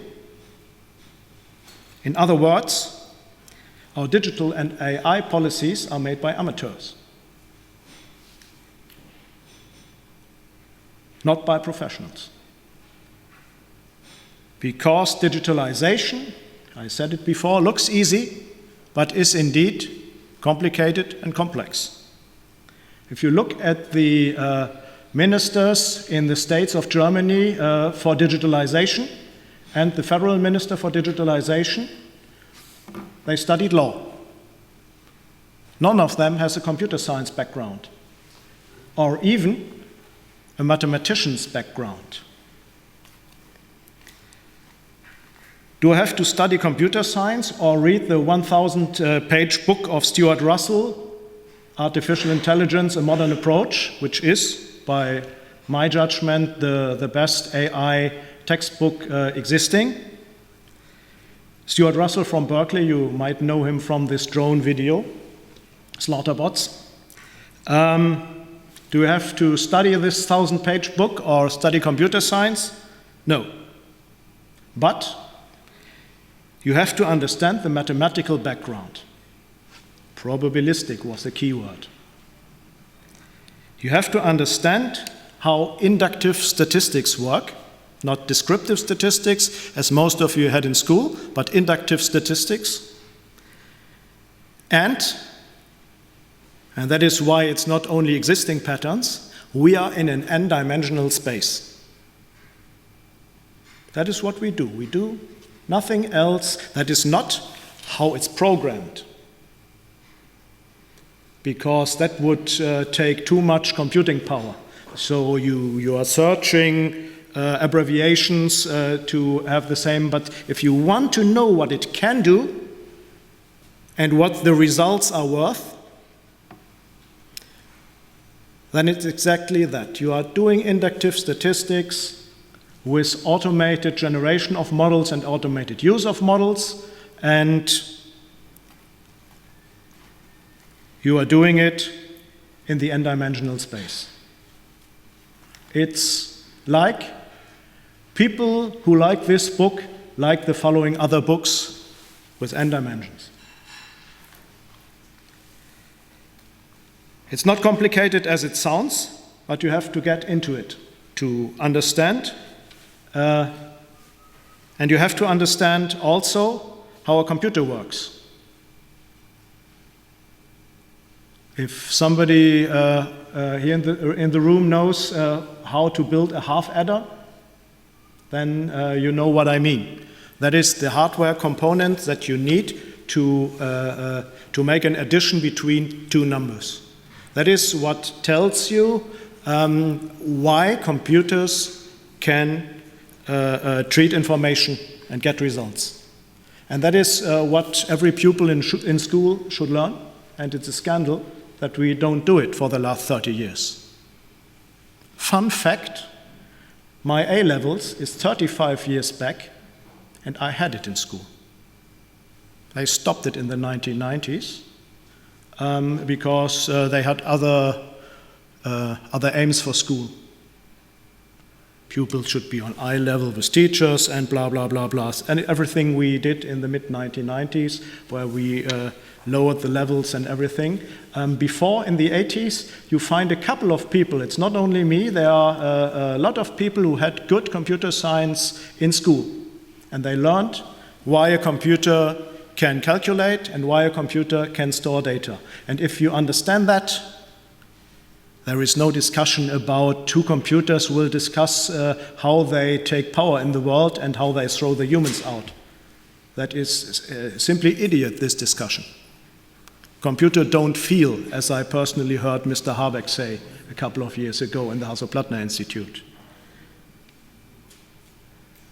It's hardware components doing certain movements, and it's Boolean algebra that you can bring into life with it. These are the two things that you need to understand: how a computer works and how inductive statistics in an n-dimensional space works. That's it. Everybody here in the room can do it, and when I introduced the first digital transformation master at the University of Potsdam, I even accepted students from rather far away courses of study. They made their bachelor even in philosophy, law, computer science, not computer science, political science and everything, and we taught them how it works. It can be done, but you have to get into and you have to think it through. And then you can easily judge what AI can do, what AI can't, and how to evaluate the results. And that is what I don't see in the political space, nowhere.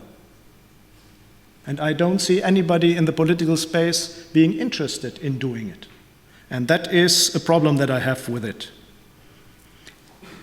So my first point is, I have written down a nice example. Otherwise, we see somebody who explains playing a piano without being able to play a piano himself.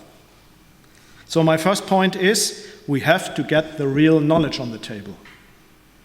We have to distribute it in schools and universities to the general public. But first of all, we have to make sure that decision makers are really understanding what AI is, what AI does, and what AI can. And not act as decision makers like the parrot I showed you before. And the same thing is true for digitalization as a whole.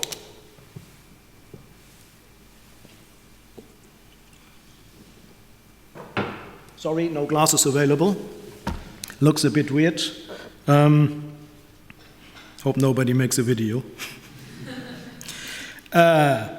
Because one of the major characteristics of digitalization and AI is it redistributes power to an unknown extent. It redistributes power between single humans, between companies within an industry, between industries,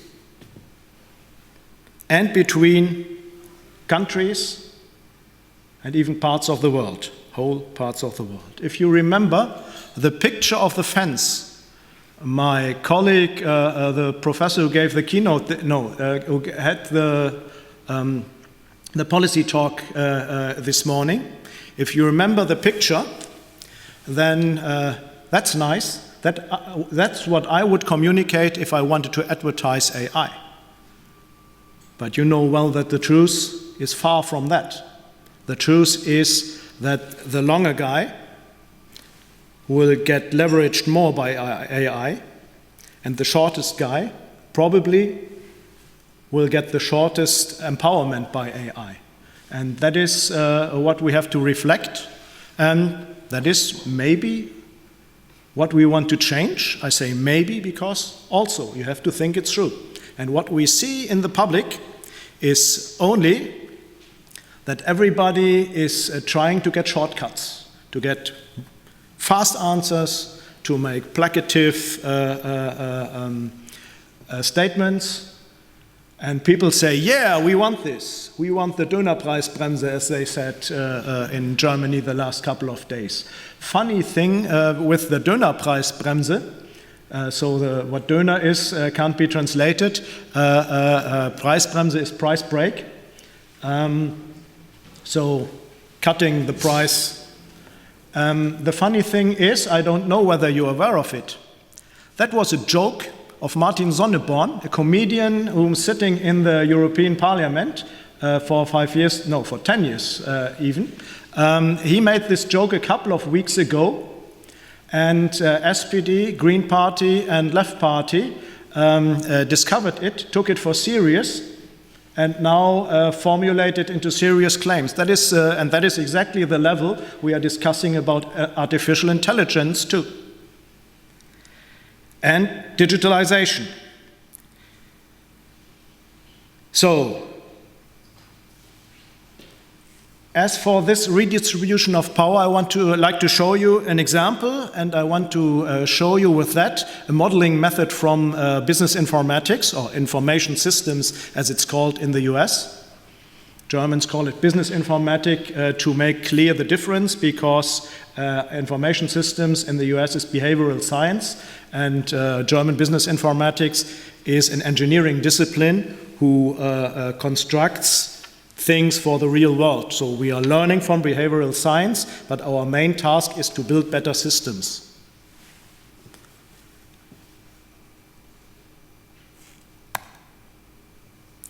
And to briefly introduce you the modeling method, I show you the example of a modern mobile payment system, and it's just for you to understand how it clicks together like Lego playing pieces. And the idea of the general modeling method is that you show value. We don't show any process, we just show where value goes. So if we here have a retailer and a customer, and the retailer gives the product to the customer, so the arrow goes up, the product goes from the retailer to the customer. And for the easiest diagram, I would draw the arrow back down and add the word money. That's it. You give me the product, I give you the money. But to make it a little bit more complicated, we decided to pay by smartphone, so we need a mobile payment provider, and the money goes to him, and he gives the money to the retailer and gets a commission, and both have also a basic fee, which might also be zero. And with that logic, you can, with a simple modeling method, model rather complex tasks. Changes by digitalization, for instance. I'll tell you in a second what we do with much larger models than this. So we also have other players. We have the mobile ticketing service provider that you need to bring frequency into the system. We have the trusted service manager who makes the connection secure and does authentication. We also have the mobile marketing service provider, because that is in the end the aim, what you want to do. Mobile payment doesn't pay off itself. It's the data that you want to have to do a completely different form of marketing in the future that you can do with other data, but especially with that one. You need somebody who's logically hosting the customer data, and the last one, promised, the last one is the one who physically hosts the customer data. So you have a rather complex diagram now, but you saw it's all easy on exchange connections. And if you do that, and you ask the question, who will do it? Because these are all roles, those are not players. The customer, yes, the retailer, yes, but all the other ones with the tiny bar in the right down corner, these are only roles. And we can ask now, who's fulfilling the roles? Who's playing the game? And if you ask Edeka, they will answer you, we do it, we do everything of it, and the customer stays where he is, and we do all the rest. And the Edeka app is designed to do all the rest. They did it a couple of years ago, and even the agency who made the Edeka app, the guy was sitting in one of our seminars quite a couple of years ago, learning how automated mobile marketing goes with one of my PhD students who was doing his dissertation on that topic and everything, and they are really good. But they were from the beginning, they were on the losing itinerary because they forgot one tiny thing. Who will win the race? If we do AI and recommendations and all that stuff, who will win the race at the end? Who will be the best in class? Who? No, you have to win customers before. But okay, we could see it through that glasses also. When do you have the least churn rate? And then we come to the.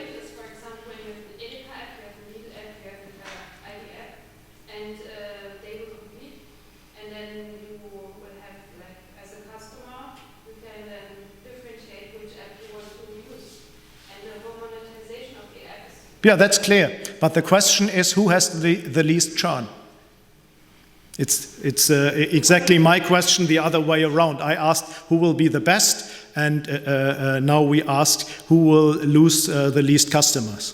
With the best offering. With the best offering. What is the best offering? Best curation. The best curation. Now we are on the point. The best recommendations, I would translate it. If you give because that is what the upcoming kind of marketing will go down to, giving the best recommendations.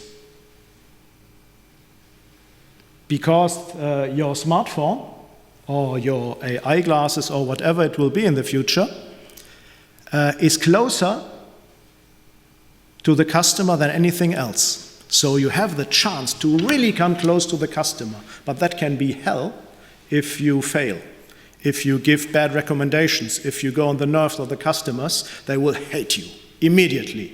If it's paper advertisement in your paper box, then you say, oh, I don't care. But if it comes on your smartphone, or even on your AI-powered smart glasses, then after the third fail, you will hate the provider. So you need to get the best recommendation, but who gives the best recommendations? If we say, okay, every child is intelligent on the same level, so Edeka and the like can handle data and AI as good as Amazon and Google can. That is an assumption that might be heroic, that assumption, but let's stay with that assumption. It's better for Edeka, but they will lose anyway. Who will give the best recommendations? Who knows the best about the customer? What do you need for that? You need a lot of customers to have the data that you in your answer, in the very first answer, asked for, to do the probabilistic that you said. So the most customers, then we have to know a lot from every customer. And the third thing is it has to be cross-sectional data, otherwise it wouldn't work. How can we guess these three? You can count customers, but for the rest it's difficult.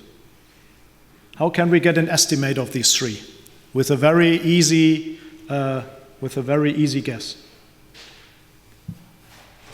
Usage time. Because if you have a long usage time, the more cross-sectional you are in the life of the customer. So that works relatively well as a rule of thumb to compare the usage time. And now comes in why Edeka was about to lose from the very beginning. How much time in a week do you spend shopping at Edeka? Assuming that you are a regular Edeka customer. 1 hour? If we're friendly, 2 hours? Or if you're slow?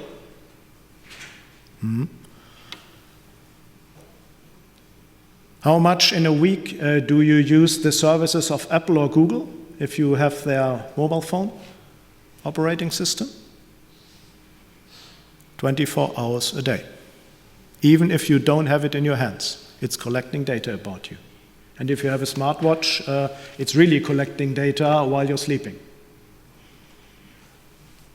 And then we have Meta, which we saw, excellent presentation, by the way, and I don't say that very often, which we saw this morning on stage.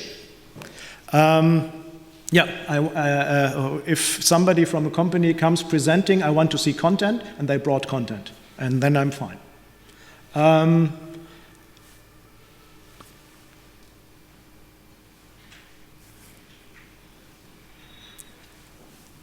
Now I lost the way. Where have we been? Usage time. So Apple, Google, and then Meta. That's why I came to Meta. Meta has more personal data about most of you than anybody else, but they don't have the basic data that a smartphone operating system gives you. And then comes a long time nothing, and then comes Amazon. Microsoft, by the way, is trying to get into this league again after spoiling it on smartphones 20 years ago. They are trying to get back via Microsoft Teams. We are making you sign up for Office and anything. That's a strategy that leads in the same direction, but they are an even weaker player. Amazon has real commercial data. They are the only one of these all that have real commercial data, which changes if you use mobile payment. That's why it's so key. But that is the 4 or 5 players that are on the list. And then the picture looks somewhat different, because then Edeka or Rewe or how their names are there below, staying in its small box, and there is somebody moving in between the customer and the retailer. And that is the one who owns the customer data and works on it with AI and gives recommendations and knows what the customer will buy before the customer even knows it himself, by the AI means that we discussed before. And then he can do what? What will he do? Will he sell the data? Not even Mark Zuckerberg will sell the data. Everything that I heard from journalists about selling our data is so completely idiot, but it's going around and around and around for the last 10 years. If you are the only one in the world who knows to make brown sugar lemonade, what will you do next? Will you sell your recipe and say, hey, the recipe costs, I sold the book for $20, but I printed the books for only $2? No. Who will sell the product and tell nobody how the recipe goes? Coca-Cola does it for 120 years or something like that, and they don't tell you the recipe, that's for sure. They say, hey, we sell this brown sugar lemonade, and if you like it, I will be happy to sell you another bottle tomorrow, and another bottle, and another bottle, and another bottle. And that is what you do with customer data. You don't sell it. You sell services on it. And if you are able to do this, then you might go to a retailer number 1 and say, hey, I have a customer for you who's really interesting and who wants to buy this and that. How much do you pay me if I send the customer to you? Then you go to the second retailer. How much do you pay me? Third retailer, how much do you pay me? Then you go maybe again to an online retailer to push a little bit more. And what do you do then? Anybody studied microeconomics? First semester?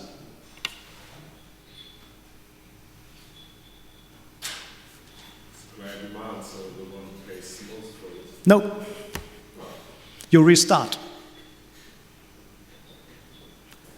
You take the result of player number 4 and go again to player number 1 and say, hey, would you like to make a better offer?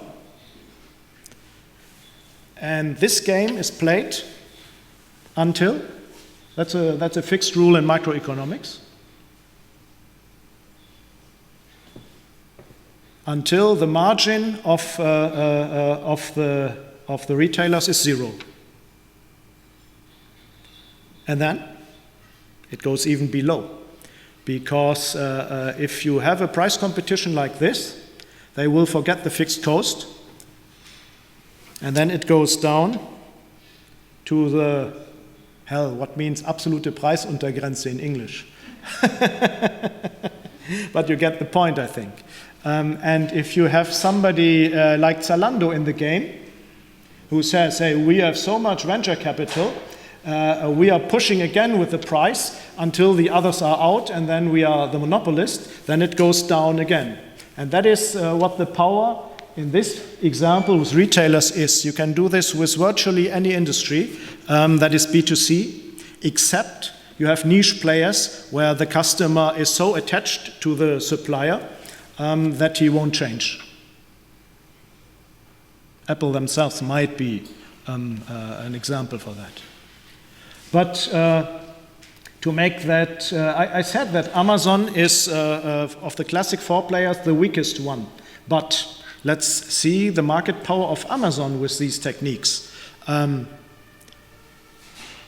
you know suppliers of Amazon that make the fulfillment for your products that you ordered and send that to you at home? He says no. Maybe you know 1 or 2, maybe.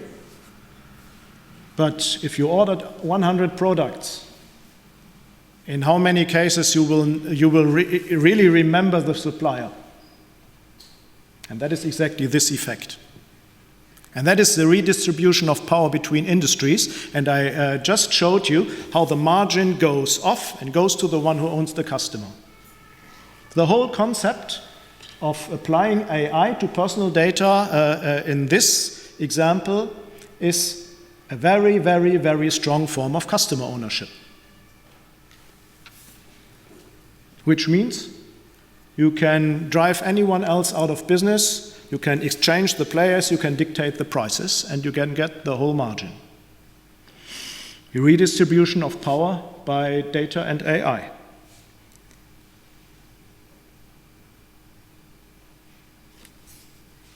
And that one with the mobile payment example is the smaller one. If we think about operating systems for smartphones, then we have the bigger game. And we have to address that. And there's a simple reason why we should do that as Europe, because today we have operating systems for computers, for smartphones, even for cars. Volkswagen just understood that if your operating system for the car doesn't work, you can't sell cars. Kyriat was the name, I think, where too few people at Volkswagen lost their jobs much too late. Again, an example for people whose business depends to 50% on software, but nobody in the board of the company understood software and AI and digitalization. Bad move. But tomorrow, we will have operating systems for our cities, smart city, for our smart homes, your most personal environment, and for our bodies. Because everybody here in the room, if not overrun by a tram this afternoon, everybody here in the room will see that we have augmentations of the human body with electronics. That will come, and it will be powered by AI.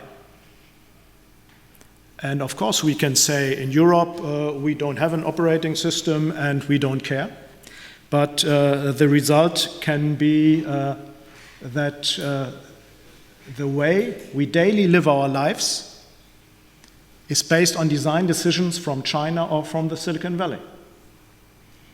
The question is, who makes the rules, who has the power, who decides and whose values count and whose values don't. And I, as a European and as a convinced United Europe member, by the way, if you are not yet a member of United Europe, Ms. Lucy awaits your application. But fun aside, I, as a European, think Europe needs to become a player again.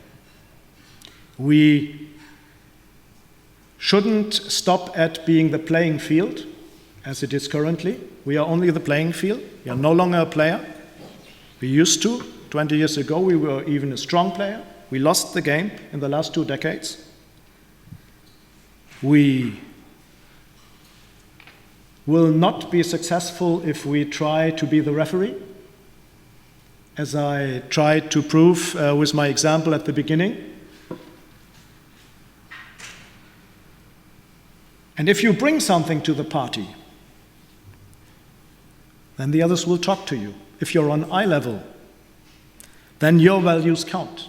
And you will be free to design the future, together with the others, together with China, together with the US. Even the relations would become better if we're back on eye level. And that is what we should do. This is an Airbus task, but we have shown that Europe can do it. 50 years ago, European aircraft manufacturers were completely out of business and so close to bankruptcy. And we made it. It took 20 years, until they had the first commercially successful aircraft. And nowadays, from Chicago to San Francisco, you can fly in an A320. And it's more modern than even the most modern Boeing planes. We showed that Europe can do it, and we should show it again in the game that we've currently lost, that is digitalization and AI. And maybe, and that is my third point, a small piece for beginning could be to do something that sounds simple, but I'd wonder if the European Union could do it. Have an app. You're all awake now with the white. Having an app that manages any connection of the citizen to the government on the level of the town, of the state in Germany, of the nation, and of the EU. With modular software architectures, clicking this in for that country, clicking this in for that village, you could do something like that. But I wonder whether they will be able to do this 3 dimensions. That is the processes. That is, it's exactly the same dimensions that you have in every company or in every administration or whatever you want to do digital transformation on, that it's an engineering approach to digital transformation. Here's the processes. How do you do it? How do you create your value? Second dimension is value proposition. What do you do at all? How do you do it? What are your products? And on a company level, where does your revenues come from? Do your revenues come from? And the third one is the customer interaction model. That is not only how I interact with the customer, but also if there is somebody who could disconnect me from the customer and move in between.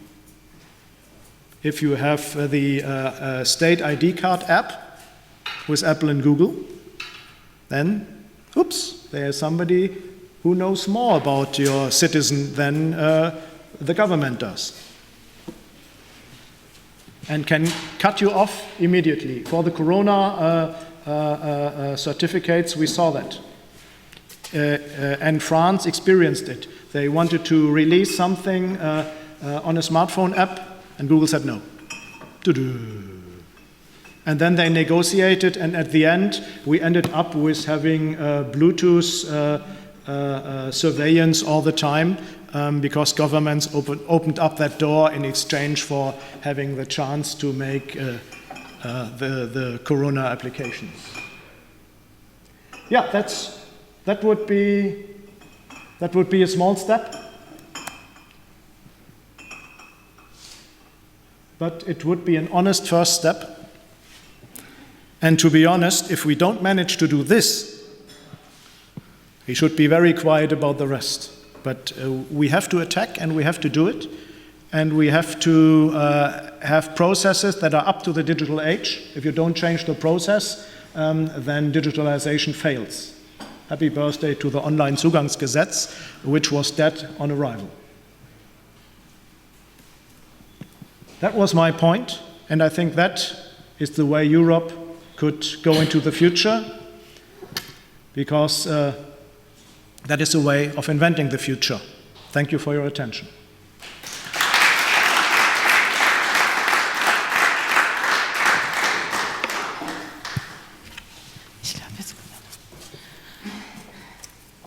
Professor Pousttchi, we wanted to do a quick Q&A.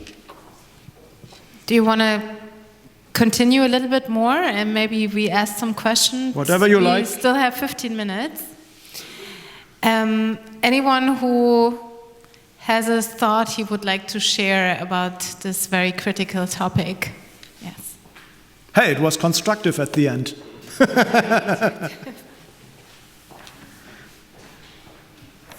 Yeah, thank you. It was a really interesting and thought-provoking presentation. I was just wondering, with your suggestion of an EU citizen app and also your criticism that there's no EU operating system. So let me make that precise. I forgot it to make a little bit clear. That could be the first step on our way to the. But you got the point anyway. Yeah, and I was just wondering because. But I forgot to say it.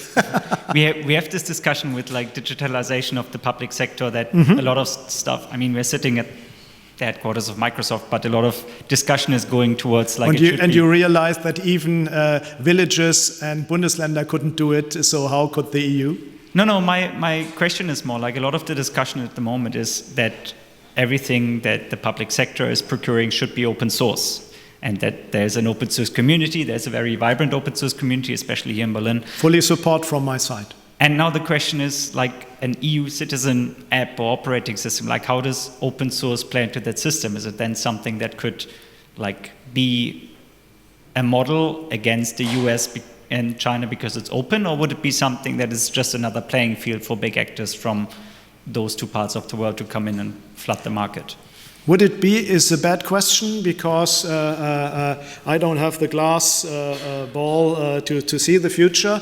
And I once said in my lecture some 20 years ago when I explained mobile radio standards, and at the time there was no 4G and no 5G. And we had introduced 3G in the German networks, UMTS. Every year I explained, attention, there is another standard in the US, EDGE, which is 2.75G or something. That is important that you know that it's existing, because you can guess the American strategy out of it, but nobody will ever see it in Germany because it would be idiot. It would be extremely costly, and we would have a standard that is below the standard we have already now in the networks. So I was completely right with the third one. It's idiot, but the conclusion wasn't the first one. Nobody will do it. So I'm pretty cautious when predicting what they do in Brussels. It would make sense to do what you proposed. It would make sense to do it open source. It would make sense to have a system, even like I showed you, not from the state maybe, but from a neutral agency, to have all this customer data in one big pot, and nobody is able to access it. But the customer can see the data and can even alter the data, and everybody can use for fair terms services on this data. That would be, I think that would be Alleinstellungsmerkmal? USP. The USP of Europe, that could be a USP of Europe, and it would pretty much fit with the European values of transparency, openness, and letting the customer decide his own fate. Yes. Because I see the big tech players doing it against the customer, so you could easily try to do it together with the customer, because the customer would be happy if you do it intelligent, and if one customer isn't happy, he can say, you are not allowed to use this and that of my data. And you get them, I don't know, bonus miles for it, and they are even happier. So that could be a good business model, even without doing it against the customer, but nobody does it. And that could be the market gap, which would fit with European values and would make sense to do it. And an operating system. And if we see operating systems for cities and for smart homes and for the body and everything, it will come out of existing operating systems, that's for sure. And in the moment, there are exactly two candidates, and they are both from the US. And if Europe would be able to establish a third one, it, from my opinion, has to be open. So that, not that the customers are not allowed to use Google or Apple. They might use it if they want to, but they have a third choice. They don't need to be steered by foreigners. They don't need to have somebody else deciding which data is where, but they can decide it themselves if they want to. And funny thing is, if you can, in that way, you can do it more intelligent. And if you don't do the auction model that I showed you before, but you have either smart rules or an AI that does really a good matching, then you will be better with your recommendations. You don't press the last cent out of the retailers, or you can replace retailers with banks, with insurances. And we use the modeling technique, by the way, for a lot of other industries to show what happens before digitalization and after digitalization, and multi-sided platforms and all that stuff. We published in major journals on that. If you do that without the auctioning model, you get better recommendations. And the customers should love it, because the recommendation is only relying to the interest of the customer. That's why you need a neutral agency doing it. And then we might be on eye level with Apple and Google. That would be a rough picture of what could be a way Europe is doing. We could do secure messaging in such an app with clear names, yes, but allow the customer to do it in the existing models on WhatsApp if he likes it, yes. But there is a second option, and if you communicate to your tax office and you have authenticated secure messaging, then a lot of processes would be a lot easier. Because that is the major problem of communication, and why you need to show up at government offices often. It's because there is no authentication, and it is not clear it's you. And that could be omitted, and then we could see really not online Zugang, online access to existing processes which are dysfunctional already, but new processes which are truly digital, which are secure, and which fulfill the task that they are innovated for. Because if not, omit it. There's a lot of processes in government services that nobody needs, except government services for occupying themselves. Same is true in school and in a couple of other things. New processes, that's it.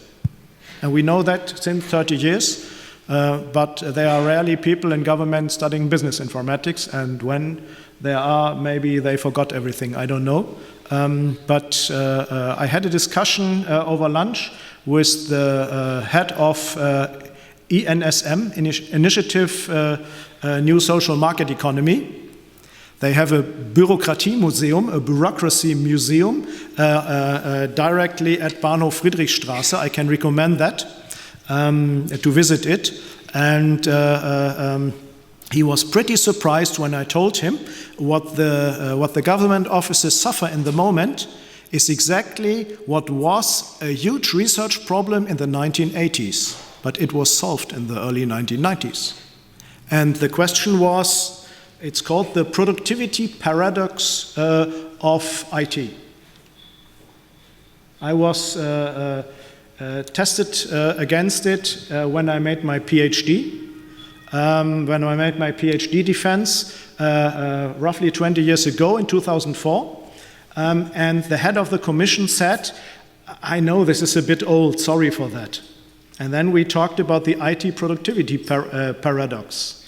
And it is, we can see IT everywhere except in the productivity statistics. You put more money and more money and more money in IT, today in digitalization and AI, and you don't get better productivity. You even pay more, maybe. And the solution was pretty easy, and we got it a couple of years later. You need new processes. That's it. You need to completely design new processes from scratch, and then you're winning. If not, not. And this is why it's not only online access, it is make a new process. Estonia did it. Last word. Last question. We still have 5 minutes. And maybe we can talk a little bit about cybersecurity as well, which we haven't done yet. Open up a new box. You want to be here? No, my train is going at 18 something, so be careful. Hi, my name is Justinas. I come from Lithuania, and I was just wondering about the idea, because just from personal experience, so we have e-health system that everything is there, and we could have downloaded. Is it working like in Estonia?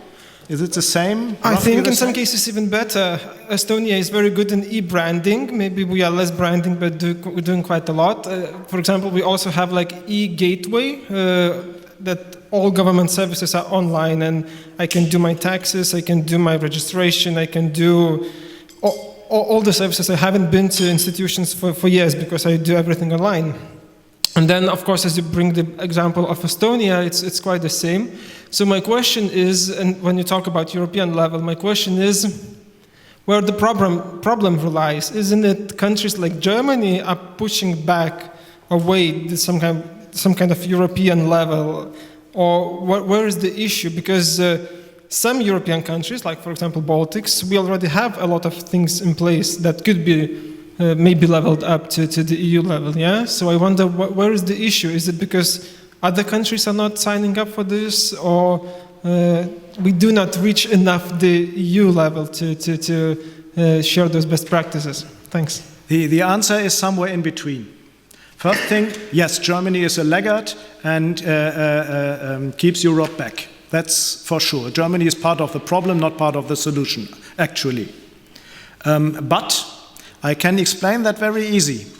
And for health services, that's why I was asking about Estonia, I knew that, how it works. And it works easy. Every worker in healthcare can access your data. But it's completely on protocol. And if he accesses your data without a valid reason, he goes into jail.